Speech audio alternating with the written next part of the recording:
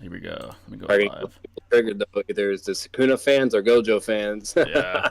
All right. What's going on, everybody? Welcome back to another stream, another weekly stream. I got Batman here. Um, Yo, yo, yo. you guys see by the very screen before your very eyes what is taking place, not only in the JJK fandom, but I think in the anime fandom. I think it's one of the biggest events that I remember since probably, honestly, maybe the Boruto plot twist or Baron Mo Naruto. This is a big deal. Or maybe Gear 5 Luffy. Yeah. That was huge, too. Um, this is huge. The death of Satoru Gojo has taken place. No one expected it. I certainly didn't. It was extremely shocking the way that Sukuna versus Gojo ensued. Extremely, extremely shocking, but very beautifully narrated, beautifully illustrated, beautifully written. I still enjoyed it. Am I mad that he's dead? Of course, he's my favorite character.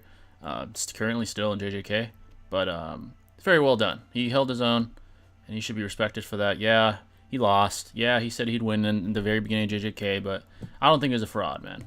I don't think he's a fraud at all. So, Yeah. yeah, And then me and Jay were talking about this before, yeah, just to give further insight. But when he first makes the statement in the beginning of the show, manga and anime, literally he just says it flat out right after beating up like one finger Sukuna like effortlessly without breaking a sweat. So, but what we're kind of saying with that is you can kind of basically cut him some slack because he could have just easily miscalculated to where like yeah. he's like, okay, if it's more fingers or 20 more, I could definitely handle this. Like it'll be draining or a little tiresome, whatever, but I could still beat his ass. Exactly. And so he just basically calculated. Yeah. By the way, folks, make sure to hit the like button as well. Feel free to ask JJK questions, Boruto, UFC, anything. You know how versatile this place is if you've been around this pod before. But yeah, going back to the Gojo thing, I'll say this.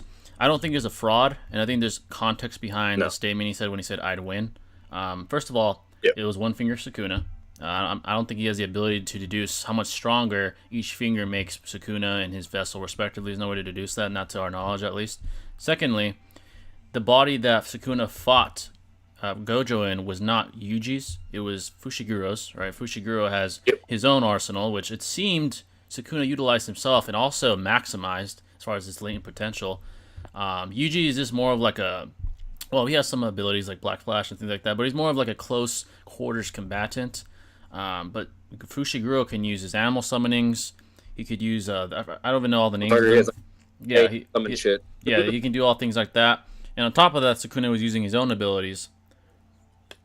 So you can even argue that because Sukuna seems so fixated on Fushiguro from the beginning of the narrative, you can imply that maybe, this is not concrete, it's theoretical, that Fushiguro was a better vessel than Yuji. Yuji is just very tough, a tough exterior, hard to kill. Yeah, there's that too. Maybe Gojo thought if it was only Yuji that he could be fine. And it wouldn't be an issue upon his abilities, etc. Because from what you told me and how that fight goes and everything, he only mainly got the W due to the fact of utilizing that one hat summoning to basically adapt to his thing and then just slice through that shit. You know what I mean? Exactly. So, and it was a good fight. Obviously, spoiler alert, the leaks implied that, not implied, they blatantly shown Gojo implying his inferiority. Not implying, he blatantly said, I'm weaker, I lost to the stronger man. He was at his full power and I lost. So that answers that question. I had that question. Many people in the fandom had the question, and the author answered for it a while. Yeah, for a while. And that was 19 finger Sukuna. At first, we all thought he wasn't still the top dog. I remember like a couple streams ago, me and you were talking like, Gojo's that guy. He thinks he can still beat up full power too. Like, hey, shit. Which, it is what it is. But this is kind of like a learning curve for any scalers, for any people that are trying to be as transparent as possible. Because no matter what, it just further goes to conclude that statements are not the holy grail. They're not 100% definitive. Once again, they can have different meanings. It could be as either hyperliteral or an exaggeration, or a character could just be overestimating himself, yada yada, et cetera, et cetera. Like, unfortunately, feats will always be the bigger dog at the end of the day. You know what I mean? Feats triumph statements, no matter what, unless you just don't have shit. So yeah, exactly. Prior to that, obviously, of course, we were deducing Gojo would win. I thought he'd win too, but obviously he miscalculated. Yeah, especially how he was illustrated the whole show. You know what I mean? Like, he was just he dominated everybody. Yeah, everyone. Yeah. Like the way they sealed Gojo, they had to basically use his weaknesses against him. They didn't beat him down. They had to formulate this plan. Oh shit, Thunder God, man, what's going on, brother? $5 for Thunder God. We sad right now, for real. Loss of a goat. Hey, facts, man. I caught up with the JJK manga, by the way, dude. It's if you haven't read it, fire, man. Really, really good manga. I read like 30 chapters today. They're short, by the way. They're not too long. God damn, you went through that shit. Yeah, I fucking went in Suikage mode like he went on One Piece. Obviously, it's way short. It's way shorter though, but yeah, man. Thunder God, you're 100% right, man. That was a fucking goat. Like he's right now, in my personal opinion, maybe top 10, maybe even top 5 anime characters for me. Like that's how cool he is. It's crazy, man. It's fucking crazy. Like I do have some news for any Gojo fans and whatnot. This is nothing definitive, but and it's just sad as well. It kind of goes to show how pathetic humans are. Yeah. But the creator of JJK, he was getting like tons of death threats and a lot of backlash. Yeah, that's dumb. For that's just dumb. For killing Gojo off and shit. And I'll give my thoughts on that too, but I'll get to the main point real quick. So basically, like after all that, he finally like responded. Like he came out of his silence and he made a tweet and then basically said like, oh, okay, well I guess I forgot to make another chapter then. And then, so we don't know exactly what he means upon that, whether if he could just be trolling or if he's basically implying that, like, he's going to do something with Gojo, meaning somehow, some way he might come back or whatever, which, we don't know. But there is at least that, and then another thing, his head was technically never cut off either. Yeah. So maybe somehow, some way his body could somehow recover from it. And when he does, he'll just be in a coma state. Or who knows? We have no idea what he's going to plan for the character. He'll either just stay dead and that's it. His legend is, done. And you know what I mean? Like Rip of the Okages type vibes. Or he might come back. We don't know. Yeah. So exactly. Is this the Rip Bozo stream or Rip to the Dead Homie stream? Oh, he's the homie, bro. He is the homie. He's a fucking goat. Yeah, he's no Bozo to me. He's still a goat to me. He's fucking goated. Yeah, but shout out to Thunder God, man. Appreciate that, brother. Always, I definitely gotta make some JJK vids, man. Fuck, like this shit is so fire. I haven't been this hooked since fucking maybe when I was a kid watching Naruto. Like, this shit is fire, man. That ass. It's really fire. And like from what I've been seeing so far, just from anime alone, there could even like just the anime alone. There's some like versus battle good topics you can kind of do too. Yeah. There's certain points where a lot of characters are either relative or just equal. Basically boils down to powers and abilities. I have to make intelligence. I have to make Gojo isn't a fraud video. I have to, man. Oh yeah, for sure. Yeah, people are being ridiculous. Oh my god, I have to do it. Like it's a perfect time. Everyone's shitting on Gojo, calling him a fucking fraud. Like, come on, dude. I gotta show him some respect. I gotta show him some respect. I'm gonna do that. Like, it's not like he did horrible performance-wise too. Like he was doing shit. Bro. Yeah, he was doing well. Like, he used several domain expansions. Like his students were shitting themselves. Like, how the fuck is that possible? How is he using more than one? It should literally take away all his stamina. And he used like several domain expansions. And that's a thing. That's another thing that's really impressive as well that a lot of people don't realize. Like Sukino's like Naruto, where he has just so much goddamn. Yeah, he basically stamina. Naruto. Yeah. You know what I mean? While Gojo is like Kakashi or Itachi, very limited stamina and chakra and can only go as far. You know what I mean? And so if he's using all his broken shit, he's just going to get weaker and weaker gradually. Wow. Compared to not even, Yeah, exactly. Oh, Kenrock, appreciate the membership. Appreciate it, bud. Let's see what the Thunder God said. I'm gonna go drink that copium while I cry in the corner. Bro, that's what I was doing when he died. I was like, I shed a tear, bro. Low key. I was like, fuck. That shit hurt me. I'm gonna be honest. Like, I don't know if I'll actually like get emotional or not if when I read the manga. Because the way I am as a person is like it's hard to like, experience it like without knowing about it to really like feel like some type of connection 9 out of 10 times. But like I'll say this: if I didn't know about it, and I probably saw that shit animated as well, because you know how animes go, they have like music. It's way more dramatic. You name it. Whatever. Oh yeah, for sure. That shit probably would have made me like have a tear. Yeah, literally. This is like that one meme where it's like when boys cry, when men cry. It's when men cried, bro. Seeing this shit. Literally, bro. Like and mangas, they can do that too. Yeah, but it's different. Oh yeah, when I saw Jiraiya die in the anime, yeah, it hit different. I was a kid back then. Yeah, that shit was rough, bro. Like, because I've read books. I've read some really goated books before, and like even books have made me like got emotional. So once again, the manga could do it too. You know, if the right wording's there, whatever you name it. But like it's gonna be interesting. Like because this is sad, especially when like one of those top fucking G characters just die like that. It's just fucked. Yeah, it fucking sucks. Yeah, this is like Itachi's death or some shit. Deadass. It's like very parallel. It's very similar as far as emotional impact. Ken Rock said, "What is the most unique battle system you've seen?" That's a good question. Unique. Honestly, dude, I know we're talking about JJK, but I mean Naruto's there too. It's very unique. Yeah, Naruto is there. Dragon unique Ball is way. kind of more, not in a bad way. It's more generic, but it works. I mean, it's power levels Yeah. blatantly like what's your numeric power level. Obviously not anymore. Toriyama discontinued that system because it gives away the Yep. fight. But so probably not Dragon Ball. Between JJK and Naruto, I mean they're both so very very unique. Um, I'd probably still say Naruto. There's just more literature on Naruto. There's data books. There's all kinds of canonical literature for it. So I'd probably There's still just say so Naruto. much, like Yeah, the bloodlines, the elemental Bloodlines. natures, Yeah, sage mode. You like all, and there's mind you, there's different types. Like there's different just types. so much in Naruto where it's so Yeah, complex and unique, and and then the fact where you can combine different chakra natures to where it becomes either like a Toda or this and that. Like there's just so much, bro. exactly. And JJK is so good that it's not far away. That's how good the power system No, is for JJK. It's yeah, not like buried by Naruto's. It's pretty unique too. yeah. The I'd say it's second place. Yeah, second. Or better yet, it has potential to either surpass Naruto or be right there and then, Yeah, tooth and bone. give it a couple years, and we'll see. We'll see. Maybe it'll take that mantle. Yeah. It has the potential, that's for sure. Uh, let's see. We got to believe in the honored one. It can't be Gojo over just yet. Hey man, I'm keeping Gojo in prayers, man. Bozo got packed by Yeah. Boruto's sword swipe. And ironically, obviously, Boruto would slam Gojo, but it's obvious. That's another thing to also give you guys some further reassurance for Gojo as well. Like this isn't the first time we've seen him die either. This is technically the second time. You know Yeah. what I mean, he died by that one dude, the Toji, and then he was able to still Toji come dude. back or whatever. Yeah, the way I see this going, the way the author could bring him back is maybe they like theoretically utilize some sort of machine to like reactivate his brain. Because if his brain turns on, his reversed curse technique will kick in and he'll heal. Like he'll heal from his injuries. That's what was happening when Exactly. Sukuna was like banging with him.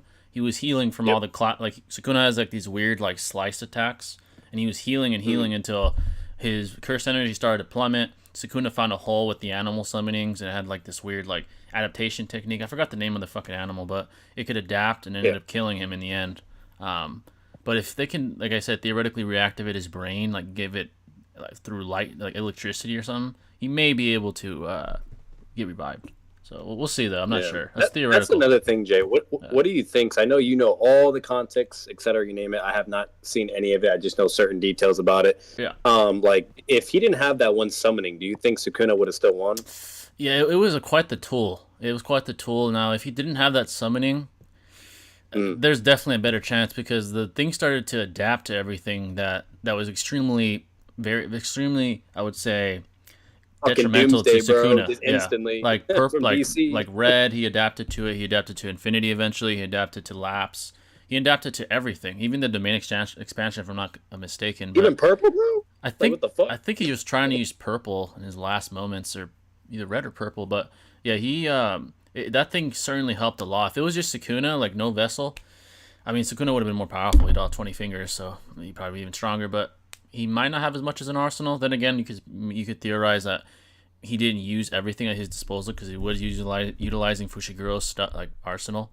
But what we do know is he didn't go all out, and he wasn't at full power, according to Gojo. Like, well, not all out, but he wasn't at full power. That's the safer statement I should make. He wasn't at full power.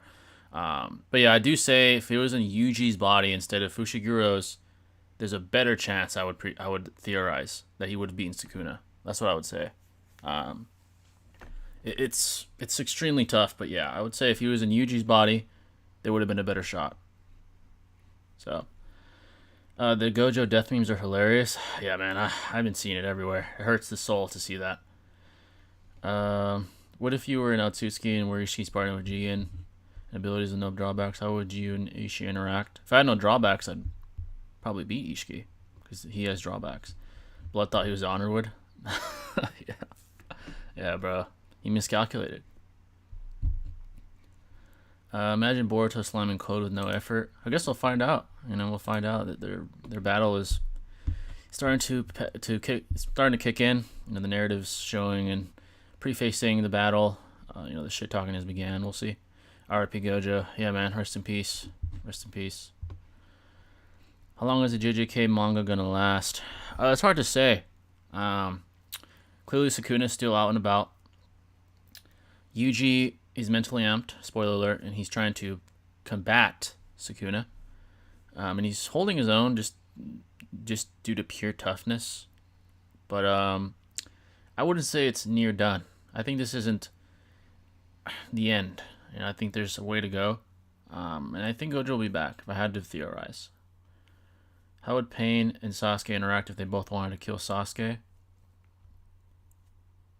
Pain and Sasuke, if they both wanted to kill Sasuke? I think you worded that wrong, but if you wouldn't have asked that again, feel free. How would adult Sasuke interact with Madara philosophy-wise?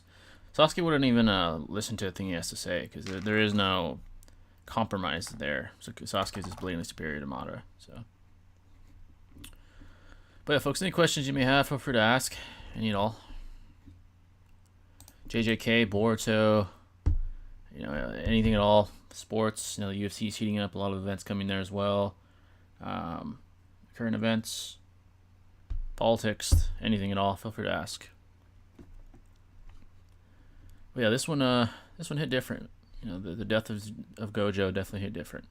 First time that hit that way in a long time for the anime fandom. Which episode are you in, Bleach? I watched the last week's episode.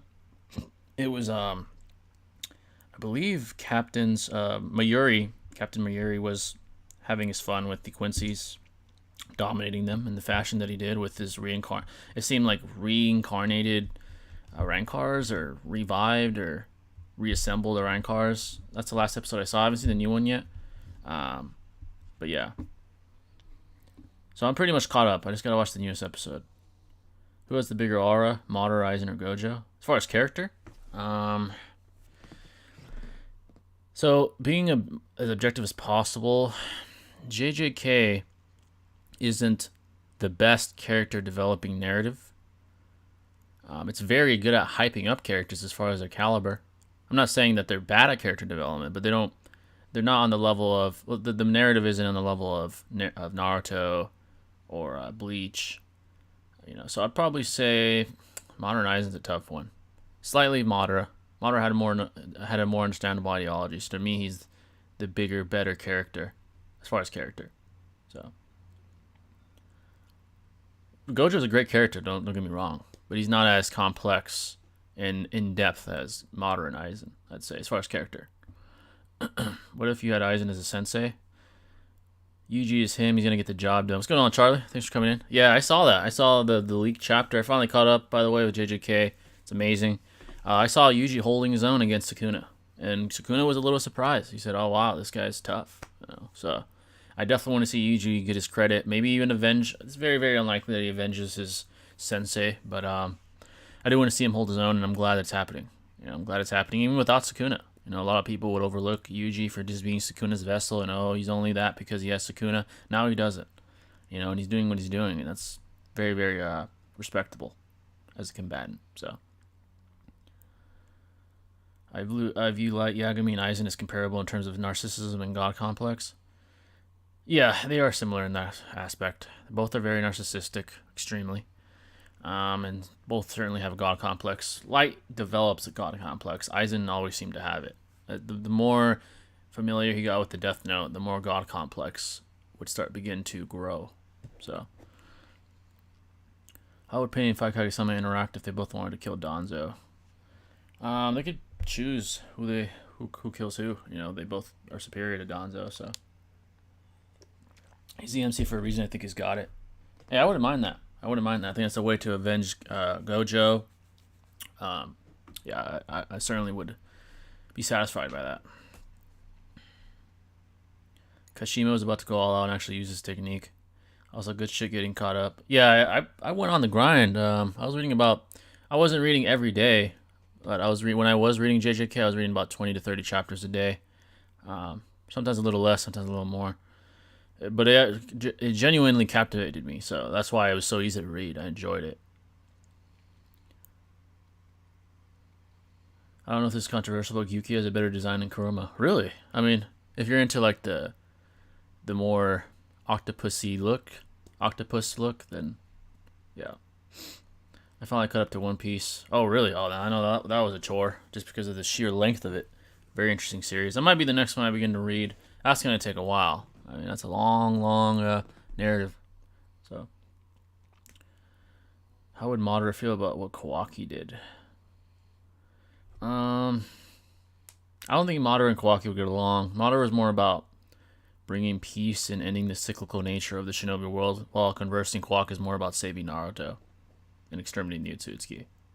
So I don't think they would see eye to eye as far as ideology. How strong do you think Kawaki is with his Horn and Karma post time skip? If I had to deduce and theorize, I would say it's relative to Boruto. This seems to make the most sense, unless we have a Sasuke Naruto situation where Boruto's leagues ahead of Kawaki, similar to how Sasuke was leagues ahead of Naruto at the beginning of Shippuden. I would presuppose they're similar in power, but we don't know yet. They haven't had an altercation. One Piece is a 1092. Yeah, it's a lot of chapters, man. Take your time reading. Yeah, for sure, man. I'm definitely gonna take my time on that one. I have been caught up with JJK, so what's been happening with Itadori? Spoiler alert, folks. Sukuna's no longer in his body. That was a few chapters ago. That wasn't like the most recent, where he switched bodies. He switched to Fushiguro's body. It seemed that he always was fixated on Fushiguro, maybe because of his arsenal or the blatant potential that he possesses. But when him and Yuji clashed, right? When Sukuna emerged, he switched bodies with Yuji and went to Fushiguro, and that's the body that he fought Gojo with. He used Fushiguro's body as a vessel. Yuji seems to be developing as a sorcerer. He's probably special grade or near it, if I had to deduce. He's very powerful, and he can certainly hold his own against most, enemies. So, Madara being a Suzuki would probably annoy Kawaki to the point they fight. Yeah, exactly. Especially if he's Jubidara. Yeah. What characters would get along with Madara and Aizen? They're not to see eye to eye. Aizen doesn't really compromise unless individuals are willing to work under him. He's not going to compromise with you. Madara, he's kind of the same way, not as extreme.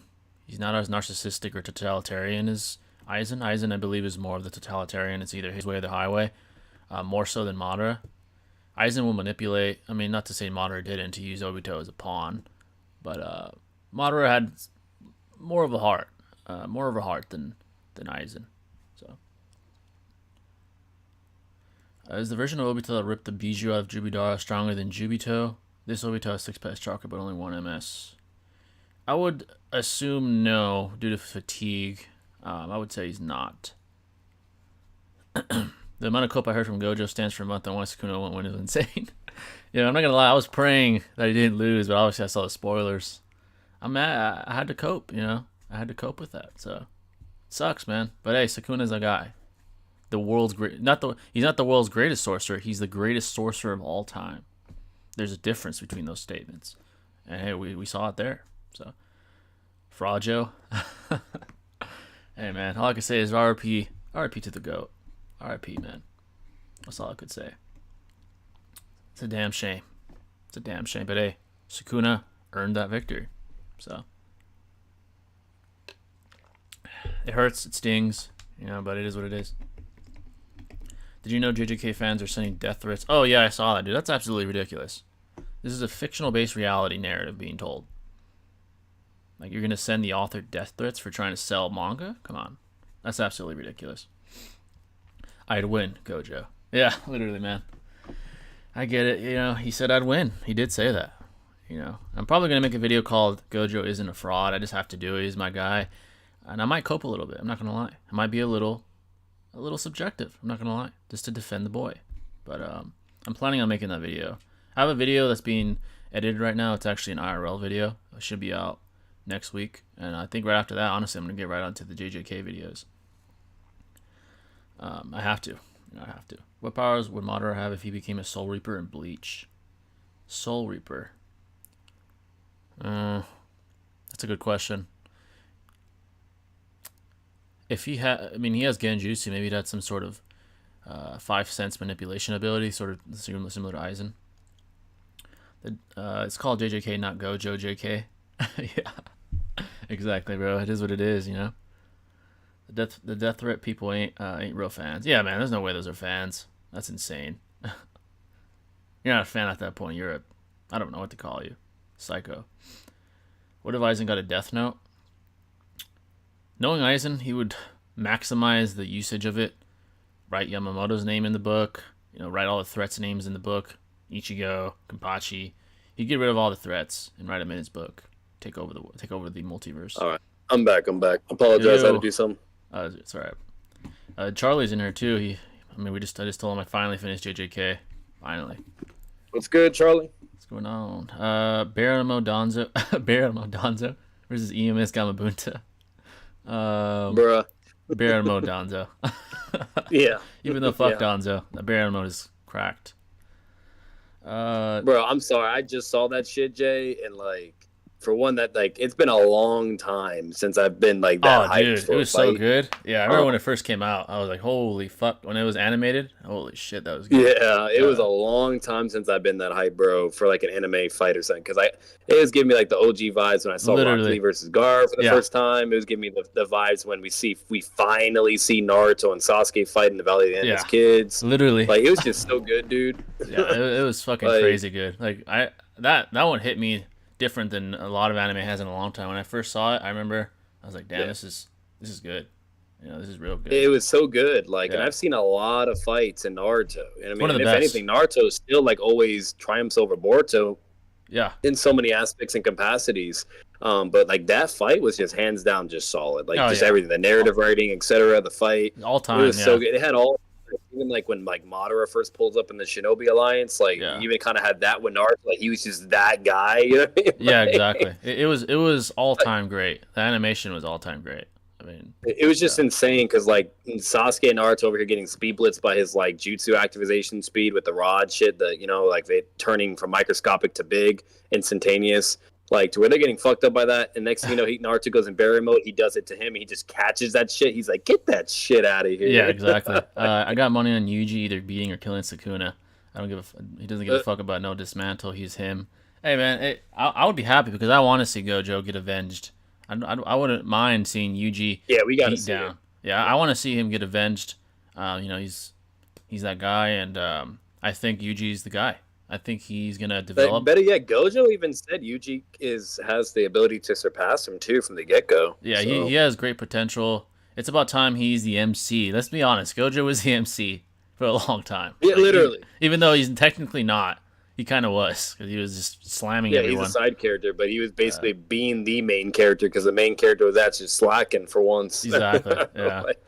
Do you think but to be fair, he has a genius prowess. From everything I've seen so far, that motherfucker did 7 or 8 black flashes, bro. Yeah, which is ridiculous. He develops that one special grade. Yeah, exactly. He develops really quickly, very very quickly. So, even the pros struggle to do that shit. And I think Gojo can do a black flash as well, but he can't. He's never done as many as fucking Yuji's done. Oh yeah, no.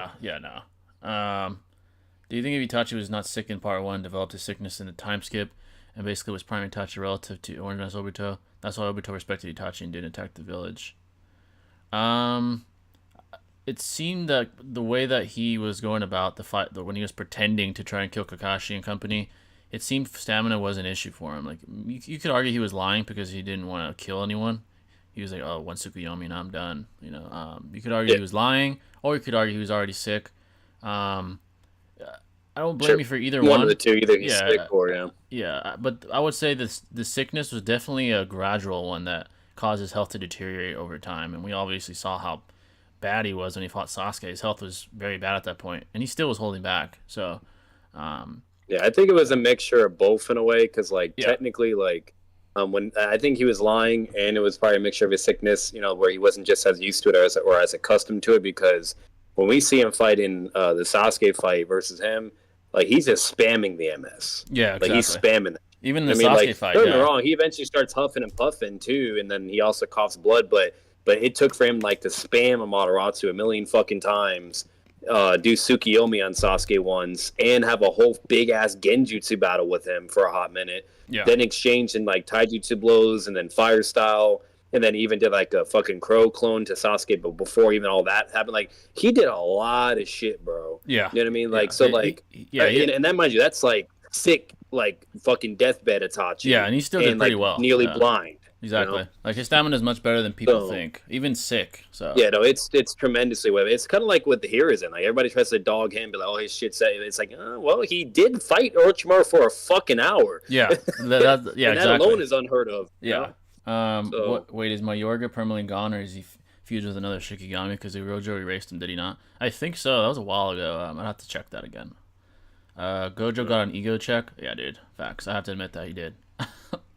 JJK fans eating good right now. Absolutely. Absolutely we are, bro. That's facts. If you were in Uchiha and were friends with Itachi, what would you do? If I was a regular Uchiha, I'd be a nobody. But if I was like a combatant, I'd obviously want to learn from someone like Itachi for sure. Ishiki at full power would have smoked Baramo Naruto. There's a very good argument that that's true. Yeah. Because his life force was being depleted by Baryon mode. On top of that, he didn't have much time left. So yeah, there's a good argument that Ishiki at full power might have been even too much for Baryon mode Naruto. That's not a bad claim to make. So, would a gorilla with 6-path sage mode win, or a bear with Mayorga's adaptability? 6-path sage mode. Now, that's a good question. 6-path sage mode seems like quite the amp. Obviously, there's no way to quantify the amp. Now, it's probably safe to assume that the gorilla would have better physical attributes. Mayorga would probably have better hacks. I'd probably lean towards the gorilla being faster, as far as like its neurotransmitters, its ability to fire its own synapses to execute actions and attacks.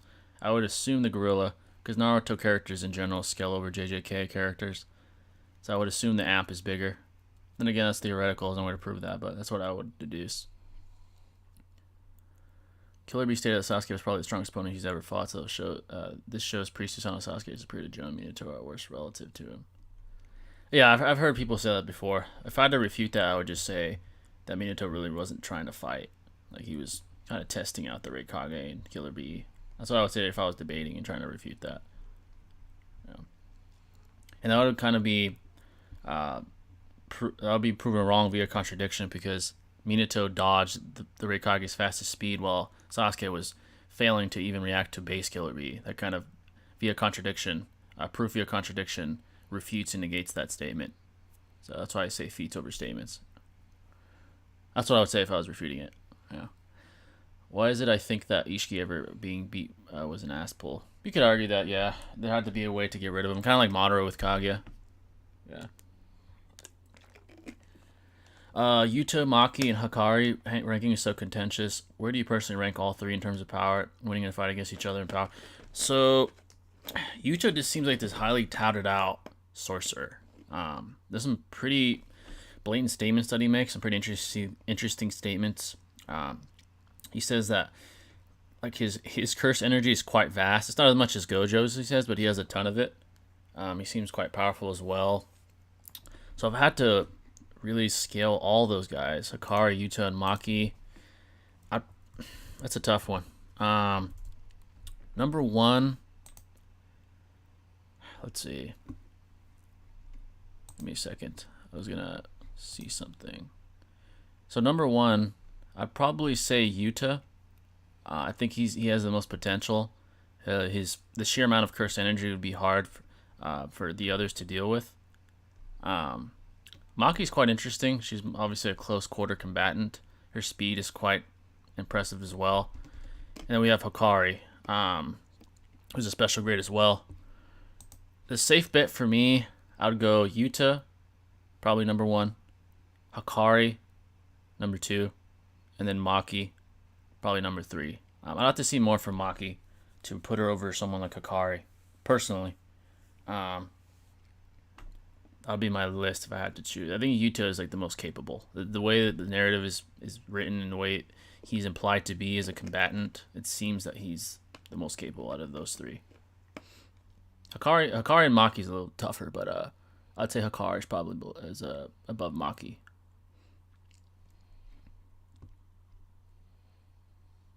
Yuta is just highly touted. You know, he's the most highly touted of those three currently, from my recollection. Part 1 Itachi versus K-1 Naruto. If Itachi's near his optimal health, then Itachi. Even Tsukuyomi would, like, even Kurama wouldn't be able to help Naruto with Tsukuyomi. So, because he's able to execute the Tsukuyomi in fractions of a second. So you can theoretically deduce that Kurama wouldn't be able to even react before Naruto's dead. He made, I think in the novels it said that he was able to create an illusion with the Tsukuyomi in picoseconds, which I believe is a billionth of a second. That's before even Kurama would even realize what happened, and he'd be dead before he knows it. So that's what I would say. But yeah, Charlie, as far as scaling, I definitely want to do videos on that. And I'll do more research. Maybe I'll even do a video like that about the sorcerers and ranking them respectfully. So that's a good idea. It's a very, very good idea. What if Madara is doing in the Pure Lands, chilling with Hashirama and Izuna? He probably is. I mean, he did a lot of evil, and if there is a hell in Naruto, he's probably there. I don't think he's in the Pure Lands, unless everyone goes there. If there's a heaven and hell, he's definitely in hell, to be honest.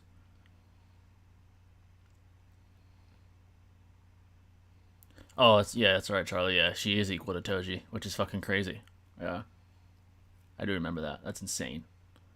Ito saying Hikaru can beat her best him is what makes it made it so contentious, in my opinion. Yeah. Yeah, her being equal to Toji is fucking crazy. That's fucking crazy. She's basically a female Toji.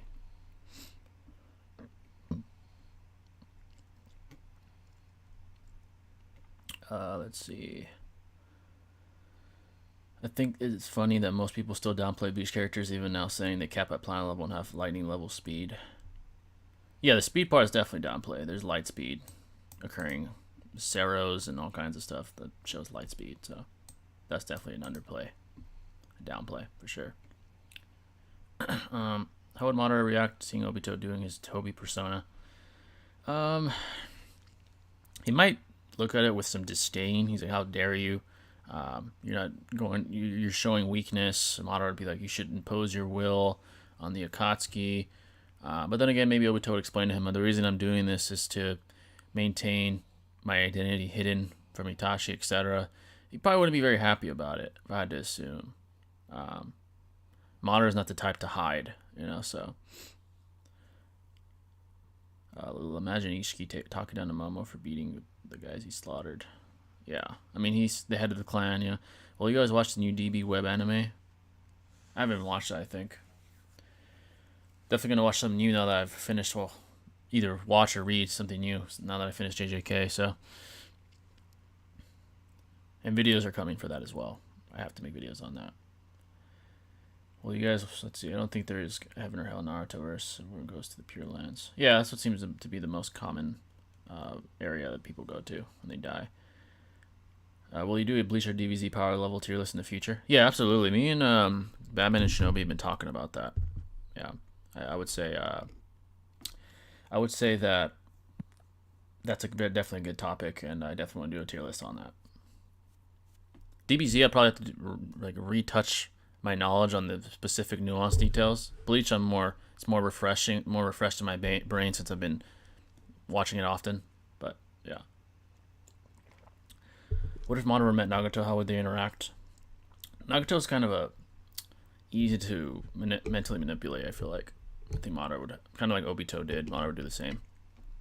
The anime shouldn't be used for... He'd probably get like one of that, like that thing on him with the fucking his heart. Yeah, exactly. That, like one thing where you can control him. Yeah, Madara was always like the strongest. He had the strongest conviction of all the antagonists, besides probably Ishiki, obviously. Like eventually Nagato, he would want to betray Madara because he has a different vision in a way in order to enable his version of peace.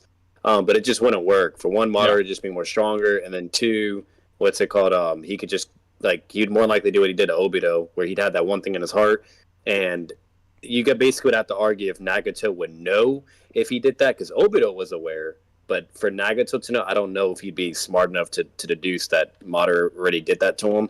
Yeah, exactly. And so basically, good luck, So either way, he either gets fucked and he's controlled and he still has to bow to his bidding, or Madara just uses his power to force him to make his demands. Either way, he'd be stronger. Yeah, he wouldn't really have a choice. So, the anime shouldn't be used for scaling or character analysis because in the novel, Itachi kills his lover, and in the manga, Obito confirms this. But in the anime, Obito kills her. Oh, it's an interesting observation. I think the anime is mostly canon, but there are small contradictions to the manga. I just would, yeah. In that case, I wouldn't use the anime like you said. What are your realistically? Uh, for the manga, I don't think um Obito does anything with her though. Cause Yeah, I'm not on my setup right now, so I can't double check that. yeah. But In the because I know in manga, the yeah, anime, yeah, in the anime, it's more of a contradiction because in the anime, Obito's shown to deal with her, and she's like, "Itachi, help me," exactly. Yeah, and then the novel has Itachi dealing with her. But the manga, I don't know. I will have to check that. yeah. The manga, yeah. What do you realistically cap Naruto off? Planetary, solar system, universal. That's a good question. I would say Shibai is if he is hyper literally beyond four. If he's 4D, he's blatantly over universal. Um, he's I mean an extra dimension above all characters.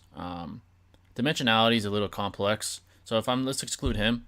And now if we look at guys like Ishiki and Baramo Naruto, if I'm being as objective as possible and using the Kaguya feats where she uses her expanding true seeking orbs and it appears that she's about to absorb what appears to be a dimension with celestial bodies, I would deduce she's at bare minimum solar system level. So someone of Ishiki's caliber and Baramon's Naruto's caliber would probably be substantially higher than that to an arbitrary degree. So I'd probably say like Galaxy at the most. I don't know if I'd give them Universal, but I would say around Galaxy levels where the top guys besides Shibai would scale off at. Guys like Baramo Naruto, guys like Ishiki, probably around Galaxy level.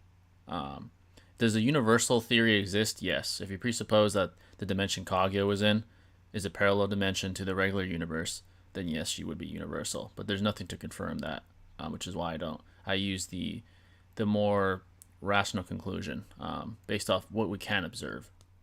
So I don't blame people for saying she's universal, but I don't coincide with that conclusion. I would say she's solar system at least, which is still extremely high. But I would say the top dogs are galaxy level around there, give or take. Shibai's probably he's beyond universal. So I'm excluding Shibai, but he'd be beyond that if he really is 4D. So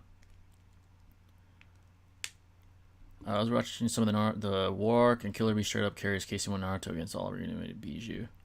Yeah, Killer Bee is underrated for sure. What if Aizen and Light Yagami met? They both want power. I feel like they tried to kill each other. If they were able to see each other. And if Light knew Aizen's name, of course. Why is it I think that if Naruto lived and got to train, was to put into Boruto, he'd be stronger than Naruto and Sasuke? I mean, we'll never know, right? But I mean, he is super strong, so. Sasuke Jiraiya would be the weakest Hokage, including Danzo. Do you agree with that? No, I don't agree with that. I don't think that Danzo would be stronger than Jiraiya. Absolutely not. I think that Jiraiya is around Hiruzen's level. That's proven by the fact that Hiruzen fought a Sanin one-on-one and was arbitrarily relative. You could argue he's superior, but I would say Danzo's not on the level of Tsunade or Jiraiya or Orochimaru.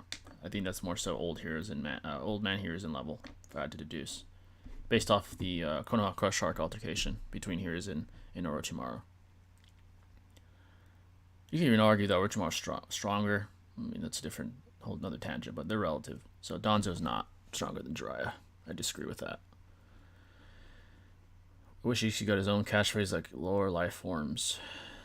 Yeah. But yeah, folks, feel free to keep asking any questions at all. Why do you think Kaguya betrayed Ishiki? It seems she had her own selfish desires. Maybe she wanted the chakra fruit for herself. Maybe Earth was an environment she became very fond of, and that's why she did what she did. There's several reasons, but I would deduce it's definitely because of her own selfish reasons that go against the clan's ideology and sort of traditions, the Atsuki clan. So, Keisun Naruto, B Kakashi, and Guy versus the 5 Kage, the group Obito fought, and the group Madara fought. I excluded Keisun to Naruto for obvious reasons. Okay, so Keisun Naruto, B Kakashi, Guy versus the 5 Kage. So, Naruto is a bare minimum relative to the Raikage. You could argue faster or slower. You could argue for the fast side. You say he outsped the Raikage's fastest speed, quoted by him. You could say he's slower because the Raikage did say he was only testing him. He wasn't trying to eliminate him. But then again, it comes down to semantics and what you believe he meant when he said I was testing you. So he's relative at bare minimum to the Raikage. Now, if Onuki uses gravity manipulation and ups the Raikage's speed, that could be a problem for Naruto. Unless Naruto starts to evolve mid-fight and he does what he did against Obito in the Bijou and gets KCM2. But like you said, we're not using KCM2. So if he is developing within KCM2 and still getting faster, maybe the tides would turn. But if he's as fast as he was against the Raikage, I would deduce that Onuki and the Raikage working in conjunction would be faster than Naruto. And as a byproduct, it would be faster than everybody else as well. Kakashi, Guy, and Killer Bee. So I think the 5 Kage would probably win, more than likely. Kami would be very problematic though. Kami would be a problem. It wouldn't be a slam, but I think in an infinite set of infinite scenarios, the Kage would win most of those. So Sage Kabuto. What's going on, Cash Doc? Thanks for coming in, brother. Sage Kabuto versus Hokage Minato. That's a good fight. Now, Hokage Minato, if I'm trying to be as objective as possible, struggled with Yellow Mask Obito. It was certainly a competitive fight. Yes, I'm not saying that Obito is relative or superior. I'm not saying he's equivalent or superior to Minato, but he was enough to give Minato a tough time. So I would deduce Sage Kabuto being able to contend with EMS Sasuke and Edo Itachi, which is basically Prime Itachi with the EMS, is probably above Hokage Minato in terms of speed. On top of that, he has a bunch of methods he could use to blind Minato. He could use the ability to manipulate the environment. His regeneration would be a problem. So I'd probably lean towards Kabuto if I had to deduce who would win that one. Kabuto's certainly underrated.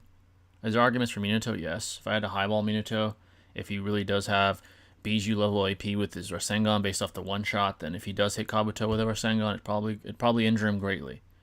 But if I had to choose, I'd say Sage Kabuto more than likely. What if Seth was in Dragon Ball? Yeah, Seth the pedo, man. Let's see. Equalized stats, Jubidar versus Fuse Momo. Equalized stats. I don't know how Momo would deal with the Limbo. Equalized stats, Jubito versus Kinshiki. Equalized stats. Jubito is mentally unstable. Kinshiki had his bearings more so. Why did I wish Ishiki be gone? Thought he'd Kaguya. I kind of wish that too. We wouldn't have Kaguya at the end of the war arc. Hey, Jared, watched the Itachi vs. Pain video twice. I really liked it. I appreciate that, man. And the arguments you put forth with Itachi. A lot of people overlook Itachi. Yeah, I certainly agree. As far as Itachi versus Pain, I do admit it's extremely ambiguous and contentious as far as the winner of that altercation, obviously.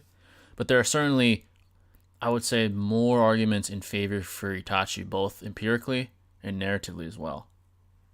So that's why I do think Itachi more than likely would beat Pain. Now, is it 100% objective that conclusion is correct? No, of course not. There's arguments for Nagato as well.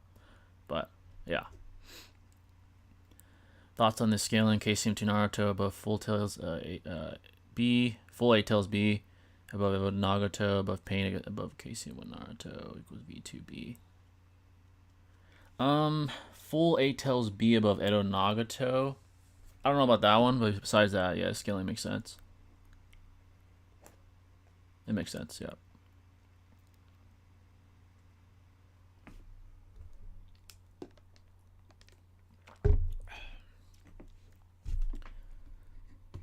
But yeah, folks, any questions you may have at all? Even in my own videos, I struggle to scale Pain. It's so hard. Yeah, I feel you there. It's certainly more challenging. There's less feats for him. There's obviously the handicaps that he had. I mean, Itachi did as well, such as his illness and the fact that he was undercover as well. Doesn't help his case either when trying to scale a live Itachi. So yeah, those guys were just so powerful during the narrative that the writer had to create handicaps in different altercations, right? Like I said in the video, such as Itachi being sick, being undercover, such as Pain always either being away, like far away from, the source, the signal, being Nagato. Also, the way he fought the most powerful combatant he ever fought while alive, which was Naruto. He was already fatigued, so it makes it harder to scale him, etc. It's not easy to scale him. It's not easy to scale him, especially full power pain. It's difficult, right? Because then you gotta deduce whether or not full power pain is relative to Edo Nagato. Is there really a concrete way to do that? Not necessarily. Not really. You kind of have to spitball ideas and sort of induce, rather, whether or not full power pain is relative to Nagato. It's a tough sort of conclusion to come to, whether or not he is or isn't. So yeah, I definitely feel it. Imagine we see Madara in the Pure Lands. Yeah, that'd be cool. And EMS Itachi versus Renegon Obito. EMS Itachi. I mean, that amp is quite substantial. We saw how much stronger Sasuke got against Renegon Obito. That's tough. We just don't know what the amp would be like for Itachi. I'd probably lean towards Itachi, but obviously there's no way to concretely quantify what the amp would be for him. What's going on, Nio? Thanks for coming in. What do you think Itachi's doing in the Pure Lands? He's probably hanging out with his dad, his mom, hanging out with the Uchiha, talking to them. Fred Kuna no longer a fraud. Not anymore. As you can see by the screen, in front of your very eyes, he's certainly not a fraud anymore. That's for sure. Top five most talented shinobi: Boruto, Hashirama, Obito, Itachi, Minato. Boruto's quite talented, yeah. He's quite talented. Henchman Kabuto versus Kimimaro. That's actually a good fight. I would deduce that Kabuto would. Now, if it was full health, restored Kimimaro, that might change, because Orochimaru did see him as the second best vessel after Sasuke, and probably would have taken his body and waited more on Sasuke. So I would say full power Kimimaro, there's a chance he could defeat Kabuto. However, due to his illness, I'd probably say Kabuto. If he's around Kakashi's level, then Kimimaro won't be able to hang with Kabuto too long. I should say. Why is it I wish Nagato became Tento's in Cherokee instead of Obito? That would have been cool. Yeah, folks, any questions you may have at all, feel free to ask. But yeah, as far as the JJK narrative, I enjoyed it thoroughly. Like I previously anticipated, the JJK power scaling system is one of the most intricate I've ever seen. So from the sorcerers to the cursed spirits, the abilities that widely vary from a guy that can use gambling to gain immortality as a sorcerer to, Gojo's infinity. It's extremely intricate, complex, creative. I really enjoy this system that JJK utilizes for power. As far as the narrative as well, it's always upbeat. It's quick paced. I like the pacing. It's pretty good. The narrative was really good. The Sukuna and Gojo fight was prolific, in my opinion. It was very, very well done. Very well done. But yeah, folks, any questions you may have at all? There's some interesting things on the screen, as you can see here. Right? Interesting captions, as you can see. This is John Jones, Gojo, Boruto. So try to keep things versatile here.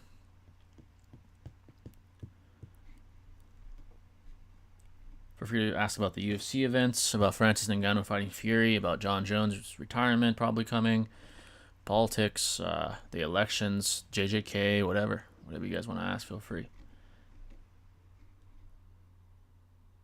Let's see here.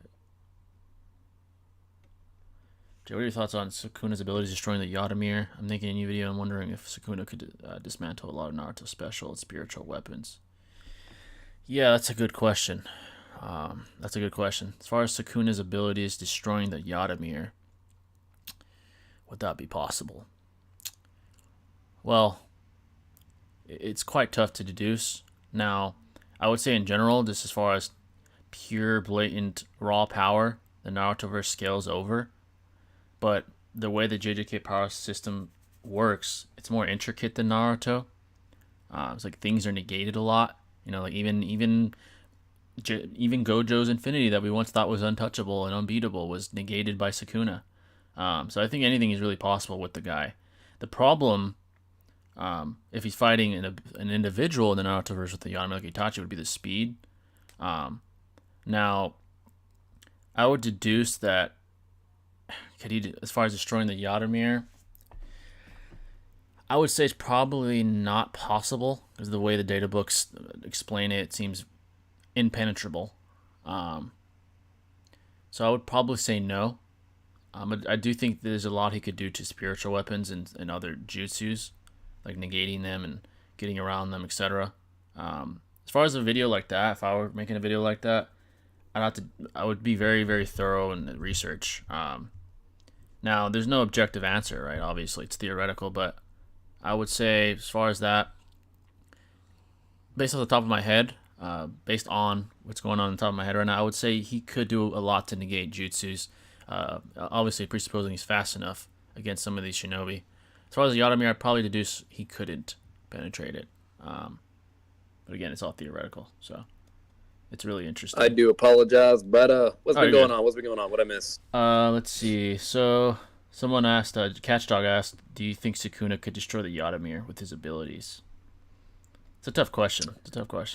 Yeah, that's a tough one because that boils down to a lot of because I was about to say semantical shit, but yeah, that's mainly what words. It's interesting because there's a lot of vagueness when it comes to the hacks between the two because like with the Yamame, it's all just blatant statement stuff, right? Yeah, I mean, exactly. We don't actually know like the full limits of it. From all basically we get, it's just nothing but statements where it says like physical, spiritual, and even nothing works. Like it just basically could just deal with anything, right? Yeah.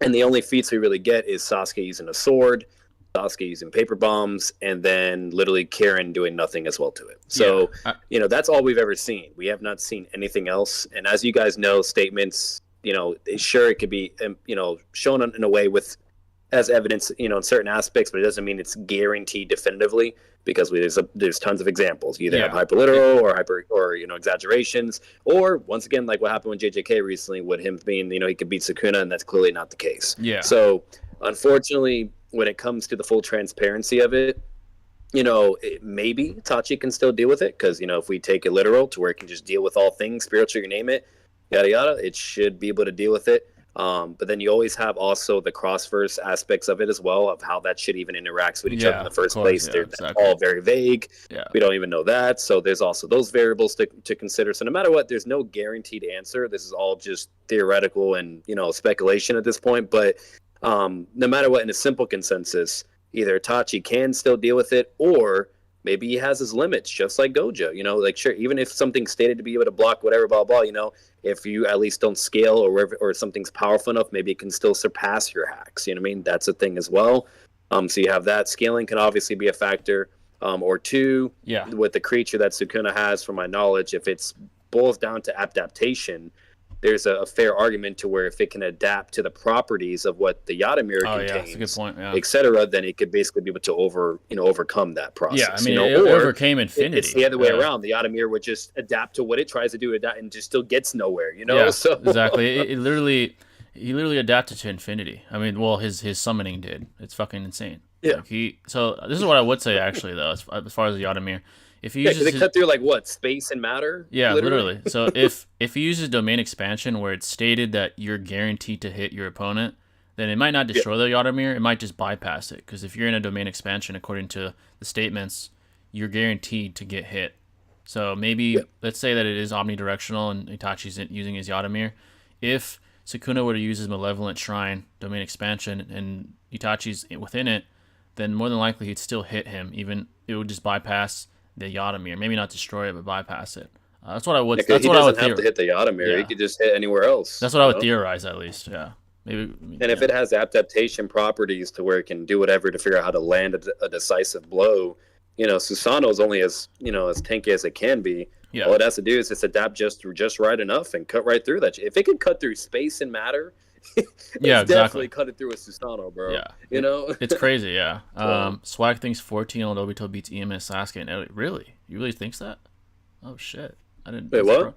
He say Swag thinks 14-year-old Obito beats EMS Sasuke and Edo Itachi 1v1. I don't know about Oh that. wow. I don't know about that, but Mhm. fatigue pain versus 5 Kage Summit Sasuke.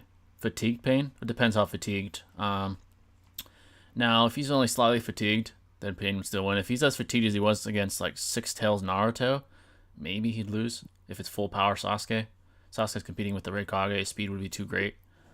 So yeah. How strong would Sasuke be if he had a Momo's Karma? Oh shit! I mean, he'd cracked. He'd be probably stronger than Boruto right now. Watch Swag's latest video. Oh, shout out to Swag and Thunder God, by the way. I know they dropped a vid. Shout out to them, man. Yeah, that's shit. I gotta react to it. Yeah, I gotta check that out. Yeah. Shout out to TG collabing with the Go. Shout out to Swag.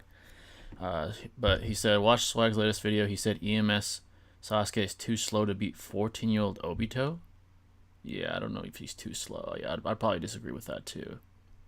Because here's the issue. It's like when you have EMS Sasuke, like if you're taking him at his peak, like ridiculous peak power, you name peak? it. Yeah, definitely. Even if it's not at peak, like he shows some form of relativity to Itachi in a way, even though Itachi's still like above, like during his early EMS moment, you know, against like Sage Kabuto, or even when he tries like flexing Itachi and like be like, "Hey, bitch, listen to me," and Itachi just slaps his shit away. So like he's relative in a way, but he's still not like stronger than Itachi. Itachi's still stronger. But basically, where I'm getting at is the Orange Mask Obito is kind of shown to be in a similar ballpark with that particular Itachi. Yeah. And you know, mind you, that's a stronger Obito. Like the years have gone by. You know what I mean? Exactly. To where he definitely would be stronger in a sense, more faster, you name it. And if you have characters like Itachi and even Pain being in a similar class in a way, right? You know, people would argue about Nagato and Pain to Itachi all the fucking time. If you have those people in similar ballparks, basically where I'm getting at with if they can be a threat to Obito and, you know what I mean, be along that line, they should definitely be more above the Obito that was in the Nine Tails incident. You know, because once again, like that's like saying that Obito's stronger than Orange Mask Obito or Rinnegan Obito. You know, it's a little weird. Exactly. What I would say Sasuke is about over here being in that ballpark, and not only that, it was just said over so many times, like the Nine Tails power was needed to even combat against Sasuke. Yeah. You know, and that's like that was an MS Sasuke, not even EMS. Yeah, you know, so like when it comes down to that, like it is just I don't know if he's going to be dealing with EMS Sasuke and Nagato. Yeah, exactly. And I would say that as far as that, I'm definitely going to have to see where TG and Swag talk about that. And if they did say that, I'll probably definitely have to refute it. I'd say as far as EMS Sasuke versus the 14-year-old Obito, if it's peak EMS, Obito has no chance. Let's say that. Now, if it's early EMS, the one that fought, see it maybe. Yeah, maybe if he was with Itachi and fighting Kabuto, that one, there's more of an argument there. But because Sasuke shows relativity to Itachi, like they both break each other out of Genjutsu and things like that, it seems like I doubt. I think he's still stronger. He's beyond KCM1, or at least relative to it, which is Minato, which beat Obito. So I would say trying to argue Obito beats that Sasuke would be more difficult rather than arguing for Sasuke. So the antithesis is easier to argue than what Swag said. So I'm assuming their stuff is coming somehow, some way, and they're formulating their argument of like from the new Minato one shot. Yeah, maybe but, that. You know, but even if they're doing all that, that still correlates to these other characters like Itachi, Pain, etc. You know what I mean? Yeah. Like they all get upscaled in a sense. Even 14, you know, like all that shit. So it's like, you know, and once again, we still go back to the whole stronger. Like every character, there's so many examples. Naruto, Kakashi, you fucking name it. They all get drastically more stronger throughout time. Yeah. Drastically. There's statements for it, feats, you name it. So it's like, it's just really weird to say, that's like saying basically Minato like got stronger somehow. You know what I mean? Yeah. Like, and he was dead the whole time. You know, so it's like I don't know about that one. You know, that one. You know, I could see how you could possibly argue it, but yeah, at the you same could time, argue like, it. I don't know. Yeah, you could argue it, but yeah, I would disagree. Yeah, I would disagree. Yeah, same. Do you think Boruto can use Momoshiki's Rinnegan abilities? I'm sure he'll. I think he's probably learned a lot since the 3-year hiatus. So yeah, I would say so. Well, fucking shit. Like, from what I've seen so far, it's just blatantly stated that he's literally an alien now. You know what I mean? So I'm assuming he would eventually acquire his abilities, you name it. So yeah, at the end of the chapter, the most recent Boruto chapter, he's using like some new Rasengan. It's like some new name. It's like Rasengan Uzumaki or some shit like that. It's like some broken shit. Well, we don't know what it is yet, but it's like it seems broken as fuck. So we're gonna see what happens. Yeah. So he's definitely learned some Shit. things. He definitely has some new tricks up his sleeves. Very obvious. Is it Better wrong? yet, actually, now thinking about it, Jay, because I saw like this really short clip upload on YouTube for Crunchyroll, Yeah. and it was like showing Kawaki and Boruto fighting. What's it called for like a brief moment, and Kawaki was using, he was using Ishiki's abilities. Oh yeah, he What's knows it how to called? use them. So if Yeah. he could do that, then Boruto should be able to use Momo's Oh, abilities. absolutely. Yeah, So, he's using Sakuna Hakona like casually now. Like 3 year yeah, hiatus. which none of that shit makes any sense because from everything I've seen so far, Ishiki should be blatantly out of the picture and Yeah. Kawaki shouldn't have a fucking karma. So I don't know how the fuck he ends up having his abilities and you name it in a karma again. But Oh either yeah. way, what's it called? So it's interesting, but Yeah. you know, Exactly. Yeah, they explain that. Yeah, you'll see why. Like it's kind of weird, but okay. yeah. Well, Swag said that I definitely don't agree. Yeah. What's the difference between autoversal and beyond fiction? That's a good question. So, autoversal. So, if I had to try to sort of classify the difference between the two, let's see how would I put this. So, autoversal is more so you're still within that fictional reality, right? So you're beyond a respective universe, right? You can sort of execute attacks or show amounts of power that transcend that universe or maybe even Yeah. destroy it or create it. That's outerversal, I would say. It's not even. I believe it's still underneath multiversal because if you can affect multiple universes, I still think it might be. Yeah, because like the Um, Batman Who Laughs, he got to multiversal levels of power, but he wasn't able to acquire omniversal levels of power because yeah, the divine hands and all this other shit, they came in immediately, but like, yeah, no, we got to stop this motherfucker, otherwise, what I mean, we're all fucked, and they were sent from like the presence or some shit, yeah. So and, like so like there's certain limits, yeah, but yeah, outerversal is the ability to basically transcend. How would I put it? All concepts of dimensions. I'd say of a universe's dimensions. Basically, you're infinitely dimensional. Like you have infinite dimensionality to where you could just transcend any universe regardless of dimension. Beyond fiction yeah, is you not only transcend that fiction, but you also operate within reality. So both the real and fictional world, right? Kind of like an example would be like Deadpool when he killed the Marvel universe at the end. He was in our world. That's like beyond fiction. yeah, that Yeah, motherfucker, he's actually called, like, fun fact, I saw like some more information regarding that today, and he's called Dreadpool. Instead of Deadpool, it's like a different personality he obtains to where he's aware that he's a fictional character and he just snaps because of that after all yeah, the shit he's been through, you name it. I'm pretty sure like if I realized I was a fictional being, like somebody just wrote me, I would probably lose my shit too.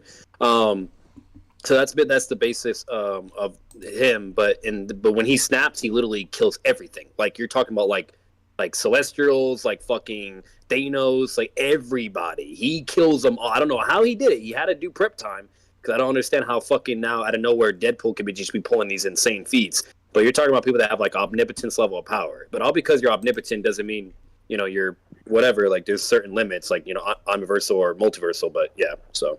yeah, exactly. So yeah, the difference basically is that when you're outerversal, you're still confined to the parameters of that fictional based reality, right? Whether it's a hyperverse, whether it's a regular 3D universe, or whether it's a universe with less dimensionality, you're still confined to it. Like you transcend all those universes, but you're still confined within that fictional based reality. You can't escape that. You're probably not aware of that. Now, if you're beyond fiction, you literally transcend that reality itself, right? And you can go into other realities, like I said, like Deadpool. That's probably the difference. Now they're both obviously absurd levels of power. Um, but off the top of my head, that's what I said. The difference, the main difference is between autoversal and beyond fiction, which sort of correlates to like omnipresent, arguably. So, but it's complex though. Once you get to like higher dimensionality, it's really messy. So, if Code became an Otsuki, how strong would he be? I mean, he's already stated to be stronger than Jigen. Um, if he became like a Ten Tails Jinchuriki, I wonder though, he'd probably be extremely broken if he wanted to be that. I don't know if cyborgs can become Jinchuriki or not, but I wonder how that works. I think the scaling goes White Mask Obito, Orange Mask, Piki MS Sasuke, Edo Itachi, Yellow Mask Sekitachi. That's fair, yeah. I don't see Sasuke and Itachi countering Kamui unless it's against a slower Obito. Yeah, that's fair. But yeah, folks, any questions you may have at all? Any at all?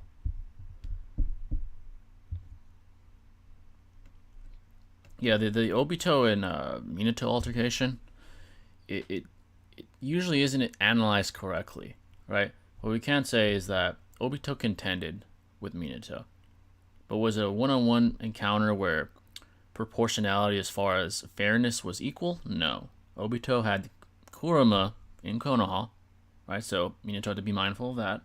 He used Naruto and Kushina as pawns in this sort of altercation, which also put another thought of or distraction in Minato's mind, right? So it wasn't just purely one-on-one Minato versus Obito, right? This wasn't like Madara versus Hashirama where they could let loose. This was Minato being wary of the fact that Obito was willing to kill his son and his wife, right? And with Kurama destroying Konoha, right? So you could argue that he was mentally nerfed. You can also you can refute me and say he was mentally amped when Obito threatened his son, right? When he took Naruto and tried to kill him, and then Minato saved him. But the point is, the parameters were not equivalent for both. And they had several exchanges, right? Now, I would say Minato still is superior because he had more on the line than Obito in comparison. He had more handicaps, if you will, intangible handicaps, but handicaps, while Obito didn't. You know, Obito had nothing to lose besides obviously losing the fight. Obito, he didn't have any ties to anybody. Minato had Naruto, Kushina, the Leaf, etc. So they are relative arbitrarily, but Minato still is superior. That's what I think of that altercation. Me and the Thunder God talked about this in my recent video, if you guys want to see that. I think that White Master Obito is on the level of Edo Madara. It's arguable, yeah. Maybe it's base Edo Madara, possibly. Kind of imply that they're similar, the way they stand together on the 10 toes and the way they're stated. I believe one of the prefaces to one of the chapters, I think they're stated as like the two greatest evils, stuff like that. It's arguable, but yeah, folks, if you haven't already, make sure to hit the like button. It's greatly appreciated. Really appreciated.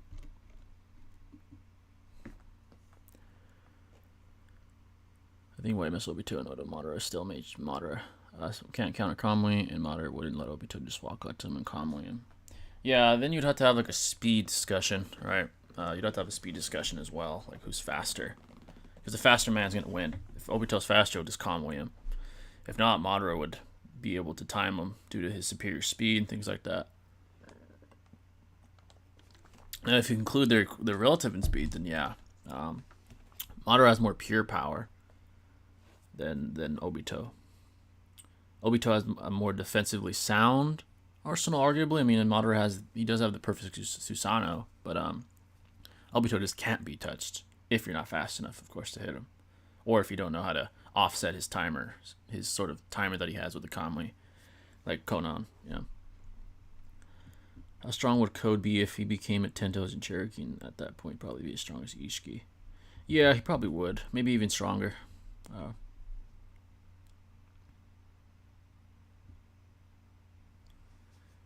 I agree with your scaling, except for Orange Mass, Obito above peak EMS. Peak EMS? Yeah, he probably is above Obito. If it's peak, War, EMS, Sasuke. If it's early EMS, then that's fine.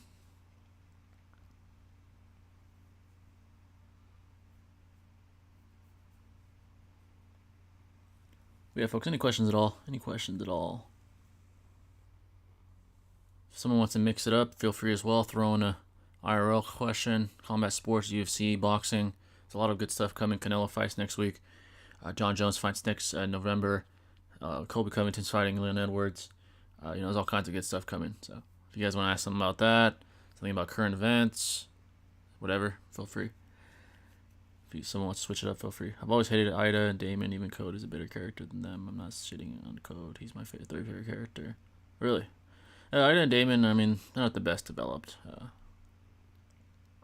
Code's just an L. He's always taking L's and shit. So imagine if Obito never lost his other Kamui. I mean, he'd have double the speed. His Kamui would be twice as fast. And he'd probably have more stamina too. But his stamina is already insane. But his Kamui would be twice as fast, according to Madara. I believe it was either him or Obito that said it. that with both eyes your Kamui increases as far as speed by a factor of 2. What if Lucior in part 1 Gaara meant? Gaara is psychopathic. Lucior is more a fundamentalist as far as his devotion. He's not psychopathic though. Gaara would definitely try to fight Lucior if he could see him as a Shinigami, as a Rankar, excuse me.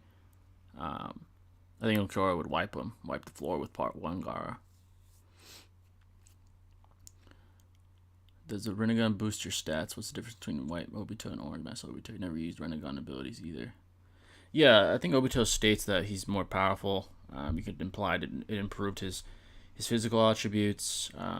Rinnegan's just stated to make you more powerful of an individual.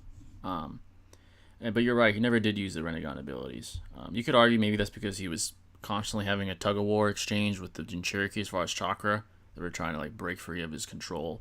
Maybe that's why. He also states that just one Rinnegan alone was very heavy on his chakra network. So that could also explain why he was more hesitant to utilize the maximum potential of the Rinnegan. It might have been detrimental to his stamina and his chakra efficiency usage. So there's several explanations for why that is. But definitely boosted his stats. Yeah. To be honest, I hate it when people talk shit on Code. He's strong. Seriously, no limiter coach. Naruto and Sasuke Code would stop. I mean, yeah, stronger than Jigen, he would stop. So, the Rinnegan boosts his stats. Yeah. Look at Nagato. Before Obito showed up in his life, he was just a regular kid that had his parents slaughtered in front of his eyes. You know, and look what he became. So, certainly boosts you. But you have to have the ability to withstand the heavy chakra drainage that comes with it. Right? That's why Obito could only use one. You can use 2 Rinnegans. Nagato is Uzumaki, so he was capable. Madara is Madara Uchiha, so they're his eyes, so he was capable. So yeah. There's a trade-off when you use dojutsu that isn't yours.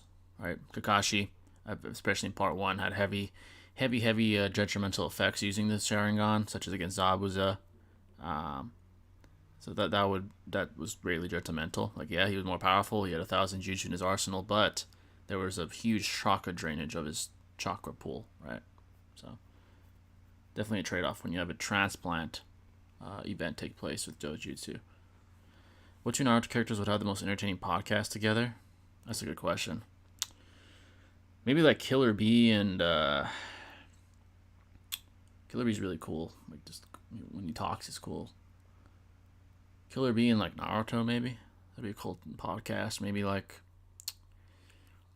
Rock Lee and my guy. Those guys are very lively, energetic. Well, the guys are pretty talkative.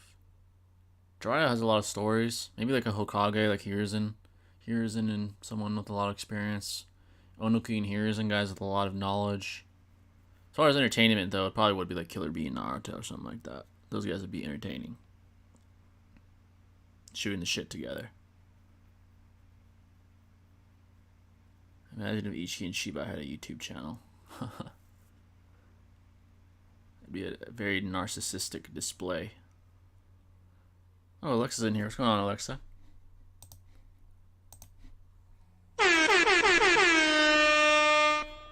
Imagine if Madara and Nagato had a YouTube channel. Madara would talk a lot of shit. Alright, I'm officially back. I ain't leaving no more. Apologize. Sure. Oh, you're good. Let's see. People asked. Someone asked what 2 Naruto characters would have the most entertaining podcast together.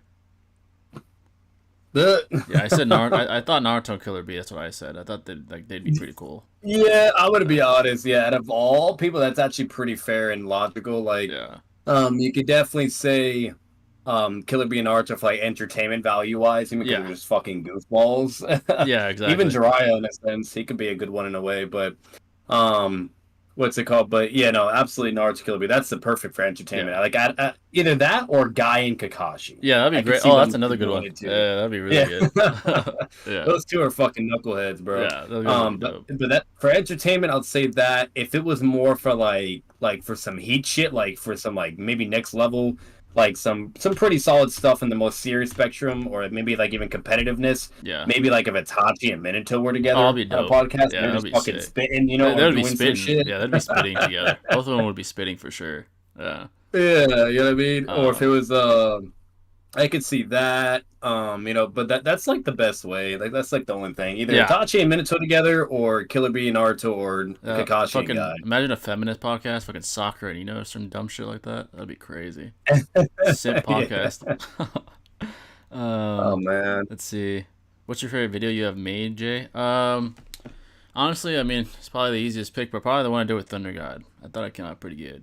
Yep. Shout out to TG for that. I'm definitely gonna ask him again to collab again in the future. I just gotta think of a good topic. That was probably it. Besides that one though, I mean, I think the one all three of us did, fucking Kakashi and Guy versus each Akatsuki duo, that was pretty cool. Even Tachi versus Pain with Shinobi was good. Those are probably like my top three. Even the Minato one shot video I did was not bad too. They're all solid, man. Yeah, definitely got to bring more. JJK's coming soon for sure. That's for sure. I think the first order of business is Gojo is not a fraud, and here's why. That's gonna be my video. You wanna know what was really funny though? Like, Six came out with a video about JJK, like basically like talking all this shit, like saying Oh Gojo's yeah, slamming Sukuna, you name it. I saw And then that. like next thing you know, like that insane twist, and then that motherfucker, he was so mad, bro. And he immediately comments, he's like, "I am not making an apology." Oh, I about saw it. that Like, fuck shit. you, motherfucker. Yeah. Yeah, and he was talking all this shit, yada yada. And then after some time, he finally like calmed down, and he's like, "You know what? I'm gonna make a video about it. Fuck it. I'll say whatever and yada and go from there." But Yeah. it was funny though. Yeah, six knows who the goats are. He knew Gojo was always the goat. So yeah. Yeah. Yeah, that shit sucks though, yeah. We're all pissed about that. But yeah, he did make a video saying like Gojo's whipping Sukuna's ass or some shit like that. Yeah, he was fucking like slammed because everybody was like, "Oh wow, this is such a either a great battle," or they were saying like how Gojo was just still ass or some shit. And then Six is like, "Oh," and then Six is like, "Fuck you guys." He's like, Yeah. "Nah, I'm gonna make a video of why he's slamming Sukuna and blah blah, Yeah. and why he's gonna win and yada yada." Yeah, shout out to Six, man. He knows who the real goats are. Yeah. How would a conversation between Toby and Poe and Gara go? Imagine Gara being trolled. Toby would like troll him and never get touched. He'd just use Conway every time. Yeah. It'd be hilarious. Yeah, he'd be like talking shit. Yeah. Yeah, that'd be hilarious actually. No, thinking about it, like that's actually a good. That's actually a good thing to talk about. Yeah. Toby only, not Obito. So meaning it's how Toby would be in character, and you name it. Toby against literally the entire Naruto should put in verse. Like, how does that go?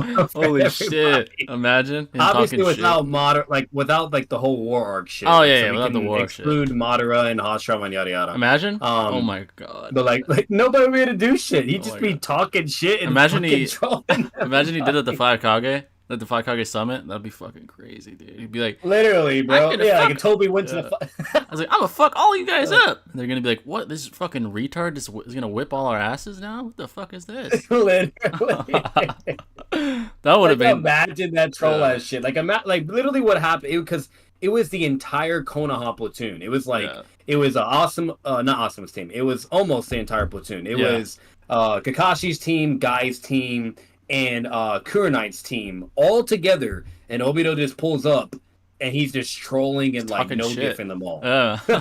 He's talking shit the whole Oh time, my bro. god. Oh, $10 from Kendrick. Thanks, Kendrick. Or $5, excuse me. A boxing question. If you could pick any boxer from any time to see now, who would it be? That's a good question, man. My favorite of all time is Floyd, but I've seen him, so I'll pick someone else.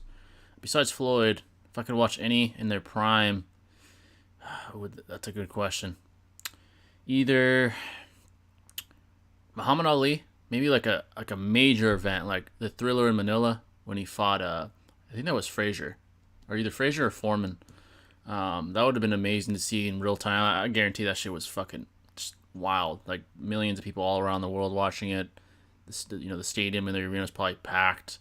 Either him or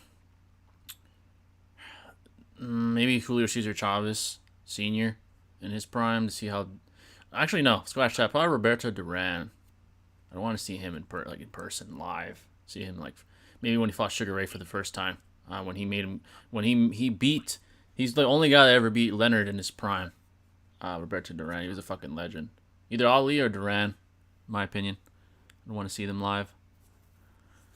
It's a good question though. A lot of boxers I'd want to see: Jack Dempsey, Sugar Ray Robinson, but Ali and Duran are like my top. Besides Floyd, they're like my top guys. So nothing wrong with that, bro. The goats. Yeah, definitely goats. Baby Goku versus Kiba. Goku fucking slams, bro. Fucking slams. Baby Goku, bro. Kiba's just a bitch. Yeah, no, like it'd be like how it was in the pod. Like he's in that pod and crying and shit just from his cries and his anger. He just like fucking completely disintegrates Kiba. Literally, he'd be crying and he fucking shoots the fucking.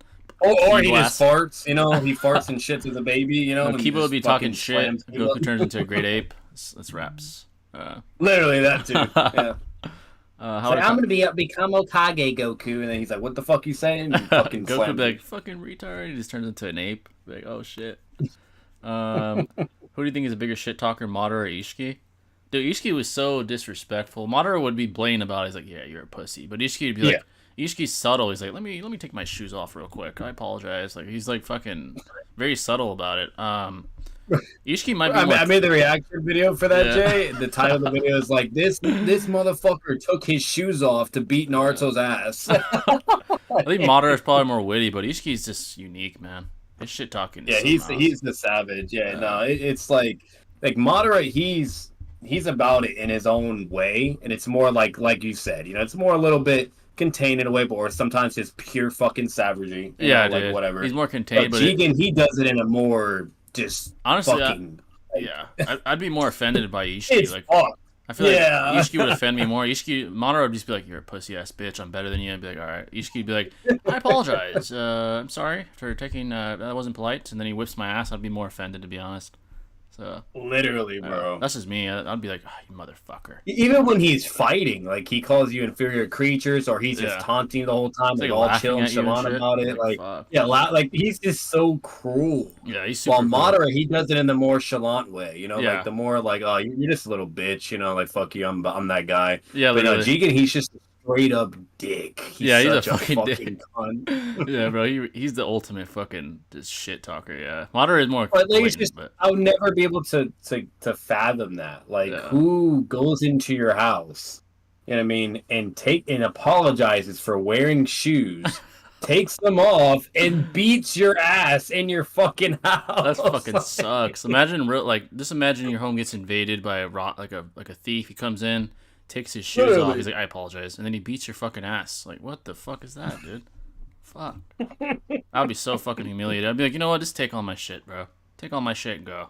That man was lucky his kids was in the house. Oh bro. my god. Like him and Wally and Boruto would have disowned him. He's like, my dad's a bitch. Like they would have fucking literally. Fuck no, bro. What the fuck is that? Or Hinata's like, okay. It's like I'm getting a divorce. Sorry, I'm getting a divorce. Yeah, literally. If you watch Naruto without spoilers, Itachi, Jiraiya, and Kakashi all die within a 26 episode period. Oh wow. Yeah, man. Yeah, Kishimoto was on fire during that time. In my opinion, Boruto had one of the biggest comebacks I've ever seen in my life. Bro got turned into Andona and got killed by his brother. Got his identity stolen, became a criminal, got framed. Facts, dude. He's having one of the best glow-ups in anime history. So, yeah, he's literally just like Sasuke, but even better comeback. Like it's not even his fault. Like he didn't want this to happen. You know, the plot twist happened. He had to go through 3 years of hell, developing his skills. He comes back, stomps Code in the face, rizzes up Sarada. Like, dude, he's that guy. He's that guy right now. So, you're right. I think his comeback... To be fair, Satoru has always had a thing for him from day one. It's kind of like implied the whole... But, once he was like that, like he was like that guy now, Satoru like immediately just melted. Yeah, literally. So, he probably had a better comeback than even Sasuke, low-key. I'm not going to lie. I wish Aizen and Ishii had YouTube channels. That'd be crazy. Orange Piccolo versus Ultra Ego Vegeta. So the way I look at the superhero, well, now it's in the manga. I think when Piccolo and Gohan are referring to Goku and Vegeta, they're referencing the last versions they remember. So I had to deduce. I still think Vegeta and Goku are above Piccolo and Gohan. I know people would use, like, even myself, when the movie came out, we'd use like the statements. In the movies and stuff, like, they're talking about current Goku, and like But now it seems that Goku and Vegeta are above Gohan, Piccolo for sure. More than likely Piccolo at least. Maybe Gohan's above them, but Piccolo I would assume is below them. So I would say Vegeta probably beats Piccolo currently. It'd be weird as fuck for like a lower side character just to be above. Like Yeah. it makes sense for them to try to catch up and not be too far behind, or to be exactly. relative in a sense. But for them just to blatant surpass, that's some fuck shit. Yeah, I would deduce current Vegeta and Goku are stronger. If anything, I would say Piccolo is maybe relative in power to Broly movie Goku and Vegeta, but I don't know about current. And not only that, even if let's say they were somehow stronger, what the fuck do they do against a fusion? Yeah, exactly. Yeah. They're fucked. Yeah, that'll definitely put them over the hump. But they would have to be like Black Frieza level in order for them to not be able to do a fusion. You know what I mean? Like that's how strong they would have to be. Yeah, exactly. Imagine if Ishii reacted to Kage being sealed and Momo being beat down. Alright, you talk shit, bro, for sure. For a murder. Go ahead. Yeah, for a murder he didn't commit, his friends and teacher don't believe him. His parents are sealed, gets sentenced for 3 years, and pulls off a Jigen level opponent. Yeah, exactly, bro. He's that guy right now. He's that guy. Facts. He's just a fucking beast. Like he's like what I'm really liking about it is he's a fine embodiment of an example of like what strong willpower is. Yeah, like exactly. He's going through so much shit, like just the mental toll, everything. Like the fact that he's still remaining strong into his shinobi way. And basically, and then even come back with power and be like, nah, I'm just this strong. Like, I don't give a fuck about any of you, buddy. Like, I'm going to do what I need to do. You guys are lost in the sauce, and that's it. Yeah, facts. Like, before that, he was a whiny little kid, like, oh my god, my dad's not home. But now he's that guy. Like, he showed up, stomped Ko in the face, literally told him, that's why you know bitches. You're a bitch. Yeah. You're going to be my bitch. Better call these 10 toes off, or I'm going to clap you. And Code's like, oh, no. You talk a big game. He's like, well, I'm not asking you. I'm telling you, if you don't do this, I'm going to exterminate you. Like, he's that guy now. So, he's definitely shown what we want to see. The reason why we didn't like Boruto for so long was because of his character, the fact that he never had trials and tribulations. Now, I mean, the guy's a global terrorist. Everyone, even his own people, believe he's a fucking global terrorist. So, his character is getting some massive build up. Because the only thing he really had for people to kind of like him in a way, but at the same time, it's actually was a double edged sword, and people actually like hated it in a way too. Yeah. Is like the fact that he was a genius, like a natural prodigy. Like Akashi flat out just states verbatim, like this motherfucker is like even like beyond, like he was in the same caliber as Minato as a prodigy, like, you know, when it comes to genius prowess, you name it, or above. I don't remember, but I have to go back. But either way, like he's just the fact that he's or was already so strong that young though was pretty fucking crazy though. It was ridiculous. Yeah, like, he man, was fucking knowing multiple natures, fucking Boruto stream to make him like insanely fast to blitz people that are like either equal or relative to him. Like then he has like his fucking vanishing rising on, putting lightning to it. Then he fucking does like a wind style rising on. You know what I mean? And then like he gets that. Then he gets a compressing rising on, which is like literally basically a Rikery rising on in a sense. He developed extremely quickly. Like, even before the karma, he was developing real quick. So literally, like he was just a monster. And then he's over here like fighting outers and shit and beating them fair game. Yeah. Like he's a beast, bro. And even the shit he did low key against Momoshiki, which is pretty crazy, you know? Yeah, exactly. So overall, like Boruto's always technically been that guy in a sense, but his character was the problem. It was just so ass. Lack of development. $2 from Kedrick. Appreciate that, man. He said Goku versus Naruto's characters. So now, as far as I mean, that's a tough one. Goku is more. I mean, they're both idealistic, but Goku is more so idealistic. Like, he never wavers. It's very rare that he gives up. Naruto wavers. Yeah, he wavers more in his career. Goku, one time I remember him distinctly almost giving up. It was, I think it might have been against Boo or something, where Vegeta's like, you better get your fucking ass up. And Goku's like, I can't do it. He's like, you better get the fuck up, Goku. Like, he was telling him to get up. Goku has, I would say, probably stronger willpower than Naruto. Then again, the verses are different. The stakes are different. The altercations are different. I would agree with that in a sense because, like, like fucking Naruto, he breaks a lot through the show. He always comes back up, you know what I mean? I will admit that. Yeah. You know, but he does waver. He definitely wavers a lot. There's many points where he's even conflicted, like even with Sasuke, like when he's finding out everything about him, like he has a lot of breaking, while Goku, he's pretty strong-minded for the most part. He You is, know, and yeah. even when he's really pushed, like he's still, you know what, and he's only really, it's rare. Like he has like that one moment with Boo and whatever, you know. Or like if shit's getting really dire, he actually gets super serious and more like he's like, hey, like we need to fucking get this shit done. Like I remember that whole time where he's like yelling at Vegeta, like we need to fuse. If we Yeah, don't, everyone exactly. like, you know. So like he like Goku has always just kind of been very strong in that sense. While Naruto, he's strong. Don't get me wrong, but eventually he has his limits. If you push him hard enough, he will waver. Obito's done it. Yeah. Sasuke's done it, etc., etc. Ishiki, you know. So Goku's more of the. I mean, they're both extremely hyper masculine, but Goku's even more masculine. Even with females, he doesn't give a fuck, man. Like he don't give a damn about that shit. He never simped in a day in his fucking life. Like he's more idealistic. Naruto's more realistic, like more relatable. Like he has his days. He came from nothing. You know, he's more realistic. Their ideologies are pretty similar. They're both wanting to defend their homes. Naruto and Goku.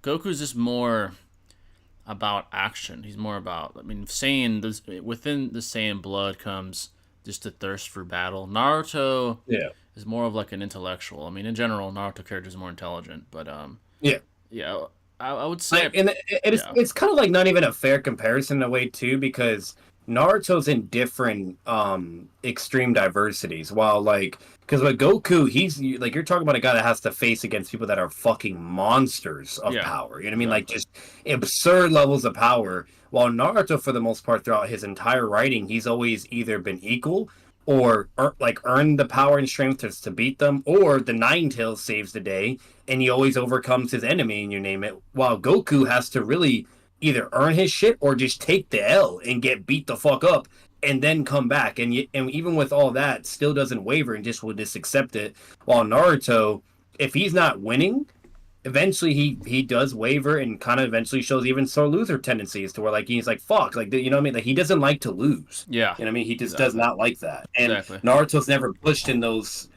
scenarios and circumstances to where like things are always super dire or despair. That's really only happened against, you know, Obito, when eventually when he's thinking about Sasuke of whether to kill him or not.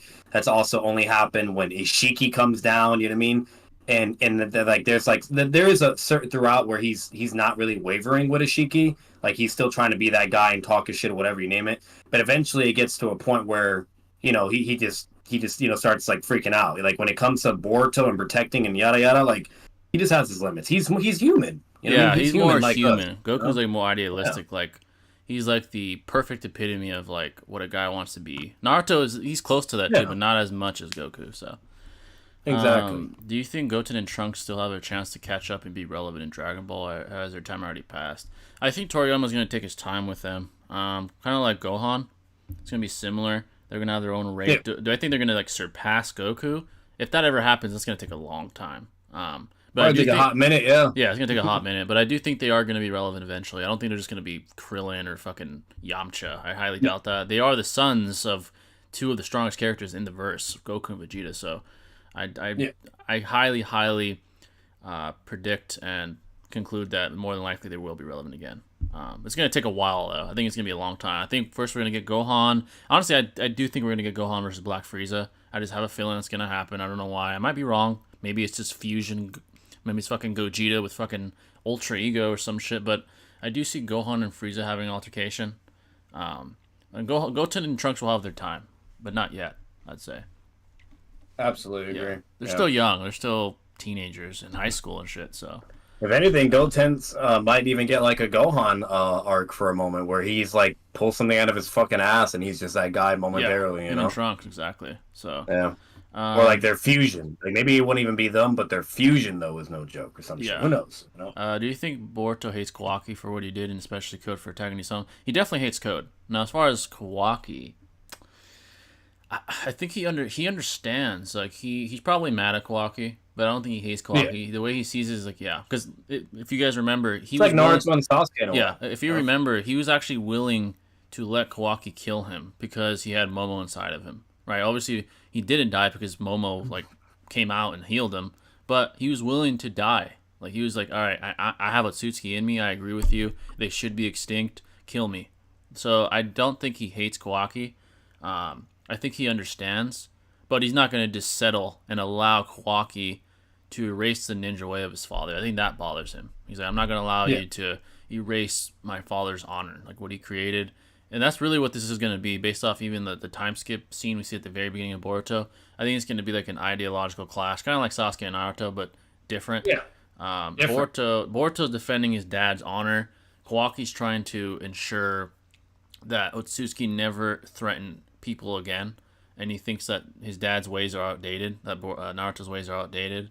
So they're gonna have that dispute. Code, he's more of like a villain. It kind of boils right back down to the dilemma between Naruto and Madara. Yeah, all over pretty again. much. You know, it's like Madara's like, nah, you're like, I get your ways, maybe technically more morally right, etc., whatever, and yada yada, but it just don't fucking work, bro. Like we're gonna either have issues still, you know, or we need a perfect solution, or better yet, like I need to make sure there is no aliens, no bullshit, no threats, and that my man Naruto is safe to oblivion and just blatant peace. Like Kawaki's just taking it to a certain extreme. It's in a different way, but it's similar once again to the ideology between Madara and Naruto when it comes to their versions of reality and peace. Exactly. You know? It's really like, does hard work beat talent, right? Naruto, when he beats Momo, that kind of it sort of advocates for that ideology. Like, oh yeah, hard work still beats talent. Like, yeah, you're a god, you're a Tsuki, but me and Sasuke are above you because we work hard, and you're a fraud. Exactly. Right? But once Ishiki came, it was no longer the case. He was too talented. Even Guy's an example. That motherfucker was fighting Jubi Madara with hard work alone. Yeah, you know? even Jubidara. So Ishiki was able to beat the ideology. Not only beat Naruto and Sasuke, but he beat the ideology. Yeah, he destroyed it. Destroyed it. Like, I don't give a fuck how hard you work. You'll never beat me. And obviously Naruto and Kurama had to do what they did and sacrifice Kurama to beat him.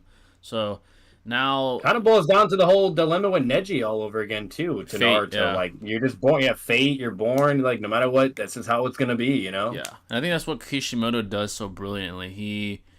He has like differing sort of antithetical ideologies both be understandable. It's not just, oh, the good guy's always right. Like, no, actually Madara might have been right. Madara might have been right, you know, or Kawaki might be right. Like, so it's like Kishimoto is very brilliant when he writes ideologies and sort of like thematic aspects for characters. He's he's brilliant. The contentiousness, like how controversial it can be. Absolutely, he might be the best I've ever seen, like in anime history as far as authors. It's real shit, bro. It's not some weird ass fictional bullshit. It's like legit, real, like you can relate type vibe shit. He's brilliant. I mean? Like, he's a brilliant author. It's one of the reasons why he's the best, one of the best of all time.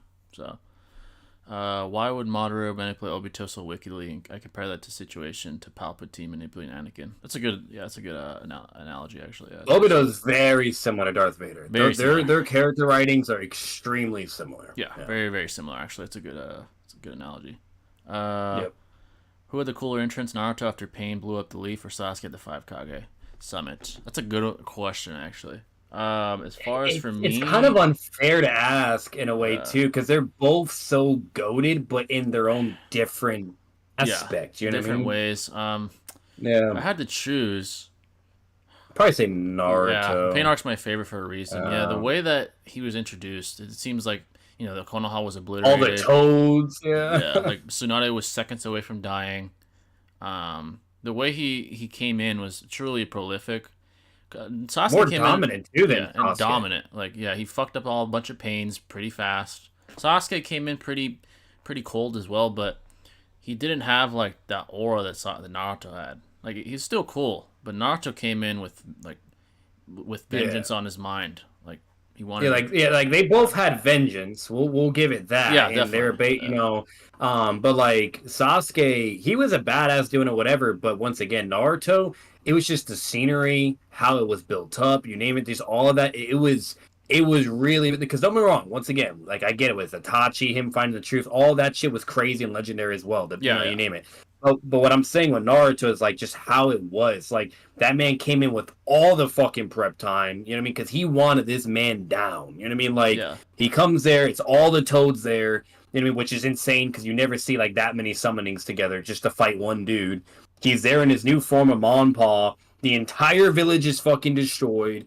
You know, he immediately realizes Kakashi's dead. He's like, Tsunade, I can't sense his chakra. Is he on a mission or is he? And she confirms he's dead. Like, then you see like all that shit, you name it, and then he immediately deals with the summonings, then fucking speed blitzes and one shots the Ashura path of pain. Like, just everything how it goes. He's just way more dominant, and it's just a better performance overall. So if I had to give it, I'd say Naruto. Yeah, Naruto's situation, like illustration, there was more stakes. The stakes were higher. Like, like Konoha was destroyed. Kakashi was dead. Fucking Tsunade was almost dead.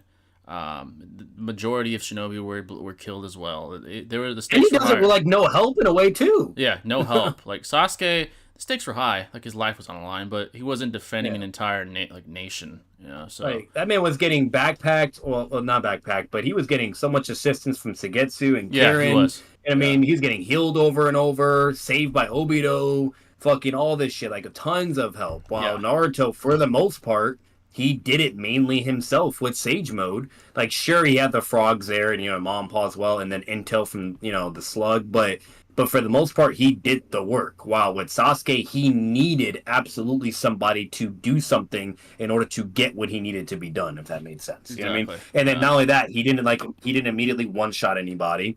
He struggled with the Raikage, and they fought a very good battle. Then he, like, made a diversion because he's like, fuck this, I'm not fighting all these Kages. You know what I mean? He runs away, gets to the fucking where he needs to go. Then he's fighting all these people, but he's struggling the whole time. Like his stamina, you name it. Like no matter what, all of it, it's just in comparison. It's just I'm sorry, but you got to give it a Naruto. Yeah, like he struggled. Like even Obito roasted him. Yeah, Obito came in there and roasted and said, "Bro, I thought you would have some fucking hostages and shit. Like what's happening? Why are you struggling?" Yeah, so Naruto's is just the better one, I would say. Yeah. Is it wrong to think that Naruto's free will argument against Madara is planned hypocrisy? Because why should he criticize Madara when he knows that if Madara succeeds, peace will happen? I wouldn't call it hypocrisy because in his mind, he truly believes that removing free will is tyrannical and that no one man should have that ability to implement such a totalitarian plan. So I wouldn't call it hypocrisy. Yeah. He believes to acquire peace, it should be done in an actual reality setting. Yeah, like an organic way. Not illusion. Yeah. That's kind of an illusion, like figuratively, maybe not like literally, but it is kind of an illusion. It's not true peace, and that's Naruto's perspective at least. So yeah. How strong is Giga ranked super highballed Ishiki? If I had to really just rank him, probably like universal. But I doubt that. I would use that scaling though. Ultra Vegito Kaioken times 1 billion and 1,000 Sensu beans versus Zeno. Zeno is omnipotent, dude. Just erase his ass. That's the thing.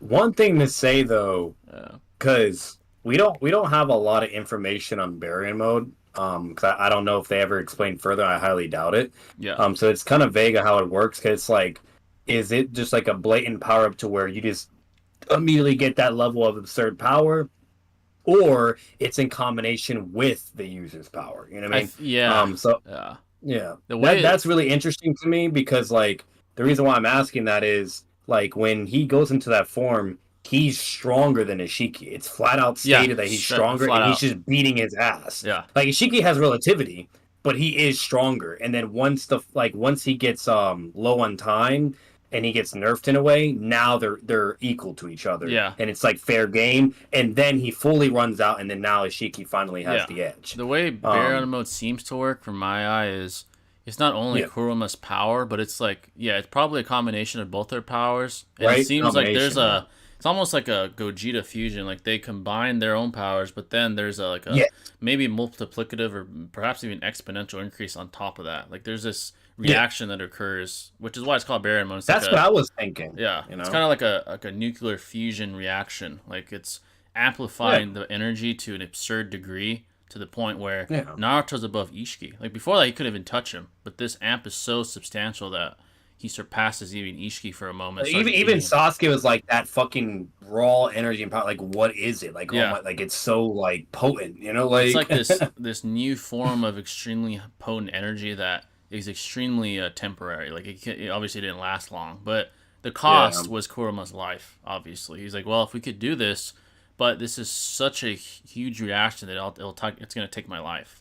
So that's and that's what I was thinking too, bro. Because like I don't think like if anybody just had Kurama inside of them and they did that form that they'd be that level of power. I don't know. I don't think that's how that works. Yeah. I do think it's in sync with combination, and then most important, it also boils down to your skill and focus. Because Kurama told him like if you mess up just once with any like striking or even any unnecessary jutsu, whatever, blah blah, like you can immediately shorten this shit and you're done. Like you have to be completely perfect in focus. Yeah, channel your attacks decisively. Yeah. Like literally, this was only due because of decades of, I would say, conjunctive efforts together, and decades of probably even chemical properties that took place between them just from being together for so long. Yeah, like Minato. I don't think anybody would be able to replicate what Naruto did. Minato for how in the long war, he used to form. Exactly, like Minato in the war, for example, probably could never use Baron mode. He would need decades of like a relationship with Kurama, conjunctive efforts with Kurama, like because even if he could, let's say he pulls like a Minato, like we did with the Sage mode and KCM2 cloak. Yeah. Let's say he could, it's gonna last like for a tiny bit. Oh yeah, it's not gonna last long nowhere as long as Naruto. Like not even an average amount of what Naruto did. It would just be nowhere near. Exactly. Hope you're doing well, bro. How long you been on? What's going on, Yu-Gi-Oh? We've been on for about an hour and 50 or something. Thanks for coming in though, man. Would love to have you on the channel, Jay. Oh yeah, I think I saw one of your videos, Cash Dog. So feel free to join my Discord. Send me a message. We could talk about doing something, man. I did see some of your videos, so yeah, for sure. We could talk about that. I viewed Madara as being right because even now there's conflict. That's fair, man. I mean, yeah, it's very understandable. So even in the most peaceful era, when it's like really, really peaceful in the beginning of Boruto, there was still fucking murder, crime, you name it, exactly. Human trafficking, human trafficking and child trafficking going on in fucking Boruto, bro. This speaks like you see Inoki like lose his grandson. His grandson was murdered by these two like rogue criminal ninja or whatever, and like and because he told his son to never back down and always try to fight and stay to your will, his son died and got fucking killed like a little kid, bro. Yeah, literally. So it kind of shows that there is some merit in Madara's ideology for sure. Like Naruto's out of the picture now. He's not dead, but he's basically out of the picture. He's sealed. So in a way, Madara was right. So yeah, and Naruto, he had like an arbitrary like amount of peace, but it was obviously not perfect, and it was pretty bad. Like in certain parts of the world, were really fucked. Exactly. Like look at what happened to Kawaki. Like that motherfucker's over here being literally trafficked as a kid and being abused, you name it. Yeah. And then eventually gets taken from Jigen, and then like just a whole bunch of shit. Like when I was watching through Boruto, it was pretty nuts how much crazy shit was still going on. Yeah, exactly. Even though that was technically the most peaceful, which is like it kind of makes you wonder, like, damn, if this is the most peaceful, I can only imagine how it was before. Oh yeah, like imagine how bad it was for fucking Madara. Like all they knew was death. Literally, that was hell. So Madara was right. There's no perfect peace. Or even Part 1 Naruto. Yeah, even Part 1 Naruto. Kage's reign. Exactly. Yeah. Gojo versus Candy Vegito. Dude, Candy Vegito would fucking speed blitz fucking Gojo. He would fucking. I'm gonna be honest. It's blatantly, unfortunately, with all that shit that came out, it's blatantly clear that if you're just scale strong enough, that you will shit on infinity. Yeah. Like, if anything, Vegito would just outlast fucking Gojo. So. Not too. Because like it kind of goes to the question, like, do you think Goku or Vegito and all these people can be able to destroy space? I mean, if he really had to, Vegito could just go outside and blow up the planet and kill Gojo. So. That too. It's fucking easy for him. I mean, he is Candy, but I mean, if you could theorize they could use Ki Blast to just blow up the whole fucking planet like nothing. So, do you know what the easiest way to kill most versions of Wolverine is? Literally just drown him. Oh, that's right. I can't swim. He's just a heavy piece of metal in the water. Yeah. Yeah. Oh, that's another thing. And not that like that's if he even can use his ability. But not only that, he more likely could just get speed blitz before he can even use it. Yeah, especially if it's not subconscious, he will literally speed blitz him before he even realizes what happened. So, yeah. And JJK, even Mach 3 is like fast. Like they speak of like, oh, Mach 3, holy shit. That's like nothing to Dragon Ball. They're like beyond the speed of light. So, Wait, no way. There's in JJK. That's Yeah. this level of speed they're saying Like is Maki, I believe, no. like she got her amp, and they're talking about like Mach 3 or some shit. Like that's not that fast, and like, compared to Dragon Ball. Bro, yeah, in the fictional anime territory. Yeah, no. Even Naruto shit What about on that. Gojo and Sukuna? Has there been They're any probably speed scaling for as them? far as speed, not really. They're probably about above Mach 3 and all that, but they're not light. Like highly. I Doubt saw that. this I saw this random anime clip, and it's like Gojo said like infinity speed or some shit, and he basically moved so fast and he killed like all these people. It looked like if they were just frozen in time, and he killed all these motherfuckers in like I think it was in less than a second, or Yeah. it was 1 second. Is it less than a second or 1 second? I was like, what the fuck? Yeah, his infinity ability. It's like you're moving towards him, and you're infinitely converging towards infinity. Like if he does have infinity on, that's definitely the case. No matter how fast you are, like even light will never reach him. But yeah, if it's subconscious or you're Sukuna and you find some hole and some way to adapt to it, then yeah, you're gonna kill him. Yeah, so which Vegito, worst case, he blows up the planet or some shit. So yeah. Oh yeah, I think about like if you can't touch the motherfucker, and you know what I mean, you're like, you know what, fuck this shit. Yeah, it just die from lack of oxygen in fucking space or some shit. Literally. What was your guys' first memory of watching Dragon Ball, Naruto, and what did you watch first? Oh, dude, Dragon Ball I was watching when I was like a fucking toddler, like I was a kid. Naruto I started watching once I was like middle school, I think. Yeah, I didn't start watching those two until I was in my teens. Yeah, I didn't start watching them serious until like teens though, and then obviously when I started scaling, that was not till like almost college. But yeah, Dragon Ball. I remember watching fucking Dragon Ball when I was like 7. Like I remember on fucking Saturdays it'd be on fucking, I forgot, it was like Cartoon Network or some shit at night or something. It used to be on. The funny thing for me, that's how it kind of was for me. Like it was way back in the past when like I'm in my teens and like still in school and shit. And I remember I'm like at this, I'm in Orlando, Florida, and I'm like at this because there was a friend of mine. His parents are rich. He had like this big ass fucking mansion and shit. Yeah. And I'm like in this house chilling, whatever, we're doing whatever. And next, like they have like this big ass theater screen in their house. And like Dragon Ball Z comes on Cartoon Network, and it's like showing Goku going into Super Saiyan the first time against Frieza. Yeah, and that's how I was first introduced to it. Like I was there, it plays out of nowhere, and I see like Frieza slaughtering his friends, and I'm like, what the fuck? And then next, he gets like super pissed, goes Super Saiyan. I'm like, yo, this shit is heat. And I was like, okay. Shit. Oh, I remember. And then that's how I started watching from there. Yeah, I remember when I first saw him go Super Saiyan 2. I was a kid too. I was like, holy shit. Oh, that shit was crazy. And he started dogging Frieza. I was like, holy fuck. Literally. Yeah, Naruto. I remember watching. I see that fucking robot dude come on for the Cartoon Network. It's like this guy sitting in a chair or some shit. Oh, yeah. I remember Naruto versus Pain, seeing it for the first time. I remember I wasn't even watching the anime. I just saw a random video. It was just Naruto versus Pain full fight. And I put it on. I was like, holy shit, this is heat.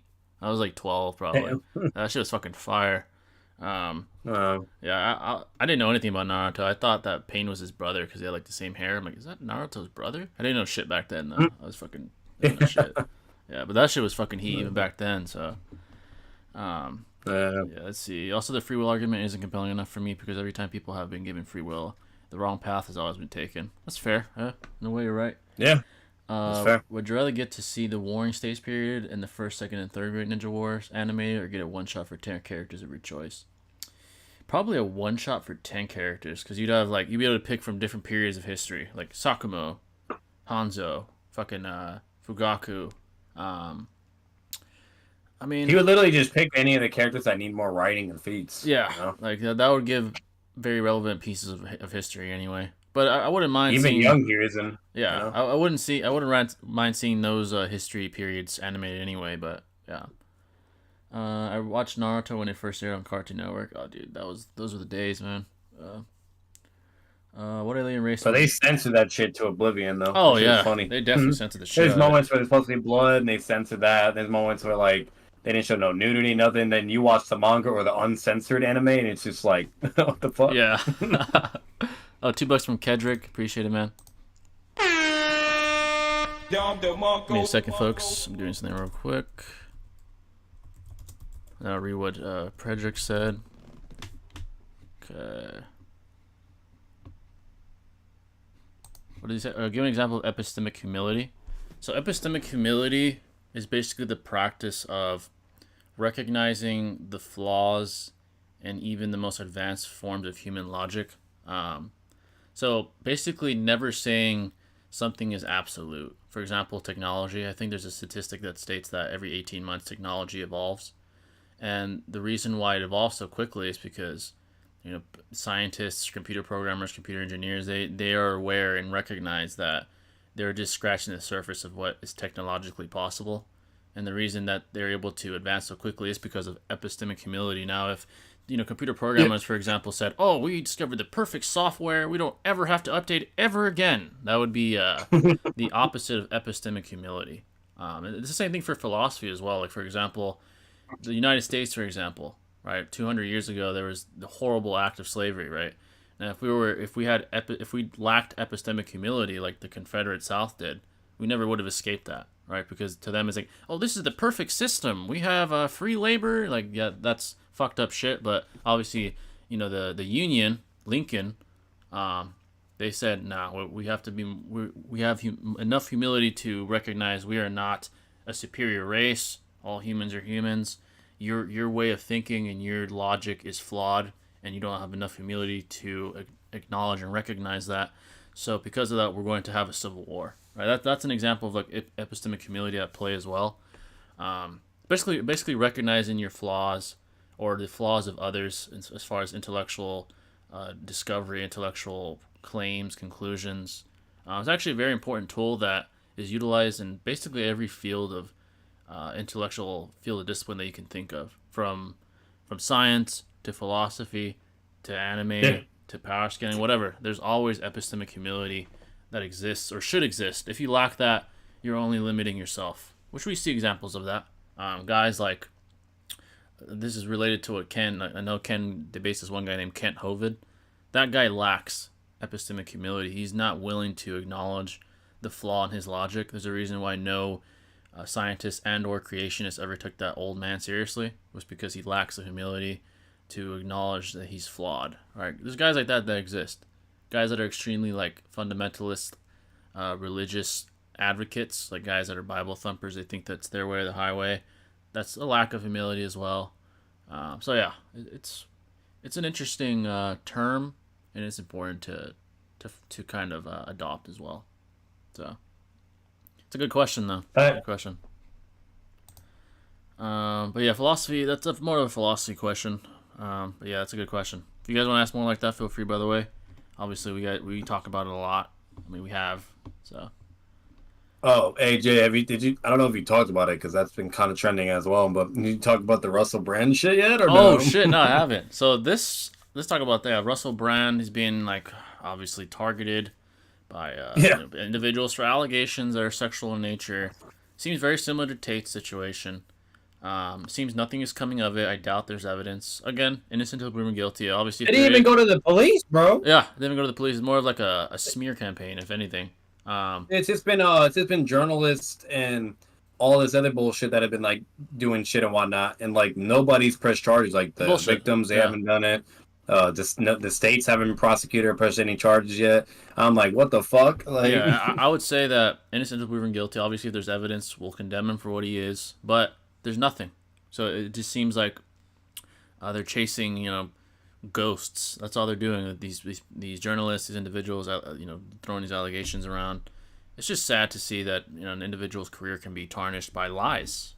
If they're not lies, instantaneously from 20 years ago too. Exactly. Now, if they're not lies, of course, he deserves to be destroyed. But if they are, it's disgusting. Like, what the hell is that? It's like, absolutely. I'll say this too. Like, what is becoming interesting of it, because it does become controversial and it's extremely contentious in certain aspects. Yeah. And the reason why, because there was a couple questions that like I watched a recent video and I did a reaction to it, and I'll eventually release it. Yeah. It's a very, very contentious video, because Pierce is giving valid arguments and playing devil's advocate in the sense of morality or transparency. And then certain other individuals saying their shit too. But either way, what happens is it kind of boils down to one simple thing. Like, whenever there's a situation, should we prioritize the accusers or should we prioritize the victims? Yeah. And it basically also what was asked is, should victims always automatically be believed as well? That was another question I had there. Exactly. And it was just chaos. Like, Yeah, that's a it was chaotic. just like there was, Yeah, that's a yeah, there chaotic was so question. much arguments, bro. Yeah, that's a chaotic question because by far the most logical conclusion when in a court of law is to assume innocent or proven guilty. Because if it's the antithesis of that, most prosecutors will win their cases. To prove that you're innocent, that's much more difficult than proving you're guilty. That's why the most logical conclusion is to assume innocent or proven guilty. Like for example, if the defendant prosecutor, has no evidence but says, "Oh, he's guilty," now I have to prove against it. Well, there's no evidence for either or. So what the hell is the defendant supposed to do? There's no way to win. Like that's absolutely preposterous. There's no empirical evidence to substantiate this individual being guilty. Yet you're automatically assuming he's guilty. That's absurd. Like that's chaotic. I don't agree with it either. And a good way to think about it too is like, how would you feel if it was you? Exactly. How would you feel if it was your family or your friend? Family. We should just automatically believe they're this now, whatever they're being claimed to be. It's kind of fucked, you know? Yeah, because fairness will never exist optimally or perfectly, but you have to maximize it. The fairest way is the right to a speedy trial, the right to be innocent or proven guilty, the right to an attorney, right? The fucking constitutional rights that you were given, at least in the United States. I think that's the fairest way to approach it. Rules that favor the defendant, like entrapment, things like that make sure that you can't just bait a guy into doing a crime, even though that one's debatable. Like, if you're a pedo, you're a pedo. I don't think that entrapment should fucking matter, like EDP, for example. But I would say that there should be, like, tools that the guy that's being accused should have. It's just only fair. Like, if he's guilty, he's guilty, but it's not fair to just, he's guilty, incarcerate him. Like, one thing, and what's really sad of it is it's just an insane domino effect. Like, he's losing everything now. Absolutely like, absurd. His management, organizations, brands, all of it is going bye-bye. YouTube already demonetized. Like, all this shit. And for all we know, he could be innocent. Yeah, everybody's just dogging his ass. So, yeah, it's just extremely unfair. Like, I get it, the shock value of hearing that, like, oh my god, he's a piece of shit. Yeah. I'm like, but there's no evidence for it. Sounds awful, of course it does, but there's no evidence. Why am I going to just condemn the guy or crucify him? It's not even the incarceration, like the cancel culture. It's not even the incarceration part. It's the social stigma crucifixion that takes place. Like, if they pick and choose. If you're condemned for that, it doesn't matter whether you're incarcerated or not. Your life's over. Like, your career's over. All that shit's over. And even if there's no proof, if it's a convincing enough sort of individual trying to incriminate you, then you're fucked. It's not fair at all. It's really not. So yeah, it's absolutely crazy. And then, like, what was also really interesting is they brought up another question of it. This is an interesting question they asked, to whether if like, who should have power, either journalism, and all that, and like the press and whatnot, or only like the law enforcement, you know what I mean? Like lawyers, police, you name it, etc. Like, whose power is more credible and more important? That was an interesting thing they brought up as well.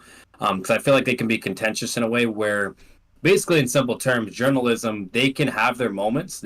I do think they can be just as transparent. And super important, and they can be able to accomplish things that not even our system was able to do or failed to. There's actually examples that exist out there.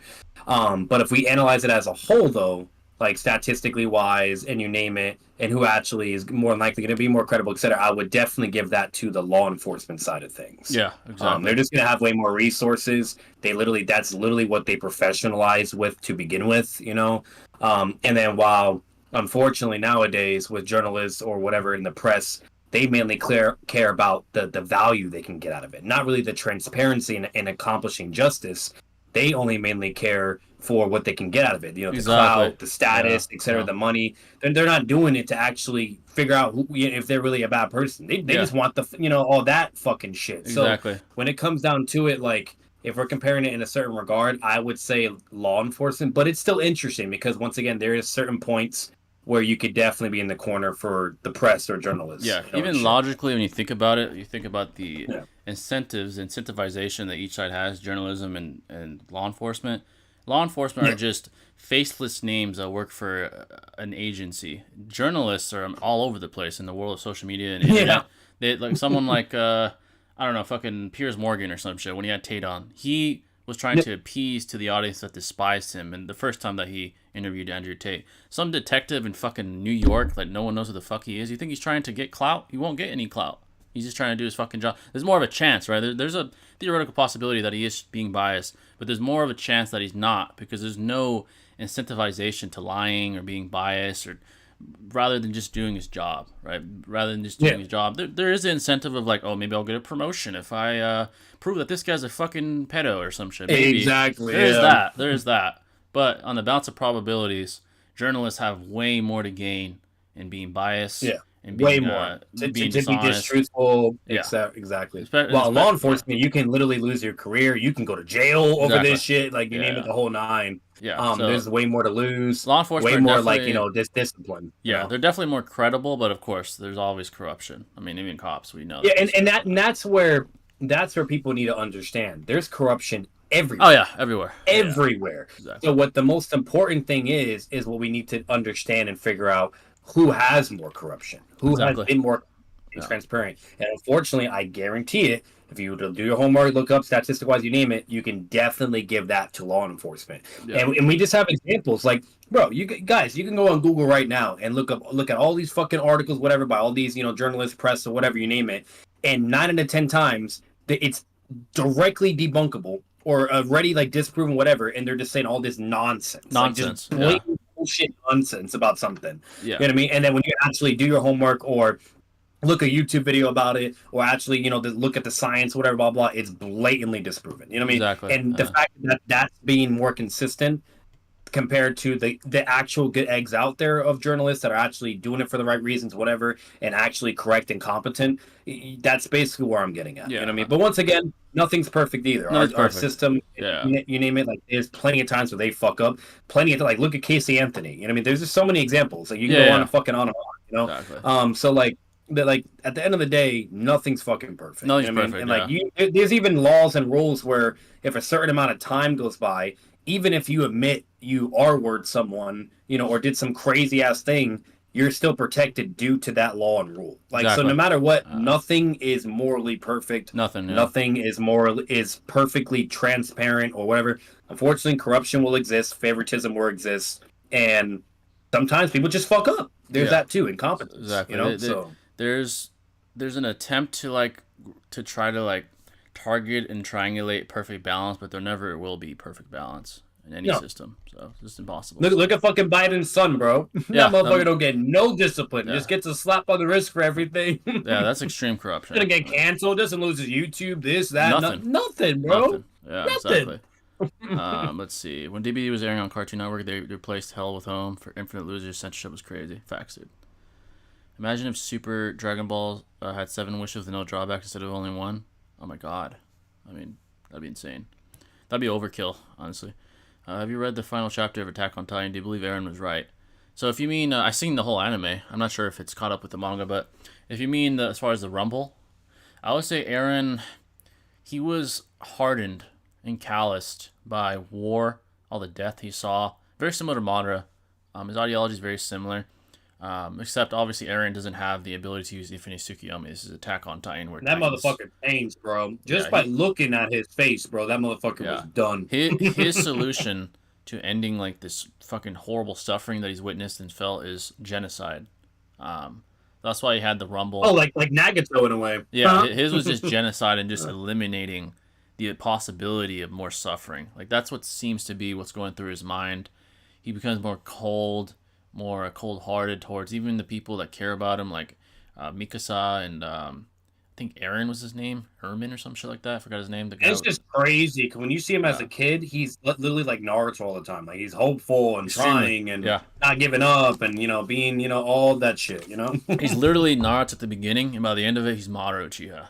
Literally, that's what happened. He literally had this more metamorphosis and this epiphany. The more shit that happened to him, the more death he saw, the more he found out about the truth behind the Titans. It's realistic in a way too, Jay. Look at us humans. Look at war veterans. People have their breaking points. Look at war veterans, PTSD, fucking it's basically what happened to Eren. He experienced such travesties and sort of catastrophes that it reshaped his mentality, it reshaped his very ideology. Now, do I think he was right? No.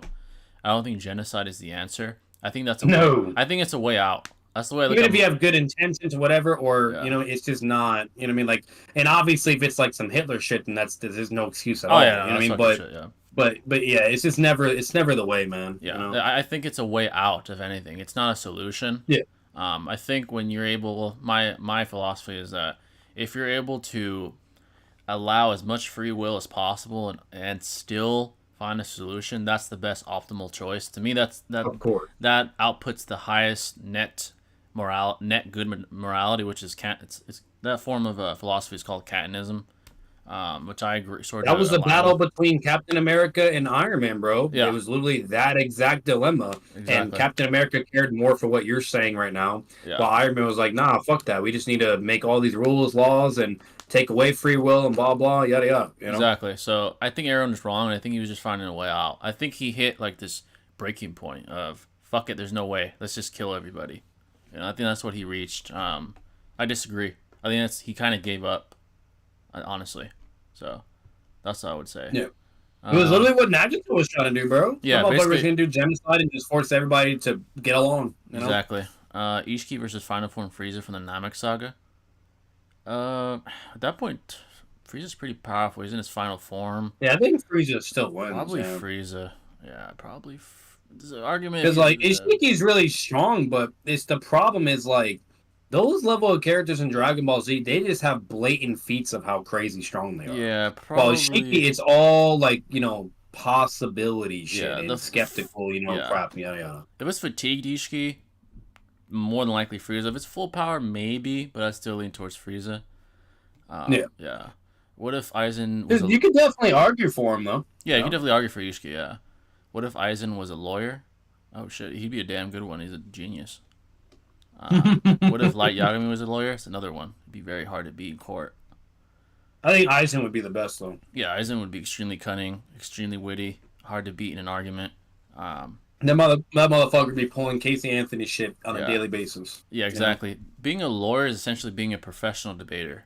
As far when it comes to Literally, moral issues, basically what you are. Yeah, And they don't give a fuck about like the transparency of shit too. Like they don't know damn well if you're a bad person or not. And Oh, they're still yeah. just gonna get the bag and win that shit. You know what I mean? Because Exactly. they don't give a fuck. Some guys they are want just, the reputation and the money. Yeah, like hotshot lawyers like O.J. Simpson. He didn't give a fuck. He knew damn well O.J. was Nope. fucking guilty. He's like, I don't care. I want Nope. I want the bag.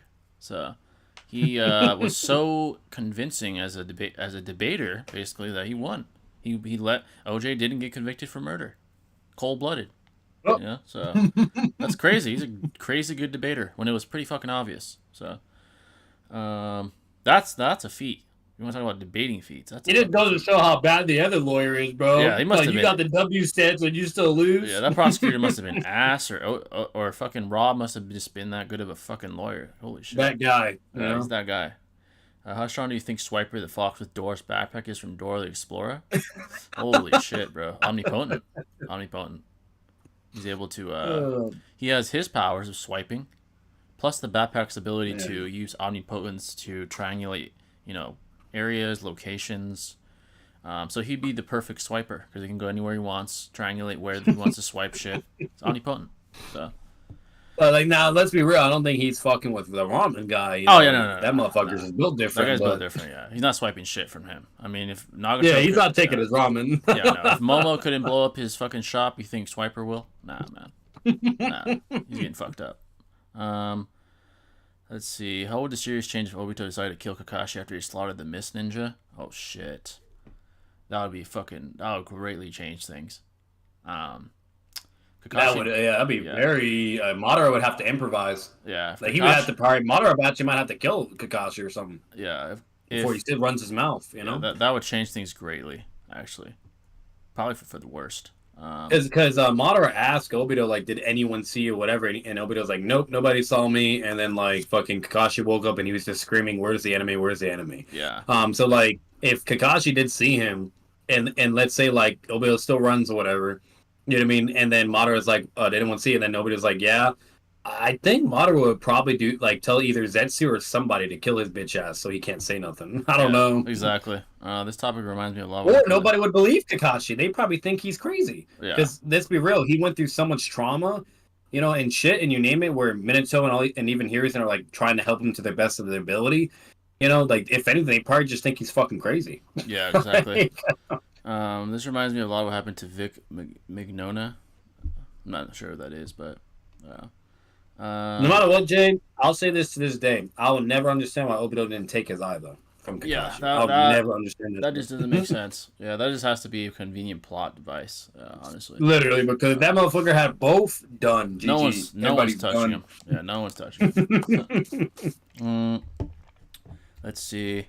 I wish I was in a Atsushi instead of a human being because I think nothing will do matter. But if I only had the power, I could change the world.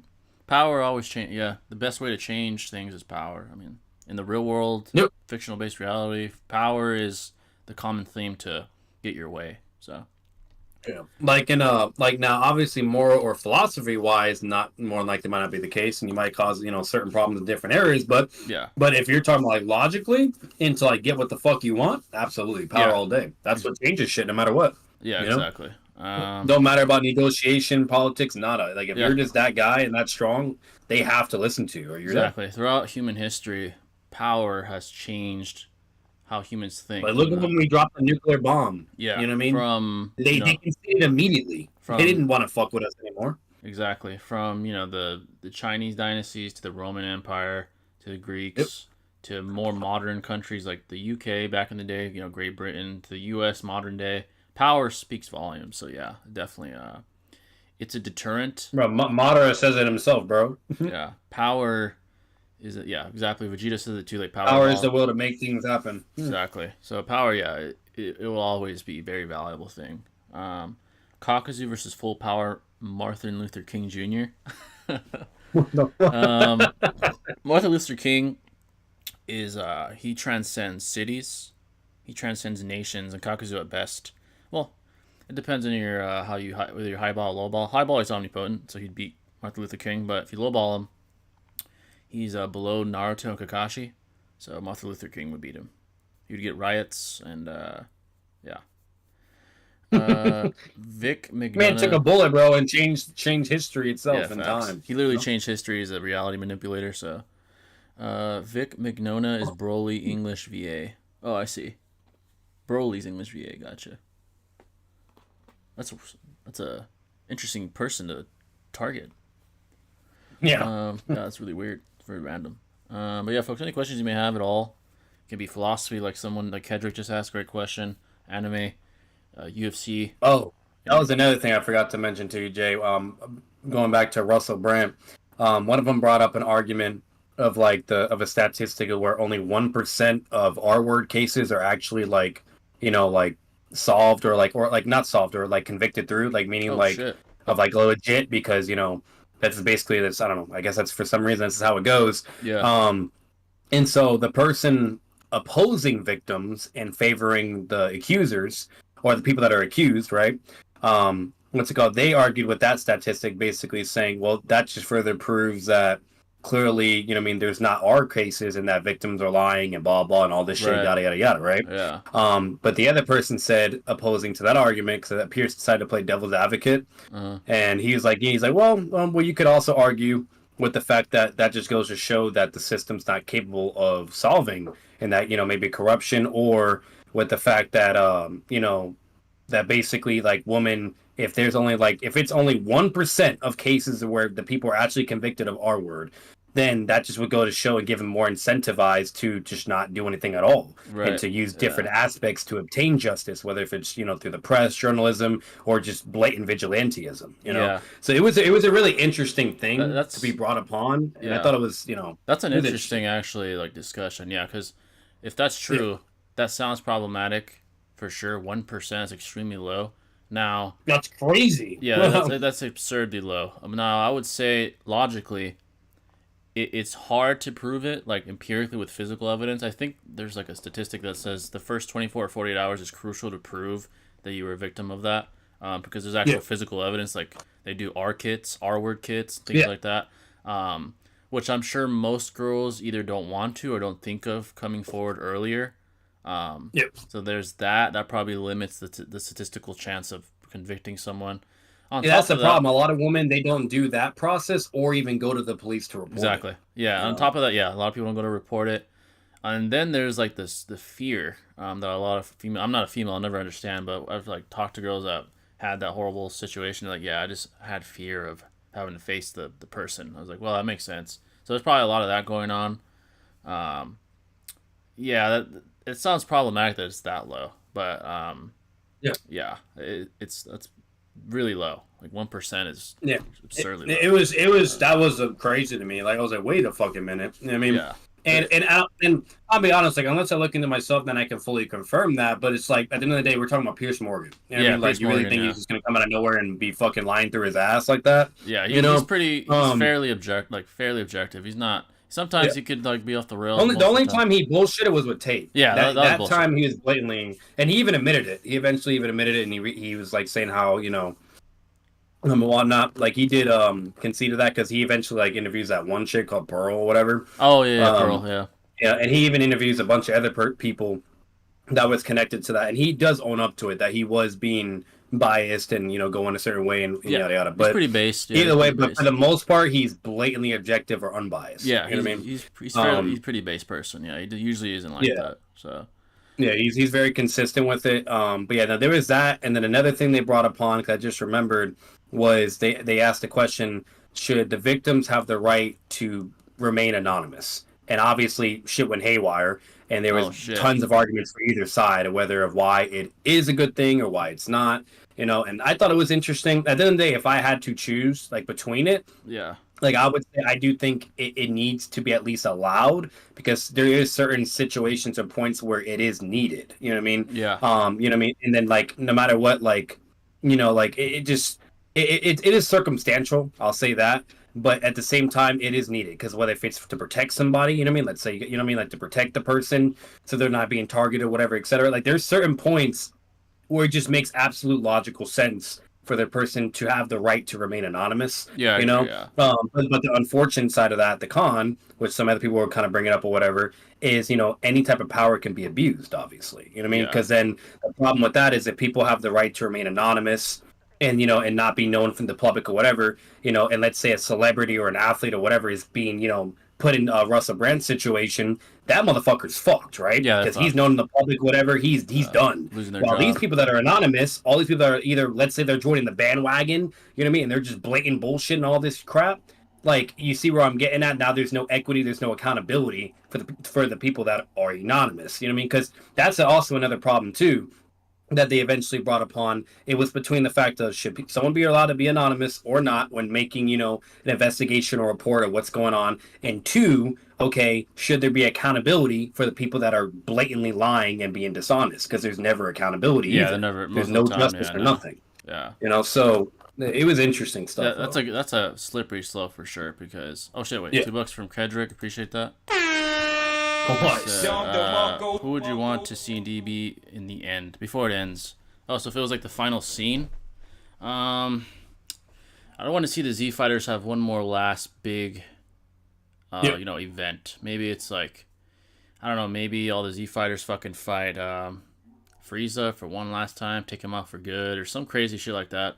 It'd have to be like a one hell of a scene, like a war arc type scene, like in Naruto or some shit like that. It'd have to be something crazy good. I definitely would want to see Goku in the final scenes, Vegeta, Gohan, Piccolo, at least those guys, and then maybe Frieza or some big bad wolf, something like that would be a good send off, I'd say. You go to. Yeah. Let's see. Have you ever played Prototype or Infamous? Excuse me. No, I haven't. I've heard of those games though. Let's see. Which parasitic life form is stronger and more dangerous in both your opinions? The Flood from Halo or Necromorphs from Dead Space? I really haven't played Dead Space like that. I played Halo when I was like a kid. What I will say, I've played Dead Space, but unfortunately I don't know the full knowledge even between the two either, but I know them like basically wise. Yeah. What I will say for the most part, I think the Flood would be more dangerous, and the main reason why is because when we see them in Halo, but they go kind of like from dominating, galaxies, you name it, and being a threat to the universe, to where the Dead Space creatures were only like a threat in a certain like sector in the solar system. Like they weren't like super fucking intelligent, or becoming like basically a universal threat at a certain point. So I'd say Halo just has greater feats, but they both have the potential to be just as dangerous. But that's like what I don't know about. anything, but I would say the Flood. But yeah, again, I don't know shit about Dead Space. So they're similar to the Flood, to where they're kind of like parasites in a way, and they can control people or whatever you name it. But they have more limitations. While the Flood, they're like Satan. I can't fucking speak. They're literally like alien beings that have like a certain form of intelligence, and they strategize, which is what makes them such a fucking threat. Exactly. Yeah. I hate reality in the world. I'm starting to think nothing.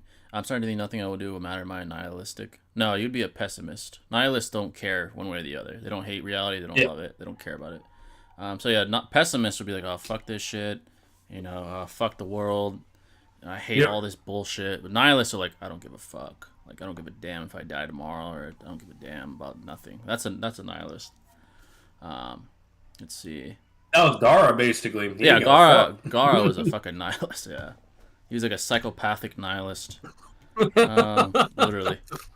And then Neji would be like a pessimist, or part one, I should say. He was like, fucking fate, fuck this shit. Naruto would be optimistic. Yeah, exactly. I wish I had the Death Note. Then I would kill the scum who are taking away freedoms and those who are making the world miserable. It'd be a good tool, but in the wrong hands, it'd be fucking hell, obviously. Yep. Like Light Yagami, the wrong hands. If it was in his dad's hands, who was the captain of the Japanese police department or some city there, he'd be a hell of a Death Note user. He'd literally just kill scum and that's it. But Light was the wrong person. So, what was the worst Danzo? What was worse, Danzo thinking he could beat Sasuke and Obito, or Asuma thinking he could beat Kisame and Itachi? They're both pretty bad. I mean, I'd say Asuma, bro. Yeah, that Asuma motherfucker knew better. Yeah, Asuma like fucking. He talked more shit too. Danzo was like, "Oh, I'm gonna beat them," but he wasn't like as like barking. He was very humble. He was very quiet for the most part. Yeah, exactly. And he was just kind of explaining like why Itachi did what he did, like to get over it, basically. Yeah, Asuma. Asuma got bitched worse, honestly. Yeah. The world is full of criminals. Would anyone bat an eyelid if they and those evil in the government dropped dead? I mean, I don't think so. Most people don't really have that much sympathy for the deaths of legitimate criminals, like the bad ones. Like Ted Bundy, no one gave a fuck. No one gave a fuck when he died. So nope, no one should. That's the one thing about Ted that I heard he was scared of. He was scared of the chair. So I'm glad like he got what he deserved. But that was the only thing I think he was scared of. He was scared of the death penalty, and they gave it to him. I mean, obviously he's a piece of fucking shit, so he deserved it. Bro, guys, think of it this way: in prisons, like where you have like the worst of the worst with the murders, whatever the fuck it is, right? But they're all prisoners and shit. If they hear that you're like a child molester or fucking, or like you've done things to kids, or even heard that you're a serial killer, like in a certain regard, you're fucked. Yeah, even they don't put up with that shit. They'll just kill you, bro. Like the drug dealers and shit, they're gonna fucking shank your shit. So like, if you're a severe, like extreme, insane killer, like you're doing some fucked up shit or anything to kids, like even the bad people, like don't even fuck with that shit, and they're like, you're done. So like, if they don't care, you think we're gonna give a fuck? Yeah, we don't give a damn about those people, like Ted Bundy, Jeffrey Dahmer, fucking John Wayne clown killer, John Wayne Gacy. Those guys, you're fucked. Like, they better put you somewhere or kill you because you're gonna die regardless. You're dead, man. You're gonna be a target. Yeah, you're a fucking target, and you deserve to be. So. Or any of the family that are the victims that lost blood, what do you think they're gonna fucking do? Just sit there? You know? Oh yeah. They probably, most of the time they probably don't allow those guys in the courtroom because they're gonna fucking shoot him or some shit. It's happened before. Because at times when they do that, there's times that whenever they have done that, this shit happens. Yeah, there was like a video. It was old as shit where this guy was walking by like one of the victim's family members and he fucking shot him. It was like holy shit. Yep. I was like, well, he deserved it. Motherfucker like killed his fucking family member. So. Yep. No one blames them. Get away with it. It's the worst when they get away with it too, and they're thinking they're walking scot free, and the guy's like, "Nope, fuck you." Exactly. Yeah. Top 5 villains that you think were right. Madara, well, arguably right. I'm not gonna say for sure, but Madara. Villains. Who else? Kawaki, you could argue. I mean, he's kind of a villain now, in a way. Yeah. Other animes though, I mean, they're all pretty just simply evil. Like Cell, Frieza, they're just. Sukuna's goated. Sukuna's goated. Is he right? I mean, he just cares about whipping ass. Yeah. He's a cool character, but all he cares about is whipping ass and being the goat. Yeah, that's all he cares about. Maybe Dr. Jiro, because he wanted to like clean up the world with androids. He wasn't right, but he arguably could have been from Dragon Ball. Now thinking about it, Jay, because I'm not like really that far in JJK. Was there ever an answer of how Sukuna was ever even fucking sealed in a way or dealt with? Because like, how the fuck did that man even end up from being 20 fingers to no fingers? Like, Yeah, what the fuck? I think that I don't remember if that was explained. It would have been really, really early on.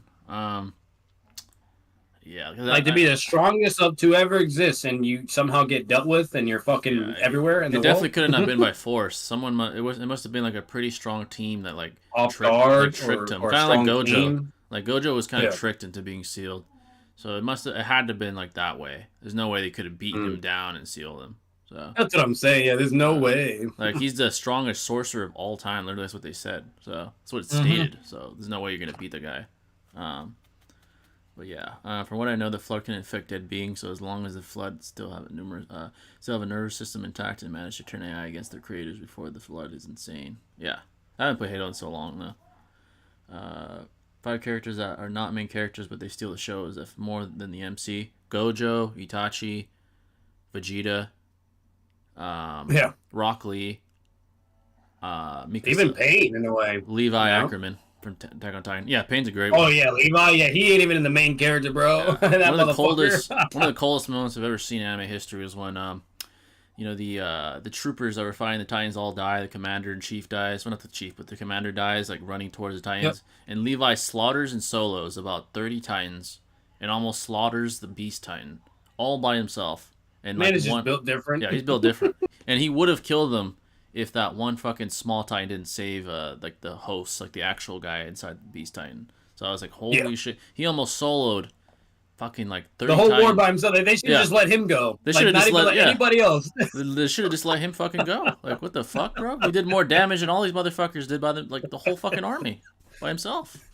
Fucking broken. It's like at that point, it's like, what are we doing, bro? Yeah, like why did you guys even run towards them? You should have just let Levi do the shit. The waste of fucking time. And it's not like he had a mental amp or anything either. Like it's like no, he just did that shit. He's like that's the way Levi is. Like he's been through so much shit. It's similar to Eren, to where he's done with it. You know, he's so cold. He doesn't really give a fuck anymore. He's just there just to kill and fuck up shit. You know, he has like a second. So it's like the Ackermans have like a second gear. Like it's like genetically predisposed to where like when they see blood like Titans, they fucking go at it. Like they're fucking they just go and they're just built different. So it's like if he could have done all that shit. And they know he's about it. They know what shit he's done, like how fucking broken he is. Yet they're still gonna have the balls to run down as fodder creatures and get bitched. Yeah, they literally didn't even get close. Like all of them got slaughtered by the Beast Titans, like the and rocks. That's just stupid. That's just fucking dumb. It's like what we can at least say bare minimum is a lot of them were very smart. Like the captain, he was very fucking smart. Like he gave one of the his most, intelligence was important to have. You know, he gave one of the most goated speeches I've ever heard. I won't lie about that. But yeah, he led them all to suicide. He admitted it though. One of the soldiers asked him like, "So you're telling us to all run towards them and die together?" He's like, "Fuck it." Yeah, basically what he said. And then Levi saw them. He's like, "Oh, time to go to work." That wasn't smart though. Like that was the retard moment. I would have been like, if I was him, I'd be like, you know what, guys, unless it's the last resort and we just say fuck it, let's wait for Levi. Let's let him do his thing.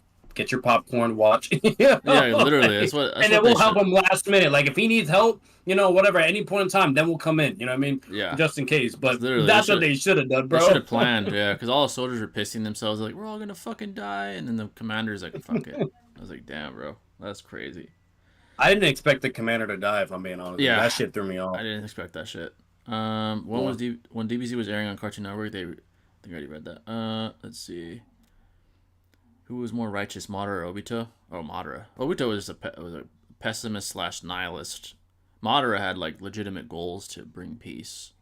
Obito was just Obito. All he cared about was just seeing Ren again. Yeah, that was why he wanted Infinite Tsukiyomi. He literally, when he goes up to Madara, he's like, "With this, Infinite Tsukiyomi, whatever, will I be able to see Ren again?" And Madara was like, "Yes," and that's why he just does it. Obito, he's aware of the blood on his hands. Madara doesn't see blood on his hands. Rather, he sees himself as the parent that has to teach the children. Like, Obito sees himself as like, oh man, I've gone dark, I've gone rogue.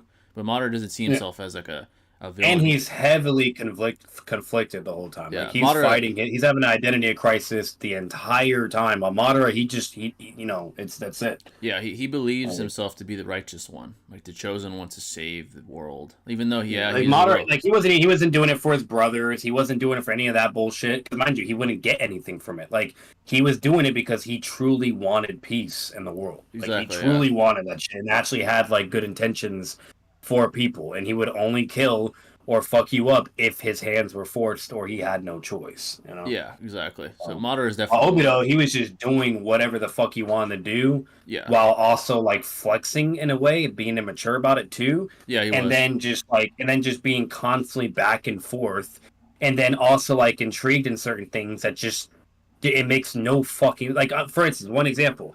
Him sneaking up on Naruto while he's asleep, and instead of just capturing him right there and then, calmly, and bring him and take his tail beast away, the motherfucker wants to sit there and have a full fucking conversation because he doesn't understand why Pain betrayed him. Who the fuck does that, bro? Yeah. Madara would never do that shit. Madara is just he's just to the point. Yeah.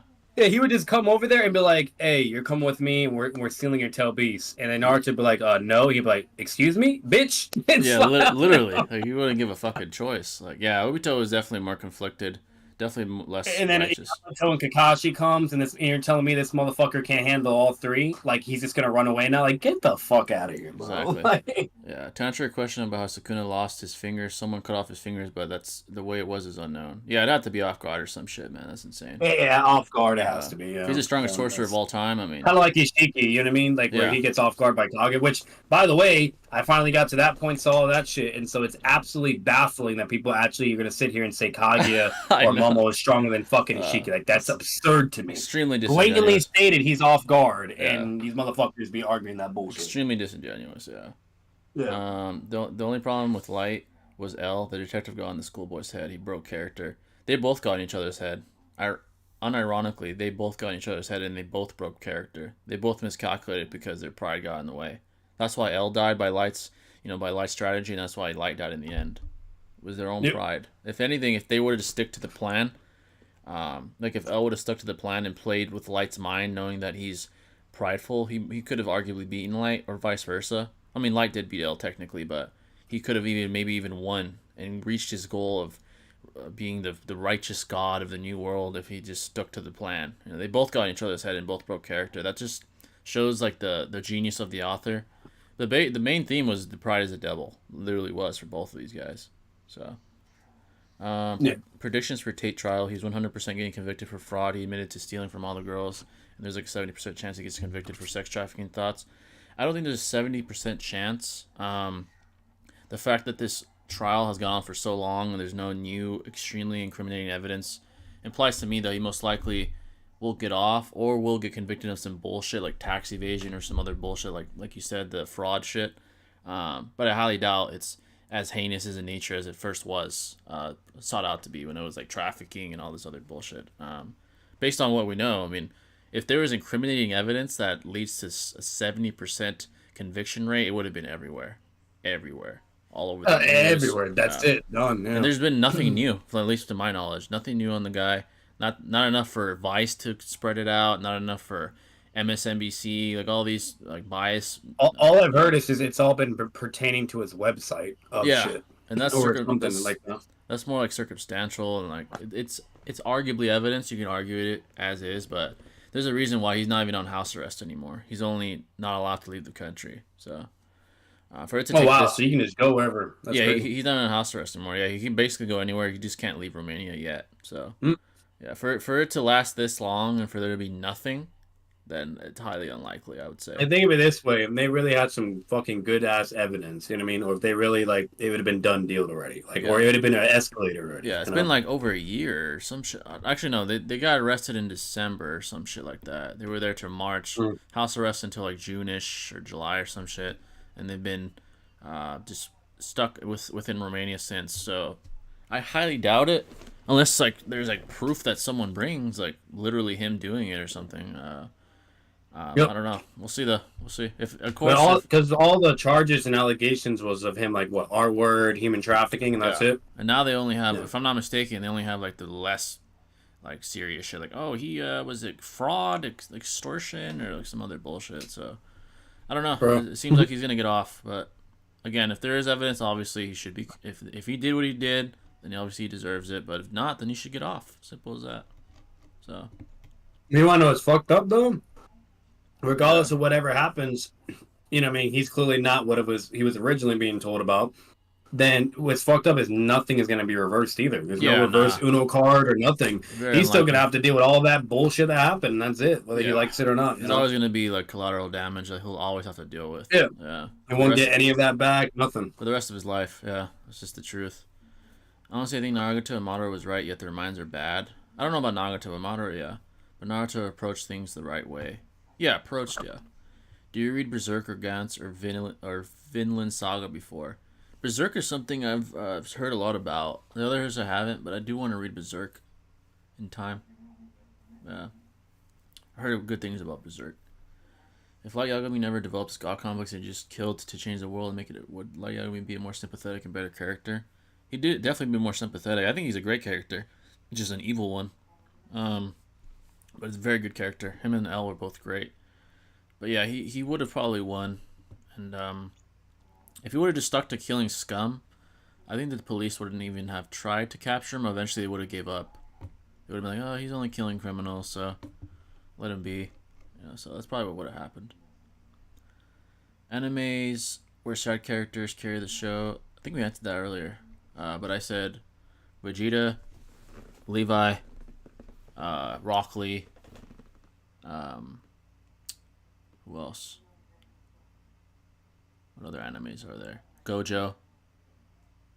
And probably, let's see, there's another character. Mikasa. I mean, she's a great side character as well. But more impactful than Eren? Actually, no, scratch that. Not Mikasa. Maybe like, let's see. Vegeta, Gojo. Well, Naruto, I don't know who would be more impactful than him, but at times there have been people that are more impactful. Itachi, Rock Lee, for example. Levi is extremely impactful, more than Eren at times as well. What about Toriko manga? Highly recommend. People literally become stronger by eating food and exotic ingredients. Amazing series. Never heard of it, but it sounds interesting though. Becoming stronger by eating food. Huh. Yeah, folks, any questions at all? Feel free. Any questions at all? Appreciate all the donations, by the way, from Kedrick and TG himself. Appreciate it, Thundergut. And all the great questions as well. So. Any questions at all, folks?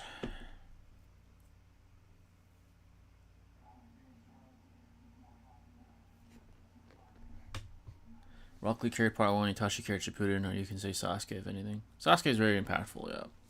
Very impactful.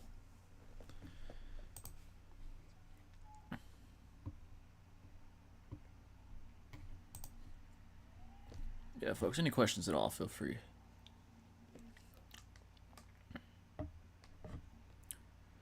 But yeah, I have a video coming out next week as far as the channel updates. It's going to be an IRL topic. It's going to be interesting. It's going to be scaling, but in IRL. So look forward to that. After that, probably another Naruto video, and after that, I'll probably start JJK. Either that, I might do the JJK video before the Naruto video. Shinobi or Batman with you right now? Batman's here, but I think he's muted right now. Shinobi couldn't make it today. But Batman's been here. Yeah, he's just on and off. Why did Obito change his mind about Madara's plan? Obito had this in his head. Naruto talked no jutsu to him. Made me so pissed off. Yeah, that's why a lot of people criticize Obito, right? Because he wavered in his conviction so easily. That guy had a volatile mindset. Ups and downs, that guy. Madara is a guy you can't break, but Obito's breakable. So, yeah, that's a knock on his character.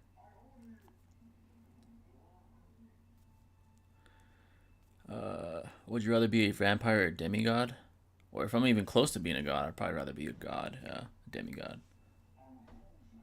What's the worst and best of the 7 deadly sins? For me, the best. Oh, I've heard of that anime. I just haven't seen it. I've seen some clips where it's heat, though. Like, just fights and stuff.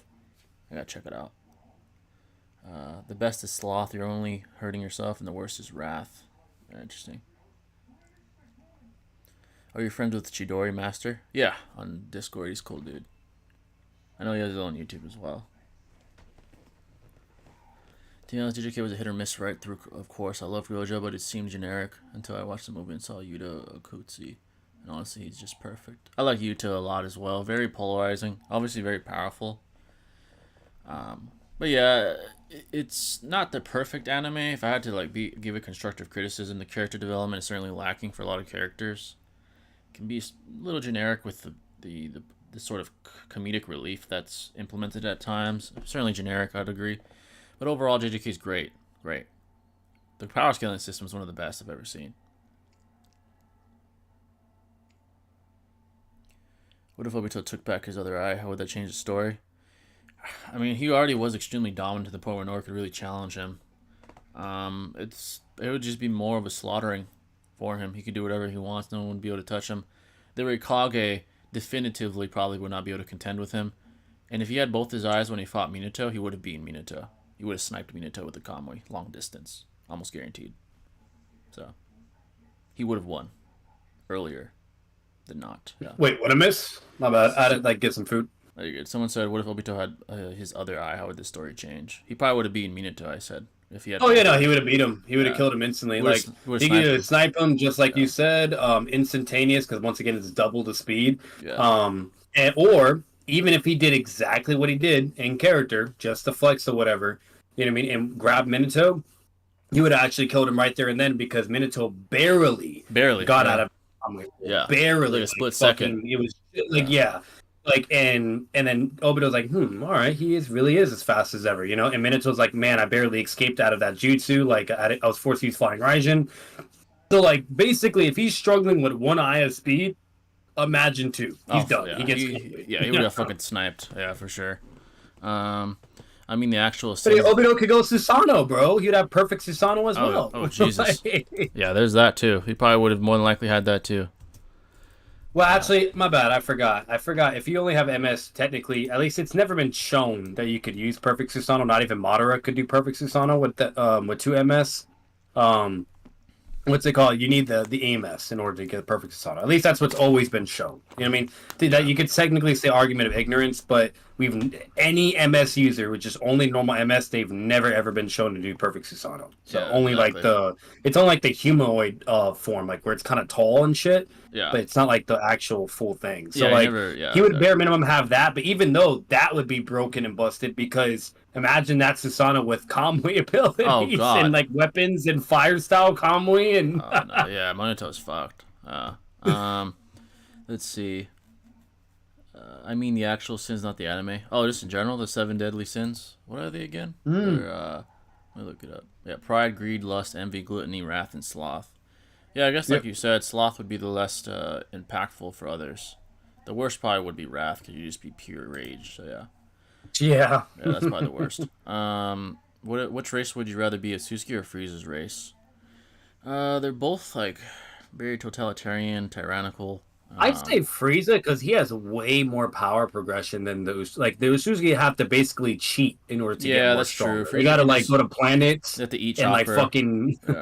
Frieza just gets or stronger. Sacrifice their partner and get stronger too. Probably Frieza could just get stronger. He doesn't need to eat shit and stuff. Like he just gets super massively stronger to keep up with Goku out of all people. Like 4 months, I'd be fucking golden Frieza. Like it took him 4 months. Mm-hmm. Baby Gohan versus Raikage. If it's the one that fucked up, is he really a baby there? The one that fucked up Raditz? Raikage would get probably fucked up. Both eyes would have doubled the speed he would have got Minato the first time. Yeah, facts. The top 3 anime hot takes, both you guys can give your hot takes. For example, my hot take is Naruto stomps Ichigo in a fight. Hot takes? Alright. What's some hot takes? Ishiki more than likely beats Cell. Well, full power Ishiki more than likely beats Cell. He's beyond solar system at full power. What's another hot take? I haven't read One Piece, but for a hot take, Bleach is better than Mid Piece. That might change. That might change once I read One Piece, though. But yeah. Bleach is better than Mid Piece, and then let's see. I'm telling you right now, Jay. I'm really not trying to be that guy, but I highly doubt it. Even if when you read and watch all this shit, Yeah. I know damn well you're still gonna like believe in Oh yeah, Naruto. probably. Let's be honest. Another one. What's another hot take? Fucking let's see. Kisame beats Tobirama. I mean, I don't know if I really believe that or not, but I can believe it. I could argue it. Yeah. Those are probably my hot takes I could think of. Like Kisame beats Tobirama. I know fucking Swag used to say that.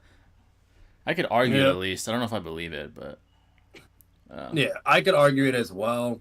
yeah. Like there's good arguments for Kasama, you name it, whatever. I'll say that bare minimum. But I think where the main problem boils down to is that flying Raijin speed. To where if he throws it at the right angle and teleports, you know what I mean, and then just gets a one hit right there, GG, like a Sukuna to Gojo moment, then Kasama is fucked. But there is a possible argument where he could heal regen from, Samhara. Yeah. Because that motherfucker heals from like V2 killer fucking BE hit, which is ridiculous. Exactly. Yeah. So it's like, it's interesting. If I had to bet money, I'd say Tobirama, like, more than likely probably takes, because he's also more intelligent. I'll say he's more intelligent than Kasame as well. Yeah, I probably would go with Tobirama, but I could argue for Kisame, but yeah. Same. Yeah, I'll say, obviously, water style he would lose, so he's not going to do that. Like, the moment he does water style and Kasame does water style, you know what I mean? Like, and it just, obviously, Kasame wins that exchange, he's going to be like, okay, ninjutsu is obviously not a good option, so what will he do? I can't speak. What will he do? He'll just do fucking flying Raijin taijutsu combos. He could also do actually no, Hashirama I think is the only one that actually knows that. I was gonna say Bringer of Darkness, but so yeah, only Hashirama technically knows that. But you could argue the possibility of him knowing it too because he's so smart. But either way, bottom line is, flying Raijin taijutsu combo or flying Raijin water ninjutsu combo, like that more than likely would get the job done. Or if he has an Edo, like let's say he somehow has a fucking Edo, and he does that infinite explosion thing in combination with flying Raijin, Kasame's fucked.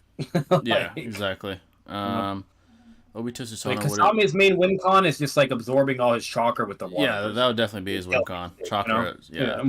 Obito Susanoo wouldn't need to be perfect; it'd still be broken. Yeah, facts. It wouldn't matter. Let's max out the Uchiha, shall we? Itachi, EMS, Madara, and Adult Sasuke. Obito has EMS Kamui, EMS Shishui. Holy shit, yeah, that'd be broken. Frieza can survive anywhere and reach through multiple tiers of power within a couple of months. Yeah, facts, dude. Yamcha versus Momo. Fucking bitch ass Yamcha. Honestly, probably Momo. Yamcha's a bitch. Do you believe in the universal to multiversal metas of scaling? You mean, do I believe they're like usable classifications of power? I mean, yeah, people that are universal, if that's what you mean. Even if Nobito had just the armored Susanoo. Even in Marvel and DC, you got motherfuckers like that. Yeah, even in comic book. I mean, in comic books, you have guys that are fucking, I mean, even like omniversal and shit there, but some broken ass shit there. Let's see. Even if Obito had just the armored Susanoo, which is the best you can do with the MS, that alone would be needed to solo Shippuden. Yeah, with double the speed, yeah, he's gonna fuck up most people until the war arc. Jay, you're starting a war. Yeah, I know One Piece fans hate that shit when you call it mid-piece. There's a chance that Frieza is especially talented, and it's been stated that Frieza is a mutant, meaning that Frieza is far more talented than his race's members. I mean, he's definitely an outlier, a prodigy, even in his own race. How strong per tower Eren fusion between Aizen and Madara would be? That would be quite the amp. It's hard to quantify, but maybe they could fuck with Kakagia, maybe, possibly. Is Cooler canon or no? I think so. I think it's canon. Because if he is, he technically had way better genius prowess and progression than Frieza, though. Yeah, like he was actually ahead of Frieza. Cooler was broken as shit. Yeah. See, I think under certain conditions, Kisame would win, but overall, I would go with Tobirama. Yeah, pretty much. I've been engaged. Like Kisame, like I said, like his best thing, like if he goes into his fuse state, you could even make the fair argument that like, what's it called? Just for him like charging at Tobirama, like if he even hits like any hits, like he's just gonna start draining his chakra, and Tobirama's gonna be fucked. Like, and Tobirama doesn't want that to happen because like he needs flying Raijin as well. But the problem is if he doesn't have chakra, he eventually won't be able to do that either. So like it's going to be a very conservative battle, and he's going to have to be very smart. You know what I mean? Exactly. He'd have to He's fight going to have to be perfectly. calculated. He's going to have to be smart. Yeah, he's going to have to fight perfect. Worst case scenario, it's similar to the Ken and Gen exchange, where he literally just gets away, but he's on the verge of death. You know what I mean? Yeah, exactly. Because he has Flying Raijin, you know. But overall, like, no matter what, like I said, if I had to pick, I'd say Tobirama. But there is ways of Kasami potentially pulling it off. Yeah, You know, I don't see either or like speed blitzing with just their normal body stats. I think that's very dishonest. They're both really strong and cognitive level people, but once again, Tobirama just starts getting them more the edge with Flying Raijin's broken, dude. It's so broken. Exactly. Yeah, it's fucking broken as shit. And he can activate his jutsu and react to people like Madara with Flying Raijin. You know what I mean? So if he can do that to Madara, he can definitely be able to react to any of Kasami's attacks by teleporting with Flying Raijin. Yeah, the speed would at bare minimum be relative between those two. At bare minimum. Yeah. Yeah. Is Mr. Satan more durable than Kakuzu? He took a hit from Cell. Yeah, he is. He also got bit by Kid Buu. So yeah, he's more durable than Kakuzu. There's a very good reason why Kakashi Obito doesn't get DMS until the Kaguya fight. Honestly, let's see. I hate Ishiki down players. Is very. Well, he had 6 path chakra though. Yeah. Kakashi had 6 path chakra. Big difference. Yeah, that's a big difference. I hate Ishiki down players. It's very clear demonstrated that he couldn't beat him. Yeah. Cooler is strictly a part of the movie canon. Oh, okay, got it. Yeah. That's what I heard, yeah. Bro, canon, yeah. Imagine Barry no Naruto versus the entire Naruto Shippuden verse. Oh, God. I mean, he'd fucking slam. He could just bomb. Do you think they could all survive long enough for the time limit, or no? They all die. No. If he had killer intent, he could just bomb the earth. Just fuck it. Right? Like a tail beast bomb, a Baryon mode. That shit would obliterate. He'd have to he could go hang out on the moon and then fucking obliterate. Imagine it's literally a tail beast bomb that siphons your life force, bro. Oh my God! What the fuck do you do? He would solo the whole war arc in like 2 seconds. Or even a massive Rasengan would do the job. He's like, a super massive Baryon mode Rasengan. Yeah, literally. Edo Michael Jackson versus Baryon mode Naruto. Oh, dude, Michael Jackson is fucking broken, man. I mean, he was being relative with the ramen, man. Yeah, so. He transcends time. You know, his hits transcend time. They've been around for decades. So yeah, probably Michael Jackson. Yeah, he's a go. Why does I think Momoshiki? Everybody forgets, but the ramen dude taught fucking Hagoromo Sage Mode, bro. Yeah, literally. The ramen guy is the only guy that could probably scale to Michael Jackson. So, Momo is a bitch and fodder. I mean, he's annoying. Let's see. Momo, he's just weird because, it's so weird. Like, when he first appears, he's basically being shown as, he at first was superior to Naruto. But then he actually wasn't, because when you, pay further attention, Naruto goes back and they're still, going blow for blow, whatever. And then next thing you know, Momo, goes away and does, that bullshit-ass moment where he's, gonna kill everybody and force Naruto to, take the hit, basically, being a coward. So, he immediately beats a coward, and that's the only way he, is able to deal with Naruto right there and then. But when it's fair game, and Naruto's not even at full power, he just gets his ass beat by base Naruto. Yeah, he gets his ass and then gets his ass beat even slammed harder by KCM 6-path mode. He gets fucking boxed up and his ass beat real bad. He got so beat up that he immediately conceded and said, I need to sacrifice you. Give me your power, bro. Yeah, literally, he ate fucking Kinshiki, in chakra fruit form real quick. That man didn't even get to a plan of karma, bro. Kinshiki could just die, bro. I'm sorry. You can't be immortal no more. Yeah, literally. Let's see.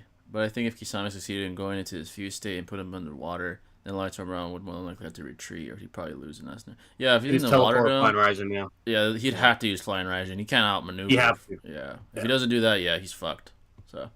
And if anything, at that point, he would more than likely have to just concede the fight, because at that point, if you see a big ass water dome charging at you, and this motherfucker's tail beast level of power, what do you do? You know what I mean? What do you do, bro? You gotta run. It would be hard to fight him in that state. He's in the shark form, healing from everything. It's literally hacks. It absorbs your fucking chakra if you even touch the water dome. Anything. Every second you're in there, your chakra's being siphoned. So he'd have to wait until dissipates or leave or some shit. Yeah, it'd be really play an outlasting match. Yeah, I could see that, because Tobirama does have a lot of stamina and chakra. Yeah, he has a lot of that. Yeah, he is a Senju, so Yeah, he's a Um, fucking bust. Like even when he flexed his chakra when he was first arrived, like it clearly indicates he's no joke with chakra and yeah, stamina. So exactly. Fun fact about One Piece: if you want to power scale the verse, basically even small islands in the planet are calculated to be as big as the largest continents in our world. I've heard that about One Piece. Yeah, the terrain is like everything's larger than like our world, islands and shit. Switch Naruto and Ichigo in the war. So Casey to Naruto against Grimmjow to try and win and save Orihime, and put Ichigo and Naruto when he had to protect the alliance and hold off Madara. Oh shit. At this point in time, Ichigo's not too strong. Not like later on, not like compared to when he fights Aizen. I would say yeah, Casey to Naruto's probably more capable as far as tangible traits. If he could see the Shinigami and see the Arankars and all that, I mean, I would say he would beat Grimmjow. He's so durable and tanky. He has Bijou bombs. yeah, He probably wins that. I don't know if Ichigo could carry the fucking war though, fight Madara and all that. Not that version of Ichigo at least. If it was like Dangai Ichigo, maybe. But I don't know about this Ichigo. I think Naruto would have more success. If I had to yeah, put my finger on it. If it's like Dangai Ichigo, yeah, he might be able to do something. yeah. Um, Edo Seth the Pedo versus Edo Surfbone. Oh my god. I'm cruel with Surfbone now though, but Seth the Pedo, fuck him.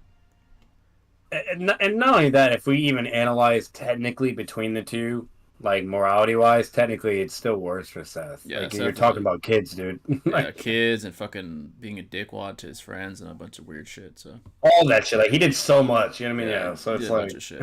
Scammed his fans and all that shit. So there are people who honestly believe that Ishiki is weaker than Three-Eyed Madara. I don't know why I see that shit too. I don't know why people actually believe that shit. NC Hammer, Diagonite. I don't understand that. Like, are they trolling? It doesn't make any sense to me. They have to be. It's absolutely absurd.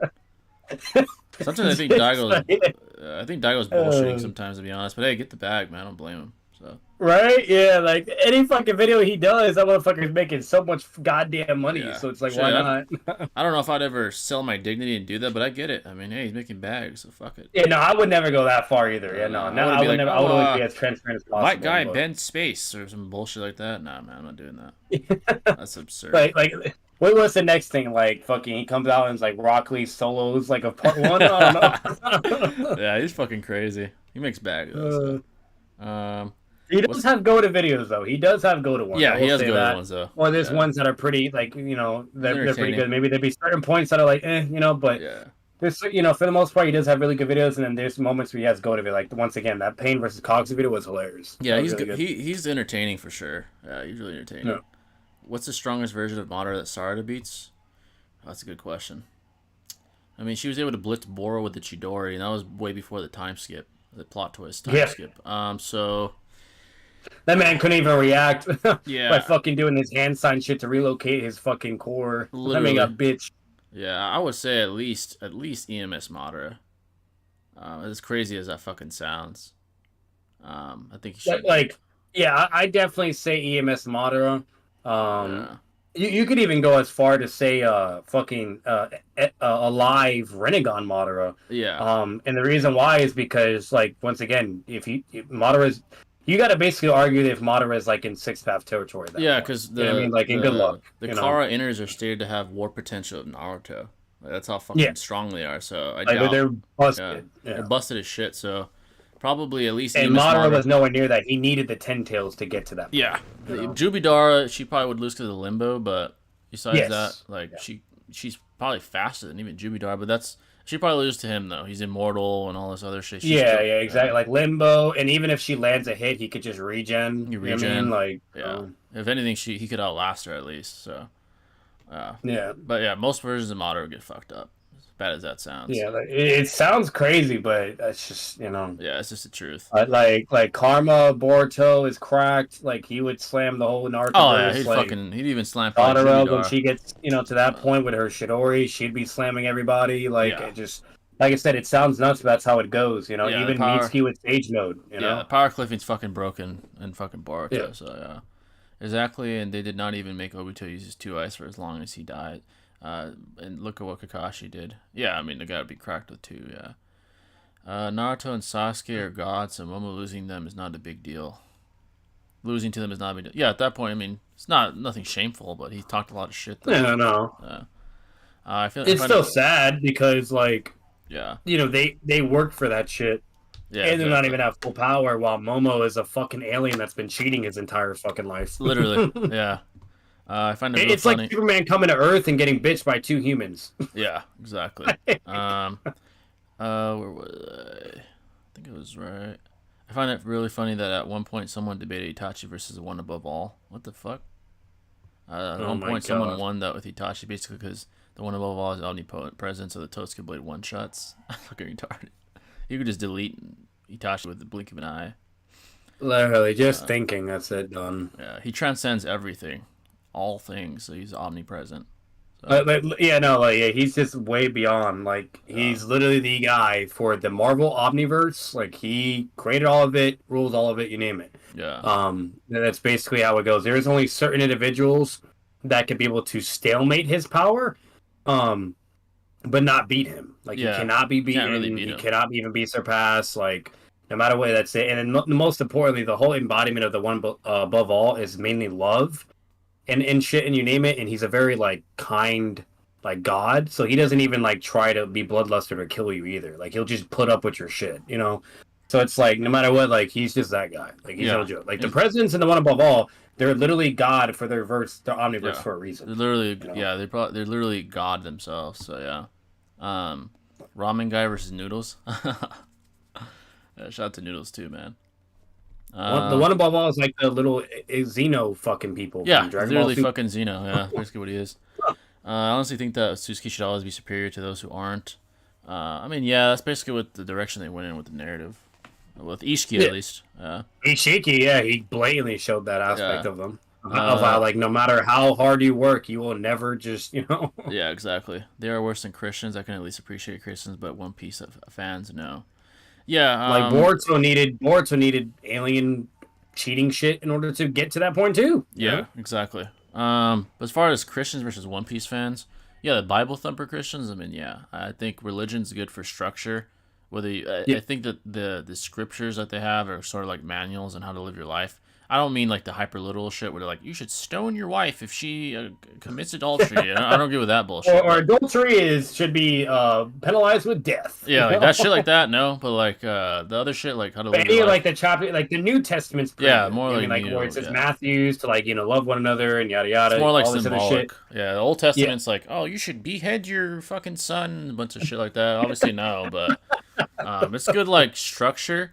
But the Bible thumping, like not just Christians, but in general, religion in general, Bible thumpers they're not helping anybody. I'll say that. Yeah, if it promotes good influence and good, like things like that, whatever, and it's more productive than actually harmful, then obviously we're all up for it, right? Yeah, exactly. But if it's like some blatant bullshit or dumb, shit, and then eventually enabling either discrimination tendencies, etc., the whole nine, like that's where you have a fucking problem, Yeah.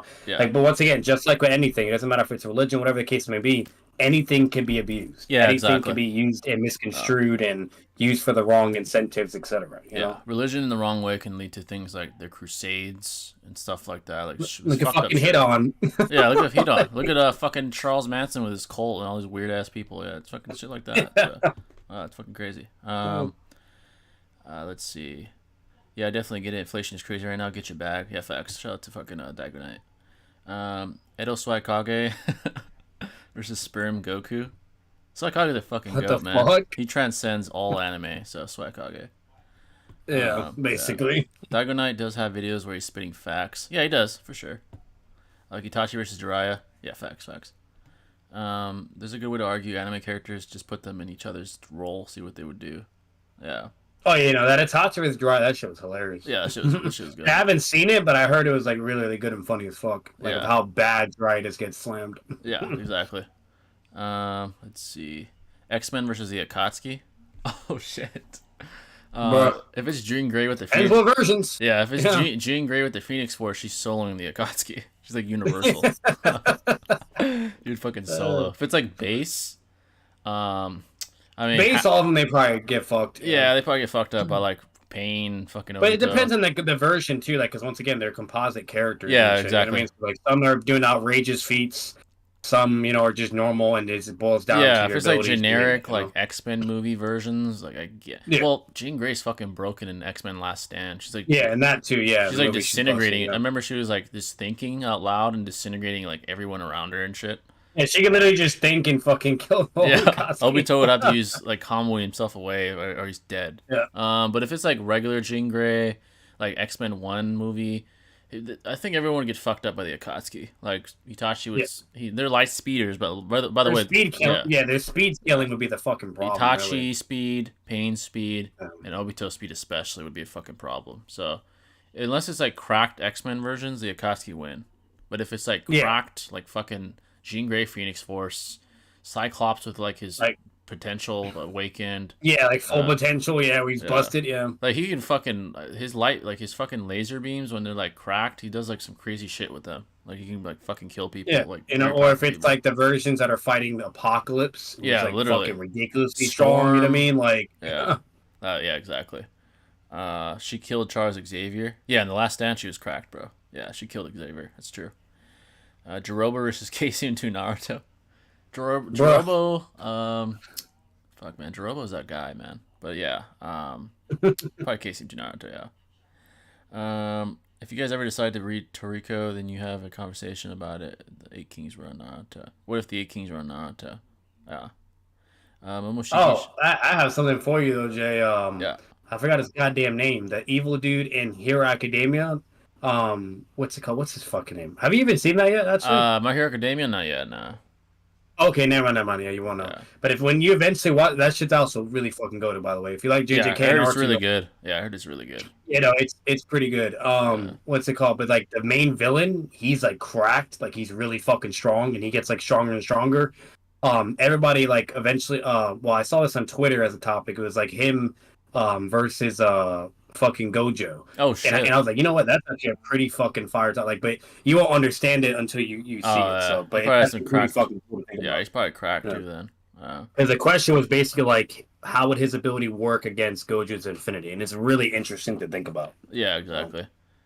Just why Kage was unstoppable when only being because she was dumb. So why would Ishiki and Momo be beaten when they have more IQ? Yeah, but that was weaker than Naruto and Sasuke though. She was retarded though. What was it? Like Kage was beaten only because she was dumb, and Ishiki and Momo weren't. But like Kage, she was more powerful than them in like measures of chakra, potency and all that. Naruto and Sasuke were weaker and like So. Yeah, they were weaker. It's just there was a lot of circumstantial shit that happened. Yeah. For what she was taking the L's and like. They were at least relative to her. Yeah, relative. But enough, they were relative using their intelligence, and that's why they were doing good for the most part. And she was at first mentally inflicted, like mentally nerfed as well in the beginning. Exactly. Like she just wasn't even trying to kill him. She could have killed him at so many times, but she just refused and was like having Zetsu talk his shit and flex. And then once they finally get serious, like then she's like really giving him fucking problems. And then once she like goes even more into it, she immediately like speed blitzes Sasuke and throws him in a dimension, and then like Naruto is only fucking surviving because he's like doing thousands upon thousands of clones, prolonging the inevitable. Exactly. Yeah. Like they would have lost, but it boiled down to circumstantial shit happening, and they were able to get the W in the end. Like Kakashi, he was the saving grace. He was. They would have lost. They would have lost right there and then if it wasn't for the 6-pass Kakashi shit. Yeah. Without that, they would have lost that day for sure. Yeah. A number of X-Men have had the Phoenix Force. Oh, I'm sure, man. There's like endless iterations of these guys. Again, I hated Naruto and Sasuke beating Fuse Momo. I mean, I enjoyed them beating his ass, but yeah. I just nothing wrong. It was great. In the way they did it too, like they did like a fucking majestic Susanoo fusion. You know what I mean? Like against his golem. I thought it was a great fight. Yeah, it's one of the best fights in anime. Yeah, like they were equal. Like Sasuke not at full power and Naruto not at full power were able to make up that gap of Fuse Momo and equal to him. Exactly. You know what I mean? Demon's Kakashi versus Toneri. Toneri seems to be like an inferior Tsutsuki clan member, like an outcast. I would say Demon's Kakashi. If he didn't like them either. He was talking shit about them and everything. And I would say Demon's Kakashi. If he can kill him within the time limit, then Kakashi. If Toneri could survive it, like he regens or something, then Toneri he just outlasts Kakashi. But I'll probably say there's Kakashi. always that one argument, like for like if you think like that Naruto's drastically more stronger Yeah, if than you the think one in the war, then yeah, there's that too. But if you think he's drastically stronger, then yeah, Kakashi would lose. But but it's hard to prove that definitively. Yeah. Obviously, you have time, you name it, whatever. So sure, he can maybe be slightly stronger, but as long as Kakashi has at least a form of relativity, you know what I mean, then that would be just enough. Because Wakami, that shit's just broken. Yeah. Let's see. Ishiki, however, was what I expected of Momoshiki. He's a badass. Yeah. If you put the lightning benders from Avatar into Naruto, how far would they go? Psh, not very far at all. Fucking lightning time. I mean, that's maybe fast to like part 1. Fucking like Genin. I mean, Bro, Chunin. Like Kakashi as a fucking kid was cutting lightning itself. Yeah, they'd probably barely get into part 1, and they'd start getting fucked up by like stronger shinobi. Joni. Yeah, like Kakashi deadass did a Raikiri, not even at full power, moved, with his speed, and like literally was able to cut lightning before it hit the ground. Like that's pretty fucking fast. It's pretty fast, yeah. Like and you want to know what's interesting about that? Like that's as fast as literally Sasuke's technique of Kirin. You know what I mean? Like it's instantaneous, and like Kakashi's over here doing shit like that. You know what I mean? So like it's really interesting. Yeah. Like so then you can only imagine how fast they're moving, obviously the more stronger they get, etc. Exactly. Yeah, they wouldn't get too far. And they're reacting to sound attacks, like in the Forest to Death, like they're reacting to Zaku shit. Like all that crap and whatnot, those are literally sound based attacks. Yeah. They wouldn't even get past the Konoha 12 because Naruto, worst case, Naruto has a rage mode, man, that fucking Ninetales comes out. So then those lightning benders are getting fucking speed blitzed.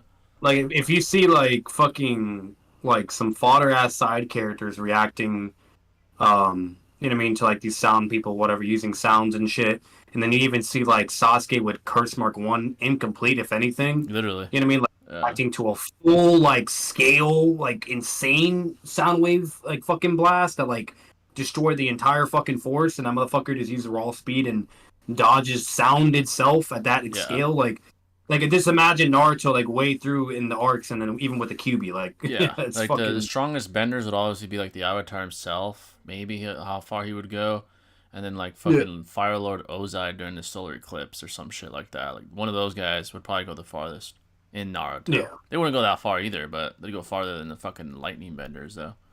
So yeah, they're pretty strong. I mean, but compared to Naruto, not really. So, let's see.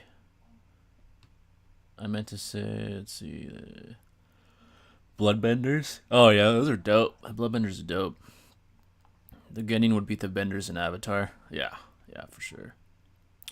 Let me tell you why I hated Naruto and Sasuke beating Momo. Kage feared his rival along with Momoshiki. Kage has only eaten one fruit. Momo has eaten several. I mean, Naruto and Sasuke just got a lot stronger. Yeah. Let's see. But yeah, folks, any more questions you may have, feel free. Go a little longer. Any questions at all? You guys feel free to mix it up with some other stuff. Philosophy question was asked earlier. Just different questions.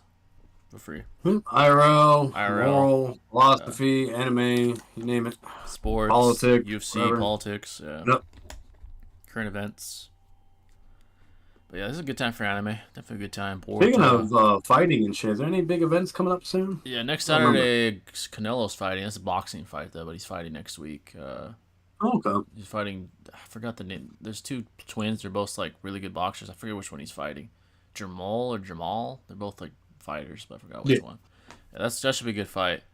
Wasn't there something happening with, like, Logan Paul too, or no? Logan, they're fighting, I think, October-ish. Dylan and Logan. I want to see that. That guy. After all the shit Dylan talked, holy shit, bro. Yeah, all the how huge that drama. Yeah, every day, he posts a picture of Logan's bitch. Like, holy shit.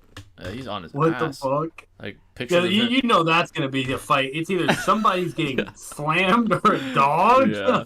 If Logan loses... Or it's just going to be a bloodbath, bro. Yeah, if Logan loses a fucking fight, he can never show himself again. Yeah, that's sad. Yeah, like his girl's for the streets. Done. Yeah, like Dylan bitches him.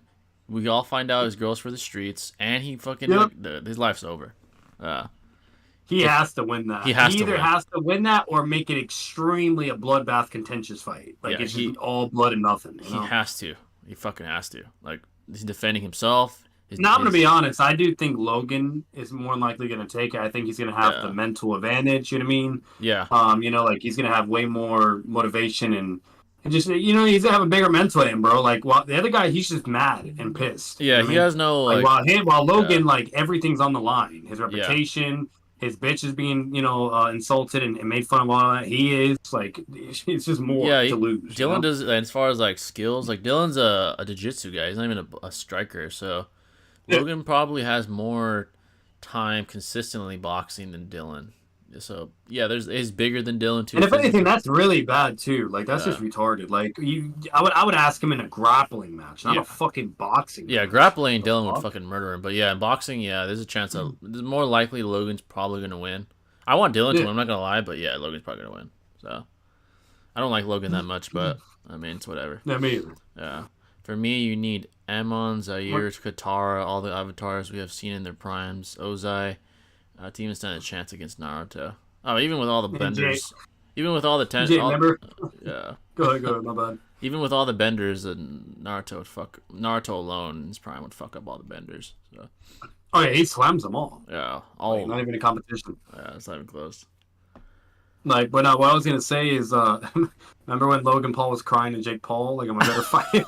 Such a bitch! Oh my god, he was so hurt that Jake had his moment. He's like, "What about me, man?" Like, Jake's like, "You never fought a real fighter. You lost to Floyd Mayweather. You're not a real boxer." I was like, "Damn." Logan's like, I think they don't want to. They didn't want to fight me because they're scared of me. And Jake's like, "Are you serious, bro? You're not a fucking fighter. Why would they be scared of you? The fuck are you talking about?" That was dumb as fuck. Logan knows damn well he's lying.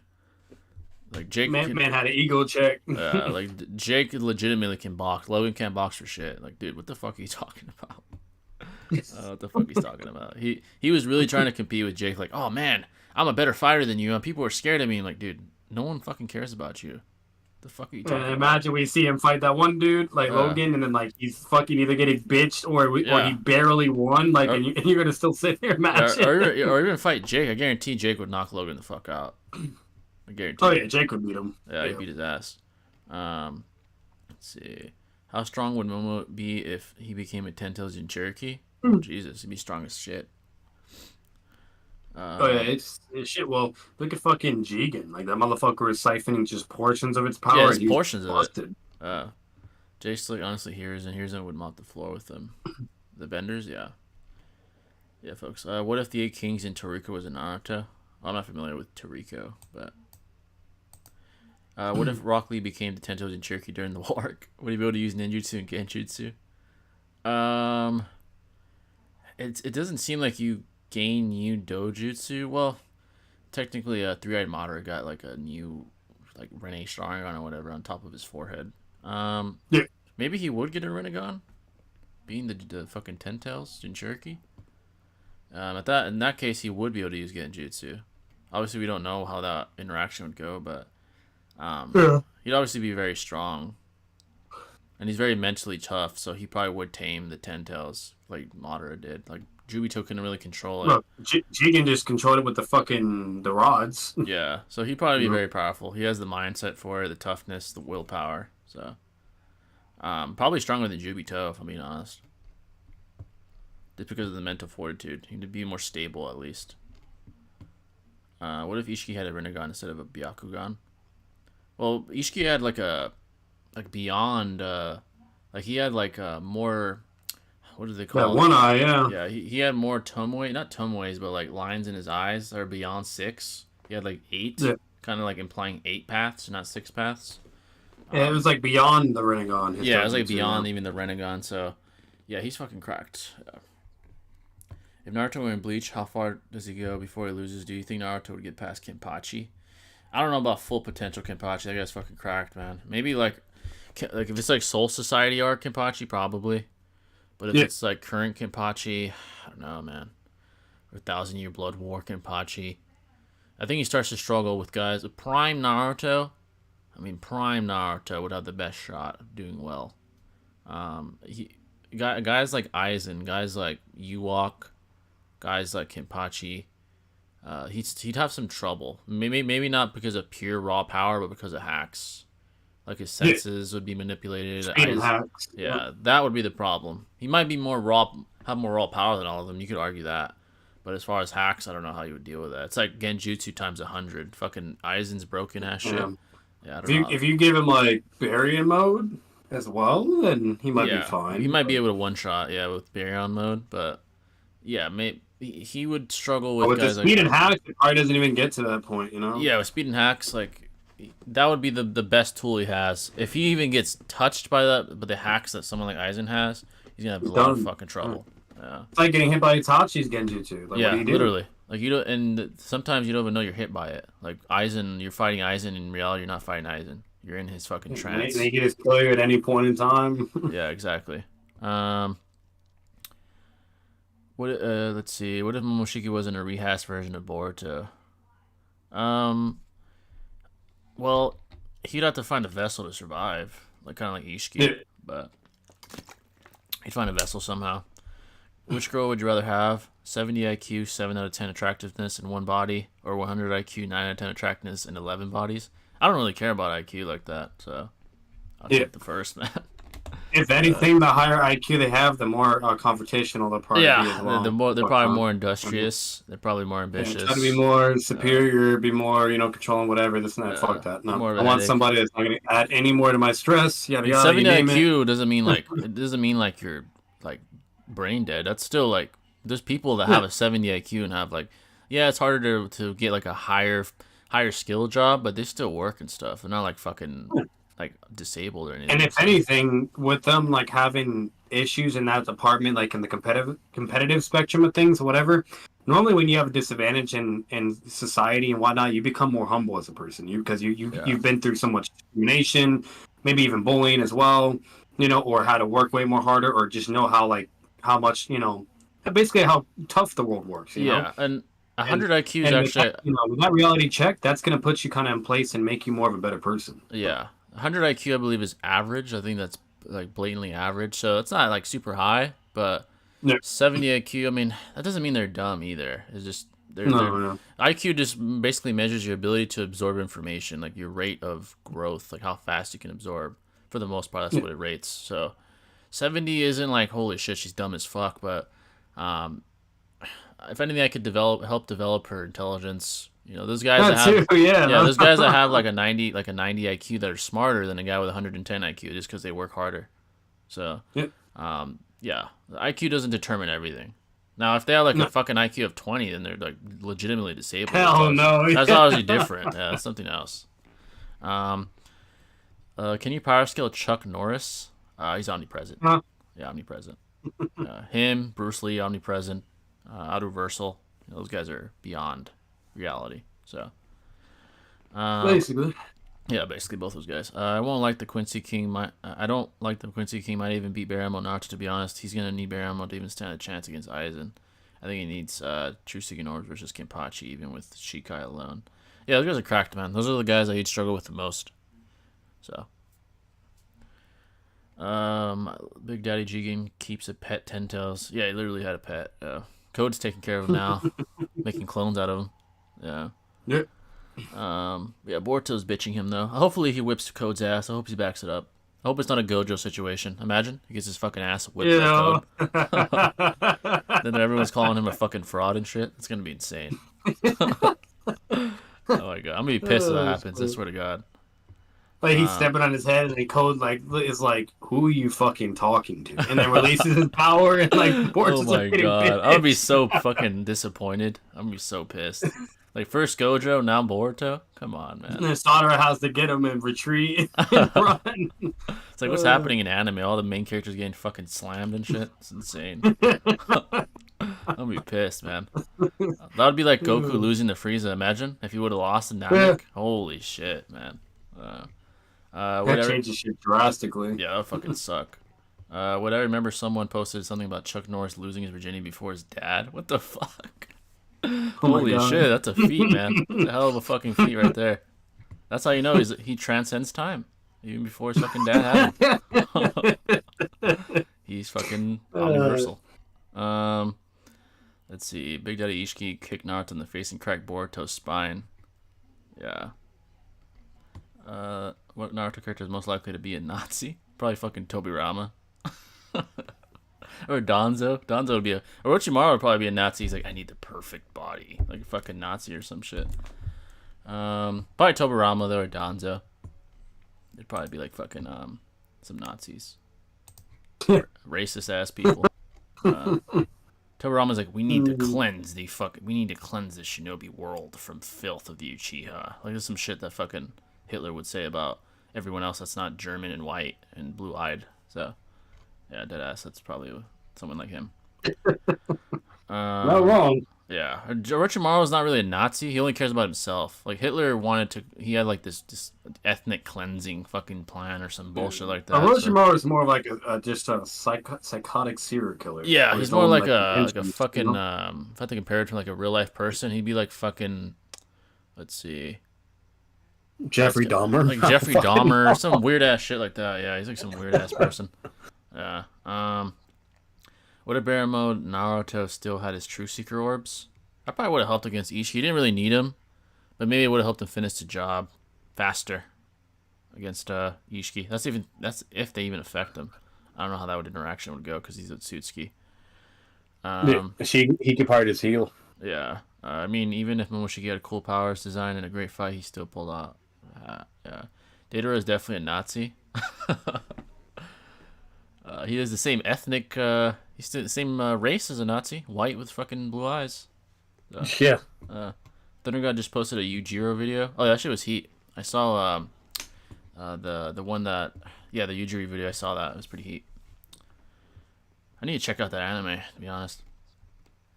Torono isn't racist. Dando's a racist. Torono changed his mind about Sasuke. Yeah, I would say he reformed, but during his era, he was certainly racist for sure. Danzo's definitely racist. Yeah. I mean, he literally almost extinguished all the fucking Uchiha with fucking Itachi. Yeah, he forced it. Yeah, he forced it to happen. The ethnic cleansing, literally. Basically, the closest thing to Hitler we have. And try to finish the job with Sasuke when Itachi's dead. Yeah, literally. In a bit. I watched Sage's Thick Calves. Oh, I've seen some of his videos. Video on Minato versus all the Akatsuki duos. I agree with his takes. The most surprising for me was that his opinion, Minato barely wins against Sasori and Deidara. Barely? I don't know about barely wins. What the fuck? Barely? What? Speed blitz their asses. Literally. What the fuck is here? I'd have to see what he was saying. How the fuck are they that strong now out of nowhere? I mean, fucking Deidara are they're struggling against a Sanning or Ochimaru. You know what I mean? Fuck? Like, Deidara was out of here. Deidara was saying heavy Sasuke was too quick for him. Now Minato? Come on. Would you power skill? He goes in the sky as bird because Sasuke's too fast. Yeah, that's fucking heavy Sasuke. Only his reaction speed was able to like keep him alive with using his explosions in combination, and he had to like concede and then go in his goddamn bird. Yeah, and Sasori's puppet body is being reacted to by fucking Sakura, so I mean it's not that fast. Would you power skill creative mode Minecraft Steve? I think that's omnipresent. He can build whatever he fucking wants. Omnipresent. Cracked. What if Orochimaru had... Now, to be fair, Sasori is like at least a little understandable because especially with certain scaling you can do for him, with Hanzo and Chio. Yeah, like you could argue for him to be beyond Sonning, but either way, Minato's like beyond Sonning. Yeah, he's like another tier, and then his speed like is just... him, Itachi, and Obito are in a whole other tier of power. Like they're literally those guys for a reason. Like that's crazy. Yeah, that's insane. Like yeah, he's pretty cracked. His speed just doesn't compare. That's the only problem. No. Yeah. Not even hacks and powers. Yeah, not even hacks and powers. Like, yeah, exactly. The poison, I guess, would be kind of an issue. Just Minato would just have to avoid it, which wouldn't be a problem. Itachi could avoid it. Just Genjutsu so many ways. Susanoo, whatever. Minato, flying Raijin, ceiling, etc. You name it. Speed, fucking Obito, Kamui, speed, Sharingan, Genjutsu, like exactly. Yeah. What if Orochimaru had what both... style? Yeah, exactly. What if Orochimaru had both Kimimura's Bone, Kekkei Genkai, and Sasuke's Sharingan? I mean, he'd probably start being a threat to guys like... I don't know about... He could only have one body, though. Yeah, he would have to, like, implant Sasuke's shit in Kimimura's eyes or something. Yeah, he would have to take his eyes like Kakashi did. If he was able to pull that off, and he does get amped substantially, maybe then he'd be a threat to guys like Itachi. Maybe. Maybe. Yeah, possibly, but that's theoretical though. Jay the Great, yeah, he said it's extremely high diff. He said that they are long range fighters that don't have too many, that have too many one shots. I mean, the poison and Datara's bombs, but he would fucking Minato won't have a problem evading that. Abilities and jutsus are redundant if you're not fast enough. Yeah, to it just would never land. He'd have to have to be equal or relative to your opponent. Yeah, it would be very, very, very unlikely that he miscalculates to that extent and gets hit with something like that. So, yeah. I make, let's see, White Fang. Motherfucker didn't get hit from an off guard calmly, bro. You think he's getting hit by that shit? Yeah, that shit is way faster than the fucking bullshit. Like Sasuke could dodge all Datara's explosives without even curse mark, and then is forced to use curse mark because of the mind combination, which required Toby, by the way. Yeah. And then literally like with curse mark, he's still dodging in CM2, but then eventually gets hit again because he can't go anywhere. The mines and from above. So like. Bottom line is, if Heavy Sasuke can react to all this shit, and then literally only Chio was scaling to Sasori, and all that, and you have all his scaling, and then even Sakura could at least react to his puppet shit, there's no way you're gonna convince me Minato can't do anything. Yeah, exactly. It's very unlikely that he'd fail against those guys. So, the White Fang versus the 3 Sannin in part 1. The White Fang, it's extremely vague. Like what his scaling is. The only thing we have is Minato saying, the Sannin Pell comparison to him.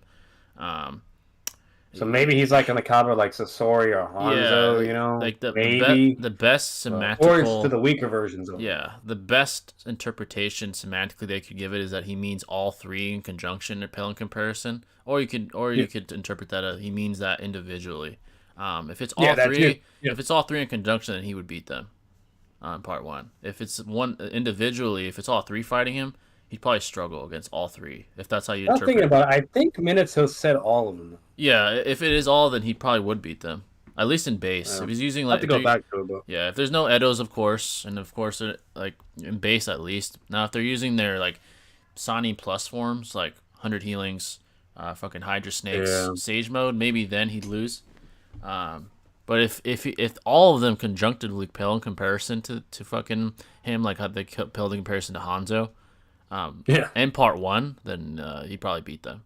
Yeah, depends on your interpretation. It just depends. We just unfortunately don't have any feats, and once again, statements they're not definitive. Like that. Like there's plenty of examples, so it's kind of hard to really gauge where he's at. The ambiguity of that statement is certainly interpretive. So it depends. Yeah. So I'm reading it right now, Jay, at least the manga version, not the anime. It says Kakashi's father Sigma is a genius, feared as the White Fang of Konoha.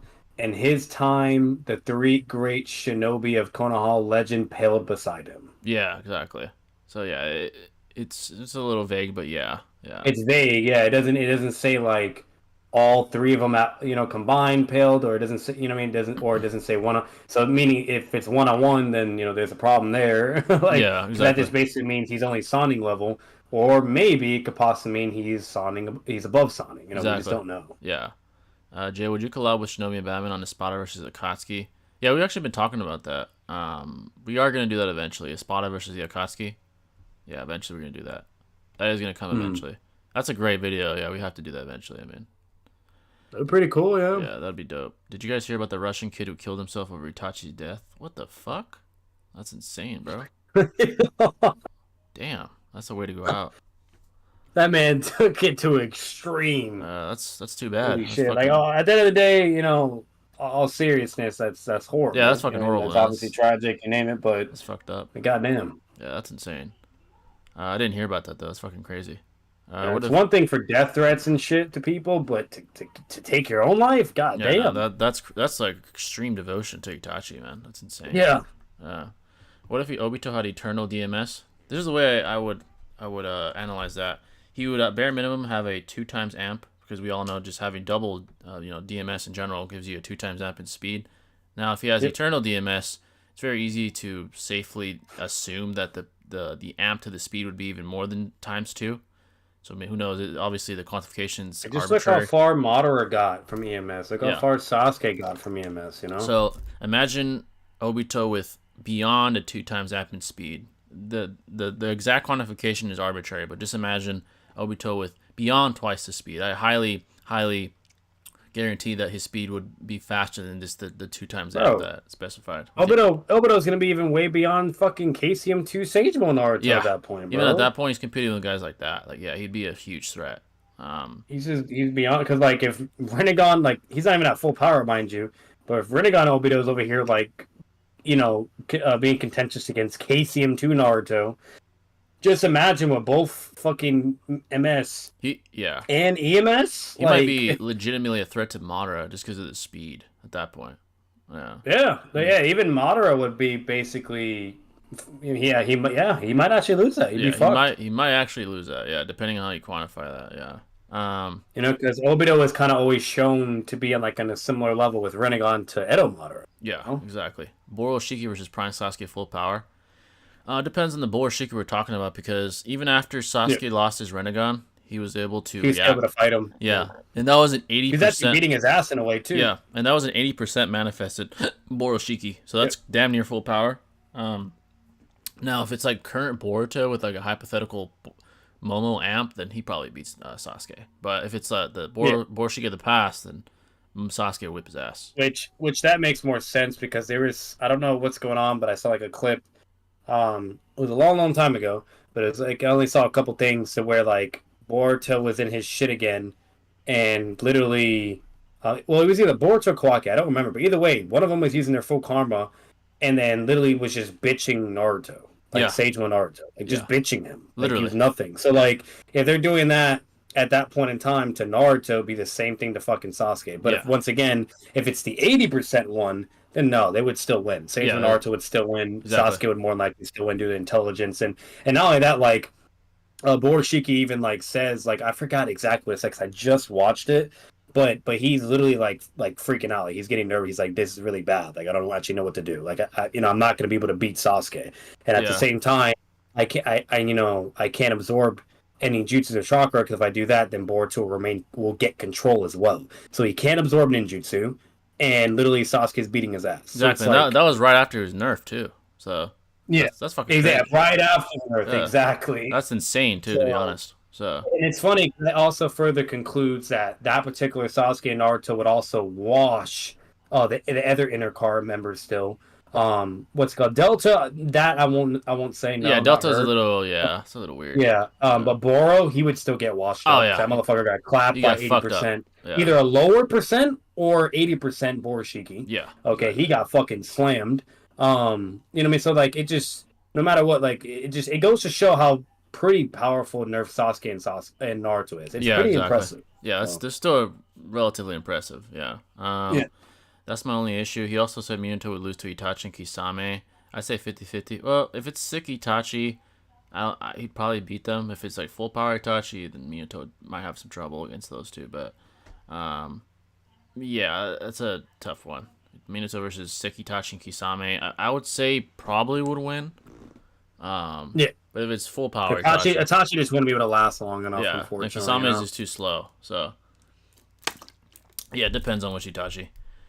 But then again, you could still argue in favor for Itachi, because like he's even a threat to Orange Mask Obito, and Orange Mask Obito would be stronger than that Minato. You can even argue Itachi is sick and Kisame would still win. Yeah. Would still win, yeah. Exactly. And then with collaborate, like Kisame probably just immediately gets out of the picture. I'm just gonna be honest with you. He's too probably slow. Just gets dealt with immediately. Yeah. But it just boiled down to Itachi versus Minato again, and I'm gonna be honest, Itachi probably takes it. Yeah. You know, the only way Minato would pull it off is if Itachi falls before he can kill him. You know? Yeah, exactly. Yeah. Prime Hanzo versus Old Man Hiruzen. Prime Hanzo? I mean, probably Hanzo, because he's above like all three Sonic conjunctively. Yeah. They are younger, but that's still all three. So I would deduce probably him. Sick Itachi versus Prime Hanzo. Itachi slams his ass. No, slams. Yeah. Looks him in the eye, he's dead. Hiruzen and Orochimaru versus 5 Kage Summon Sasuke and Danzo. Hiruzen and Orochimaru. Sasuke would definitely take that. Yeah, Sasuke is much faster, much more capable. He's beyond Susanoo. What do they do? Yeah. His MS Genjutsu. Like if Orochimaru's struggling to fucking Itachi's 3-tomo, like even though it's Itachi, to be fair, but like he has an MS. Like I just don't. fucking. Yeah, probably Sasuke due to his speed, his hacks, his genjutsu would be a problem for both those guys. Yeah, probably. Like we're talking about old Hiruzen too. Yeah, like yeah. absolutely gets fucked. Exactly. Yeah. Prime Itachi versus Old Man Hiruzen. Itachi washes him. Yep. Why didn't Orochimaru make a clone of Madara and take his body? We saw Madara bleed and lose body parts when he came back to life. If you're talking about like post-war Orochimaru, he was reformed at that point. He didn't have the same clones, the same goals he used to. I think he started to become more reformed. I don't know, after he was taking a chill pill. Yeah, after he got resurrected, he did say like, "Oh, I can't beat Sasuke right now, or I shouldn't try," or some shit. But it just seems like he got reformed, especially once he created Mitsuki. It seemed like he actually developed a heart of some sort. You know, sent Mitsuki to Konoha, got an education, was happy to see him thrive. I didn't think it was more due to him being reformed. And it's more just to accepting his power, because like he can't be able to fuck with Naruto and Sasuke at that point either. No matter like, what the fuck does he do? There's six paths, you know. No matter what it is, he'll never be able to fucking compete with fucking Otsutsuki or Naruto and Sasuke. So Madara's body would be shit. It took for him to start training, you know, and getting stronger in time, and then to a point where even at that point, like maybe that Boruto Orochimaru can maybe, you know, be able to deal with the Naruto and Sasuke in the war, but not the fucking ones in Boruto still either. Nah. Like you just can't do shit. There's nothing Orochimaru could really do at that point anyway. Itachi versus Team Taka. If it's the one the fuck Killer Bee, Itachi's fucking slamming all of them. If it's the Team Taka during the war, I mean, we have EMS Sasuke, let's say it's peak EMS Sasuke, Jugo, Karin, Soigetsu. At that point, I think Itachi would probably struggle. We have like Jugo enhanced Susanoo, fucking Sasuke and shit like that. Yeah, Itachi would probably lose to that. And Karin giving him all the chakra and healing too. Yeah, so it really depends on going his like water style thing. Yeah, it really depends on the Team Taka we're talking about. So yeah, if it's like early Team Taka, that gets washed by Itachi. If it's late Warwick, then Taka would win. Where does Damon scale? Oh shit, man. I mean, he's above Jigen, we know that. So he's already above the majority of the Boruto verse. It seems Code's intimidated by him and Ida, so he's probably even above fucking Code, who's above Jigen. So this puts Damon at another level. He's arguably the most powerful individual, excluding Shiba Otsutsuki. Arguably. Yeah. We need to see what Boruto could do. We need to see what Ida could do. We need to see what Kawaki and Code could do. But I would deduce that Damon is only probably second to probably Shiba and maybe Ida. He's that powerful. He can literally reflect your intention back to you. If you think about killing him, you die. Like it's fucking broken, cracked. It's abilities. Crazy. Yeah, like Kawaki and Boruto were like mad at him, and I think Kawaki was like, "Stop! Don't even think about hurting him because you'll get fucked up." Like that's how powerful he is. So, yeah, no, he's fucking cracked, man. He's top 3 in the verse. Top 5 bare minimum, currently. And it all came from a fucking scientist. Yeah, intelligent ass motherfucker. All because of Amato. Yeah, literally. Like, what the fuck, bro? Like, I'll never forget when I saw a post on Twitter, like, when it says the most intelligent anime characters, and that motherfucker wasn't even on there. I was like, this dumbass bitch, whoever posted this shit. like, bro, I'll never forget. I just saw him recently, because I just watched the whole fucking peak arcs, like Shiki, Jigen, you name it. Yeah. This man literally goes to the Hidden Leaf and starts bitching everybody with just raw intelligence. Literally, you know what I mean? Yeah, when he shows up. Even reaction speed, it was insane. You know what I mean? For just a normal dude. And, like... he's just bitching everybody, outsmarting Shikamaru out of all people. Literally. You know what I mean? Forcing Naruto to obey to his, will, and you name it. Like, it was just wild, bro. Like, that motherfucker was ridiculous. Yeah, and even planned on how to kill Jigen, and he succeeded. Yeah, exactly. Like, he's fucking cracked, man. Yeah. Hanzo makes all those fucking robots. Like, bro, that man can literally just make multiple robots, and that's it. Rules the world. Yeah. Hanzo and Mifune versus 7 Ninja Swordsmen. Round 1 with Kisame. 1 round with Fubuku instead of Kisame. With Kisame, he's a tough opponent, but Hanzo and Mifune are above Sani. They like relative to each other. Kisame's abilities are troublesome though. If it's without him, they slam this fucking 7 swordsman's fodder ass. But if it's with Kisame, that could be trouble. Hanzo has some. I mean, both these guys have some pretty interesting abilities. Like Hanzo's poison. Mifune, I think, has like a light speed attack or some shit like that. Yeah, it's where you can't even use jutsu. That's how fast he is. So might lean towards them still. But without Kisame, I mean, they slam. It's not even a contest. But yeah, Swordsman are fucking ass. EMS Sasuke versus Danzo and Hanzo. Danzo and Hanzo. Any version of EMS slams. It could be early or post. I mean, or late war, to be honest. That's literally asking Itachi. You know, literally, prime full power Edo. Yeah, basically put Itachi. I mean, like if you take his lowest form, if you take his strongest form as EMS, that he has perfect Susanoo as well now. Yeah, he's fucking slamming. Yeah, to be honest, this is a hot take, but I think Damon is stronger than most versions of Kenpachi. Damon is killing a lot of Bleach characters. Yeah, he literally just needs to know. He knows what you're thinking, and if he knows that you're thinking about killing him, you're fucked. Kenpachi would right away, dude. Kenpachi, all he thinks about is battle. He'd be like, "Let me fuck this kid up," and Damon's like, "Oh, literally, all right, let me reflect that on you," and then he's dead.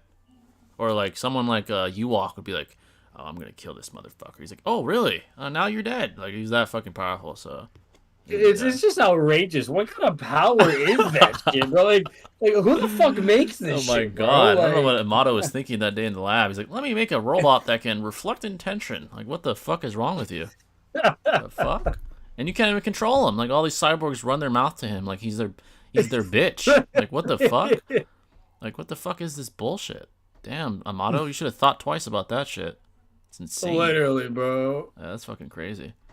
Like Code, he built. I think to be fair, he'll never compare to like that one dude that's making the androids fighting in Dragon Ball Z. Oh yeah, that is ridiculous. That's fucking cracked. Like even Super, like that's just cracked. Like they're broken, but you got to give credit when it comes to abilities and hacks. Like that he does is superior than that one dude in Dragon Ball Z. Yeah, the abilities are fucking cracked in fucking Boruto. That's fucking crazy. Like just how, bro? Yeah, that's an insane ability. Troy stated that. But it also just goes to show that if somebody like Batman was in Naruto, that's what he would be doing. He'd just be making these motherfucking either suits that are cracked to slam the Narutoverse or Borutoverse, or he'll just like do some bullshit and like get like the perks and benefits that they have and just slam as well. Or if it's the right composite Batman version, he would just slam with raw stats alone. But either way, like that's Batman could just do the same shit. Like it just goes to show like intelligence really does. Yeah, it triumphs over a lot of shit. Kawaki Karma V2 with Horn versus Jigen Karma V2 with Horn. It's hard to gauge where Kawaki's right now, where he's at. Yeah. There's a he chance can go blow with Boruto, from what I heard. With both Karmas. If they're really are on close level and Boruto's not bluffing, then yeah, he'd probably beat Jigen. But if they're not, then he'd probably still lose to Jigen. So Ishiki though, I doubt he'd beat him right now. Like full power Ishiki, I mean. I don't think anybody's beating Barrier Mode, Naruto, or Ishiki for a good while. Not for a while, yeah. Whose karma is better, Ishiki's or Momo's? Aesthetically and power-wise, I mean, Ishiki's just more powerful. Ishiki, yeah. Even ability-wise, it's just ridiculous. Yeah, exactly. So, Troy stated that Otsutsuki arguably have higher potential than the actual Super Saiyans based on what we learned about Ishiki and Shibai. More potential? I mean, they're hacks. They have hacks. They have hacks. Yeah, so... I mean, Shibai's fucking 4D. That's beyond any Super Saiyan. But, Ishiki, raw stats, he gets folded by Goku and Vegeta. Like, full of pure stats. His hacks would be a problem, but he'd get blitzed by them. It wouldn't even matter. Or even if it hit Goku, you could still argue how far he scales with his ki and everything. It wouldn't even hurt him. Yeah, it would have been like scratch his shit. So, it's... Shibai probably has more potential than all the Saiyans. I mean, he's fucking 4D, so... Yeah. Shibai versus Ishiki, Kawaki, Boruto, Naruto. I mean, they wouldn't be able to perceive him. He's like 4D. He's like not even perceivable. So they'd slam all their asses. They wouldn't even know. It's like literally omnipotence of power at that point, bro. He's like, is Zeno from Super, bro? Yeah, literally. Or whatever. Fucking the closest thing to Zeno we've seen in Boruto. Yeah. Does A with Onoki making him lighter blitz Nagato? This is a good argument. This is a good argument because it depends on how much faster he becomes. Madara was impressed by it, but he was holding back and just toying with his food. It wasn't like Madara just got speed blitz. You know he wasn't like fucking bloodlusted like it was with Hashirama. So it's possible that he blitzes Nagato. It's possible. Yeah. But Nagato did bitch Casey and Naruto like pretty bad. Yeah, like no diff. So like it's like you know what I mean? Like if that speed M doesn't get within that ballpark, least bare minimum they're at least relative. Or maybe if you're really highballing equal. But that doesn't do anything then, because then basically he could still react in Shinra Tensei or whatever. You know what I mean? Yeah, Like, if you give him the benefit of the Nagato doubt, probably is still far. Yeah. yeah, if you give him the benefit of the doubt, and you're like, oh shit, he's way faster because he fought Madara, like I guess, but that's hard to prove. So I would say, and not only that, like I don't think it gets that far either. Like if it's both of them fighting him, he would kill him before they can even do that combo. yeah, if they're not like already doing it, yeah. It's I would say unlikely, but it's possible, but it's unlikely. Yeah, possible, but it's unlikely. Yeah. Yeah, I hate Damon and Ida. A lot of people do. Like you guys got to understand, like the fact that Nagato speed blitzes and no diffs Killer Bee and Naruto like that, like that's just another level of power. Yeah, level of speed. Yeah, I mean, like that's no joke. Like that, literally, that's ridiculous. Like fucking that blatantly goes to show, like that's literally what he would do to Raikage. Then, literally, pretty much. He do the same thing to him. Like, the thing with Itachi and Minato is, yes, Itachi was a threat to Obito, but Minato's arsenal and fighting style is confirmed to be hard counter to MS and Sharingan abilities in general. I mean, not really. Obito was tooth and nail. Yeah, it was pretty close. I don't know if he's a hard counter. One split. Yeah, like, if he was a hard counter, it'd have been like a guy to Kasame thing. Like a slam, him, yeah. I don't know. It wouldn't be an easy. It wouldn't be an easy fight, but it depends on the version of Itachi. And... Tobirama was a hard counter because with the flying Raijin, like he for one he didn't even know what it was. Two, like it completely caught him off guard. Like it was literally designed to get past the precog of the Mingekyo Sharingan. You know what I mean? Yeah. And it was like a freebie basically for him. So like, but with Minato and Obito, where it's different, they scaled so fucking equal to each other. Even with Flying Raijin, whatever you name it, none of that mattered. Obito could still fight whatever.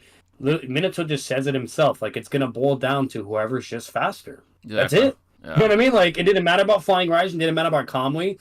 They both were, like, the same stats. You know what I mean? Like... Yeah, exactly. It wouldn't be an easy fight for Minato. It'd be tough.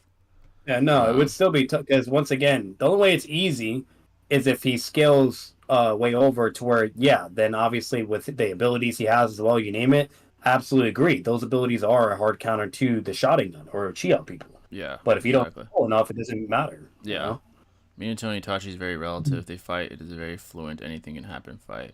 That's a good video idea, actually. Minato versus Itachi. Oh, yeah, that's a good one, yeah. Yeah. If you were in Akatsuki, who would you be partnered with, Pain or Itachi? Probably I'd rather be partnered with Itachi.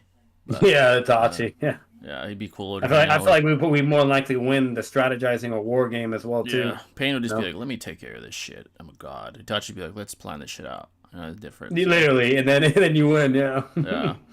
I don't really like Damon or Ida either, but maybe Ida's kind of growing on me. She's just it's infatuated with Kawaki is just a dumb reason to do shit. To be honest. I think Barrier Mode is even stronger physically in chakra than Damon, but Damon might still kill Naruto, especially with killer intent. Yeah, the reflection of fucking thoughts and shit, that's insane, man. Like, Naruto would have to blitz him, it's the only way. It's fucking cracked. No limiter code versus Ishiki, heavily fatigued. Heavily fatigued? I mean, if he's fatigued enough, he might be weaker than Jigen, and then Code would beat him. Depends how fatigued he is. Yeah. Yeah, it really depends. Shibe is so overpowered. Yeah, facts, dude. No limiter Code. Maybe take it over fatigued Ishiki. Mid-diff if you think Code would clawmark him. Yeah, exactly. It depends how fatigued he is. Ishiki versus Buu Saga Goku. At that point, Goku is already... Like Super Saiyan 3 Goku. I think Buu, in general, is beyond Galaxy. You can even argue Universal. At that point is when Ishiki would start to struggle. Goku is inferior to Buu. So you could argue, if you're highballing him, he's like Galaxy. Lowballing, he's in between Solar System and Galaxies, which is where I have Ishiki anyway. Now, if we see Ishiki that fought Naruto, Baramo Naruto, I think Ishiki would lose because Goku would outlast him. But if it's full powered Ishiki, that might get interesting. Actually. That'd be a tough fight. His Sukuna Hakona would be a problem. Him shrinking shit constantly would be a problem. Obviously, speed would be a huge factor. Like, how do their speeds compare?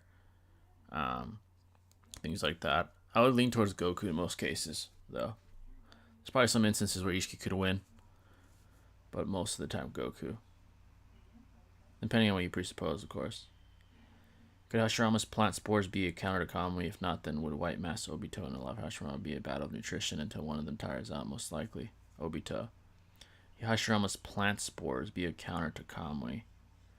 That's a good point, because theoretically, if if Obito Kamui's himself and there's spores in the air, it might follow him into the dimension. Those spores, respective spores, may follow him. So that's a good point. Yep. It could be. Could be. And he has to breathe as well. He Yeah, cannot just stop breathing. Yeah, and he can't stop breathing. Kamui doesn't allow that. It just allows him to go to different dimensions. So that's a good point. I think it would be a problem. He would have to... Obito would have to hold his breath and exit the area, the radius of effect of spores. If it's like a large, vast radius and he can't exit, then maybe he does inhale them and then he gets poisoned. If it isn't a counter, then yeah, it'd be a battle of attrition and Hashirama would win that. Obito has the best mix-up besides Itachi when it comes to MS abilities. Obito had literal teleportation. If Minato couldn't counter the Sharingan, he would have lost him. I mean, abilities vary between Sharingan users. I mean, Tsukiyomi is pretty potent. Amaterasu's potent. Bro, this is guy, my sit right now, Jay, saying that Inoki scales to Madara. Like, get the fuck out of here. That's why he was pissing his pants when he saw him. Literally, bro. He's over here saying, well, like, Inoki was able to dodge attacks from Madara. I'm like, bro, you know damn well that motherfucker was holding back. The whole time, what the fuck? And like the whole time, like, are you fucking kidding me? You know that. Come on now. And he's like holding back Madara's stuff out. I'm like, that doesn't scale anywhere, bro. We have no idea what that power is. It could just be literally to the Kage's power of him holding back. What because he's trying to have, like, you know, a fair match, basically. He's just fucking around with them and literally experimenting with them. He's trying to engage their power. It's literally what he tells Zetsu, you know, just to have fun and shit. It's fucking absurd. And then when they're talking shit after he's severely holding back, he's like, well, you motherfuckers want to talk shit? All right, bet. Let me do some fucking, like, what would he do? Like 10 or fucking 15 clones? No, he did 5 clones. Yeah, he did 5 on 1. So yeah, he had 15 fucking clones and 5 clones fighting each Kage, and then goes Susanoo. And when he asked them, he's like, do you want them to use Susanoo or not, you little fodder ass fucks? Yeah, he's literally letting himself get hit. Man was literally toying with his food, bro. And then when he's finally had enough, like, then he goes full power and goes perfect Susanoo, and they're all just shitting their bed. Like, get the fuck out of here, bro. Yeah, nah. He didn't even need perfect Susanoo. He could have just done that shit by himself. Yeah, like, the fuck. Jigen versus Super Saiyan 2 Gohan Cell games. Enraged Gohan would beat Jigen. Jigen's below Ishiki. So yeah, he would blitz fucking Jigen. Ishiki versus Super Saiyan 1 Vegeta. Probably Ishiki. Vegeta's not that strong compared to like Galaxy Busters and stuff like that, which is where Ishii probably scales around. Ishii versus Super Saiyan 2 Cell games. That's a tough one. Ishii's at full power, max speed, max attributes. It's hard to quantify the difference between those two. If Ishii can survive, he'd win. If the rage starts to wear off, more than likely Gohan gets weaker. Obviously, the speed discrepancy would matter. That would greatly dictate the winner of that. I'd probably lean towards Ishiki. To be clear, Sasuke's left eye is a 6-Tomei Rinnegan. Madara and Orakage's forehead eye is a Rinne Sharingan. Yeah. I mean, technically, you can call Sasuke's a Rinne Sharingan as well. It's a Rinnegan with Tomei. So. But yeah, folks, about 5 more minutes we'll depart. 5 more minutes. Any final questions you folks have? Bro, you want to know what his refutation was to the previous stuff I said? He said, we do know base Madara no EMS can react to Caesium 2 Naruto. What the fuck? How the fuck does that correlate to Inoki? Like, where are you going with even that? This is a guy fucking ratting.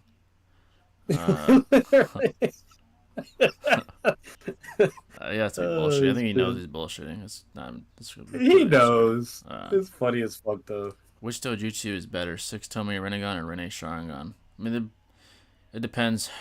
I would say that Jubidara's is probably better than late Warwick Sasuke's Rinne Sharingan. I mean, he was capable of doing the infinite Tsukiyomi, but adult prime Sasuke's Rene Sharingan is probably better than Jubidara's. So it depends. Orochimaru, Mayuri, Kisuke, Yamato, Bulma, Dr. Jiro, Dr. Breeze, Aizen. Yes, I consider Aizen an experimental scientist. Oh yeah, he certainly is. He certainly is. All the experiments he did on the Soul Society members to qualification and all that weird shit he did. Yeah, he's definitely a mad scientist. If anything, though, Aizen's kind of like a combination of Itachi and Orochimaru. Yeah, this pure brilliance and like psychopath. Yeah. Like he's not an idiot like Orochimaru or fodder like him either. That's the difference. Exactly. Who had more ambition, Madara or Orochimaru? Ambition? They both were pretty. Orochimaru gave up quicker. Probably Madara. Yeah. Madara had to die for it to stop him. Madara even acquired fucking to become a 10-tailed Jinchuriki, bro. Yeah. Like you ever see Orochimaru getting to that point? Definitely more. Madara definitely more ambitious. Yeah. Which of these scientists are the most overpowered in terms of accomplishment? I mean, Dr. Jiro's pretty great. Aizen's pretty great. Madara's done so much shit, man. The shit he's created for his respective verse.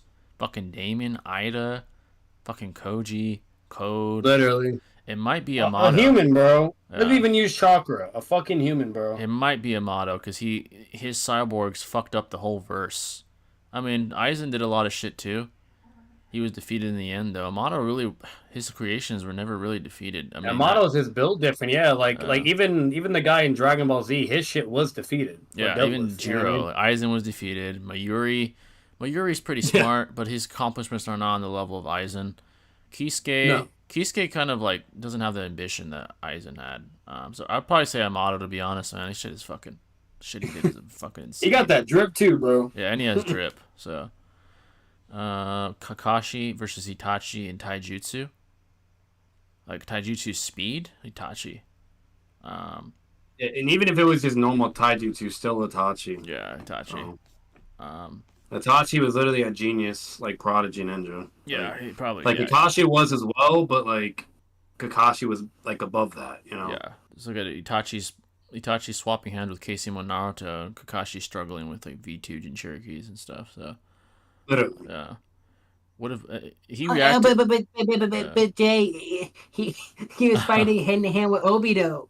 Oh my god! Yeah, they would use that shit. You know, people still use that shit to this day, bro. On my server and everything. Like, oh my god, he was relative to Obito and the Renegade. I'm like, he was holding back, retard. The fuck. He literally let him hit him in the fucking heart. You can even argue he was mentally nerfed too. Yeah, and mentally nerfed. Of, he literally hit him in his fucking heart. He's like, "There's nothing in my heart." He's like, "Because you let me hit you. That's why." Obviously, he's fucking holding back. Like, oh man. What if? Like it's just blatant different. It's blatantly shown. Yeah. He's struggling a goddamn V2. You know what I mean? Casey and Naruto's going blow for blow with fucking Itachi. Like, come on. Literally. Get the fuck out of here. What if Bulma turned herself into an android? She probably would do that to not age. I guess that'd be cool.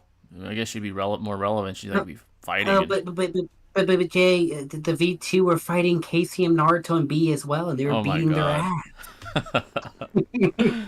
Fucking shit, like trash ass arguments used for. Even though there's plenty of context. You know what I mean? Like, fucking Obito's there, you name it. They're not even at full power anymore, yada yada. They're getting jumped. But yeah, you're right. So ratty. Like, Kakashi outsped Minato. Like, shut the fuck up. Yeah, that bullshit. KCM 2 minutes. Shut the fucking dumbass up. He's fucking dazed the whole time. Get the fuck out of here. That's fucking bullshit. Who is more depraved and malicious at their worst, Orochimaru or Aizen? Probably Orochimaru. At their worst, Orochimaru's pretty fucking sadistic. Who was worse, Cell or Kid Buu? Kid Buu is just a force of nature. He was a hit on, basically. He's a force of nature that fucking, all he wanted was to devour and conquer. Cell was like, and just bully people. Like he was such a savage. Like Cell was just like a cruel little bitch. He was more chill. Yeah, he was more chill. He's like, hey, let's have a tournament. Like he was more chill, but and that too. Yeah, like he was just having fun competing. Boo, he was just he didn't give a fuck. He was just devouring. Yeah, it was like Jigen and Madara in savagery all literally. Over again. That's the comparison between Boo and Cell. Yeah, like Cell was like a little polite. Kid Buu is like just eating shit. That's all he was. Literally. Or summoning a big ass pink ball of energy with fucking chocolate in his finger, like, I'm gonna fucking kill you. Yeah, that's all. He was just like a fucking asshole. Yeah, literally. Literally. Who had more hatred, Or Sasuke? beating his chest after beating someone's ass. Like Oh a my monkey. god. Yeah, literally, that's the shit he was fucking doing. Who had more hatred, Sasuke or Madara? Sasuke. Madara didn't really have hate, I'd say. Who had more hate? No. Who had more hate toward Danzo, Itachi, or Sasuke? Oh, Sasuke, bro. Especially after all, Itachi all died. of Madara's hatred mainly developed during the wars and as a kid, you name it, yada yada. But the moment he and also during like the whole like village and Uchiha shit. Yeah. But the moment he was defeated by Hashirama, it humbled him. Yeah. It basically humbled him in a way, and he realized like he's not going to be able to, you know, acquire things with just hatred and power alone. That he's going to have to strategize and plan and do things smartly. And then that's what he literally does. And he literally, kid you not, fucking waits years, bro. Like that motherfucker is old as fuck. Literally. And then finally enforces his plan and manipulates Obito and goes like that motherfucker was so desperate. You know what I mean? He wasn't even trying to use the power of hatred and that. No, he's like, you know what, fuck it. I'll keep my power. It is what it is. I'm just gonna plan this shit out now. Like fuck this shit. I can't beat Hashirama, so let me just do it another way. And that's literally what he does. So like when it comes to hatred, he let that shit go a long time ago. Yeah, he did. To be honest, it was more just about the like plan. the only person he really would still have anything really remotely would be still against like Tobirama. Yeah, like Tobirama. Yeah, that's like the closest he has to hate, basically. Let's see. Yeah, Amato got it. But people are sleeping on Bull Machine with the time machine. Yeah, that's a good feat. That's a good feat. For sure. Six got mad about that. I saw it in a tweet. Like, someone was saying that too, like, Bulma doing all the shit she did, and then Six was like, you clearly didn't watch Dragon Ball. And I was like, wait, I thought she did make that shit, though. So I don't know. Six apparently doesn't agree with that. So I don't know. I forgot about the shit about Bulma, honestly. Yeah. Sasuke had way more hatred than Madara to me. Yeah, easily. But yeah, folks, I think that's where we're going to wrap the show up today. Very good stream. JJK heavy. Now that I'm caught up, I'm going to stay on it. You know, be on the JJK grind. Videos will come soon for JJK. Has to be done. Absolutely. I'm gonna be reading the manga tonight. Yeah. I'm definitely literally going to make a Gojo is not a fraud video just to pay respects to the GOAT. Definitely gotta do that. Yeah. I have to do that. I've seen too much disrespect on social media. Him getting shit talked, called a fucking fraud. The author getting death threats. Like, this shit has to stop. So I'm gonna definitely try to do my part. Hope you guys enjoyed, folks. Make sure to leave a like if you haven't already. It's greatly appreciated. Make sure to hit that like button. Hopefully we have the full squad soon in time. We'll let you guys know. But we'll see you next time. We'll see you next time. Been a bit. Yes, sir. We'll see you next time, folks. Peace.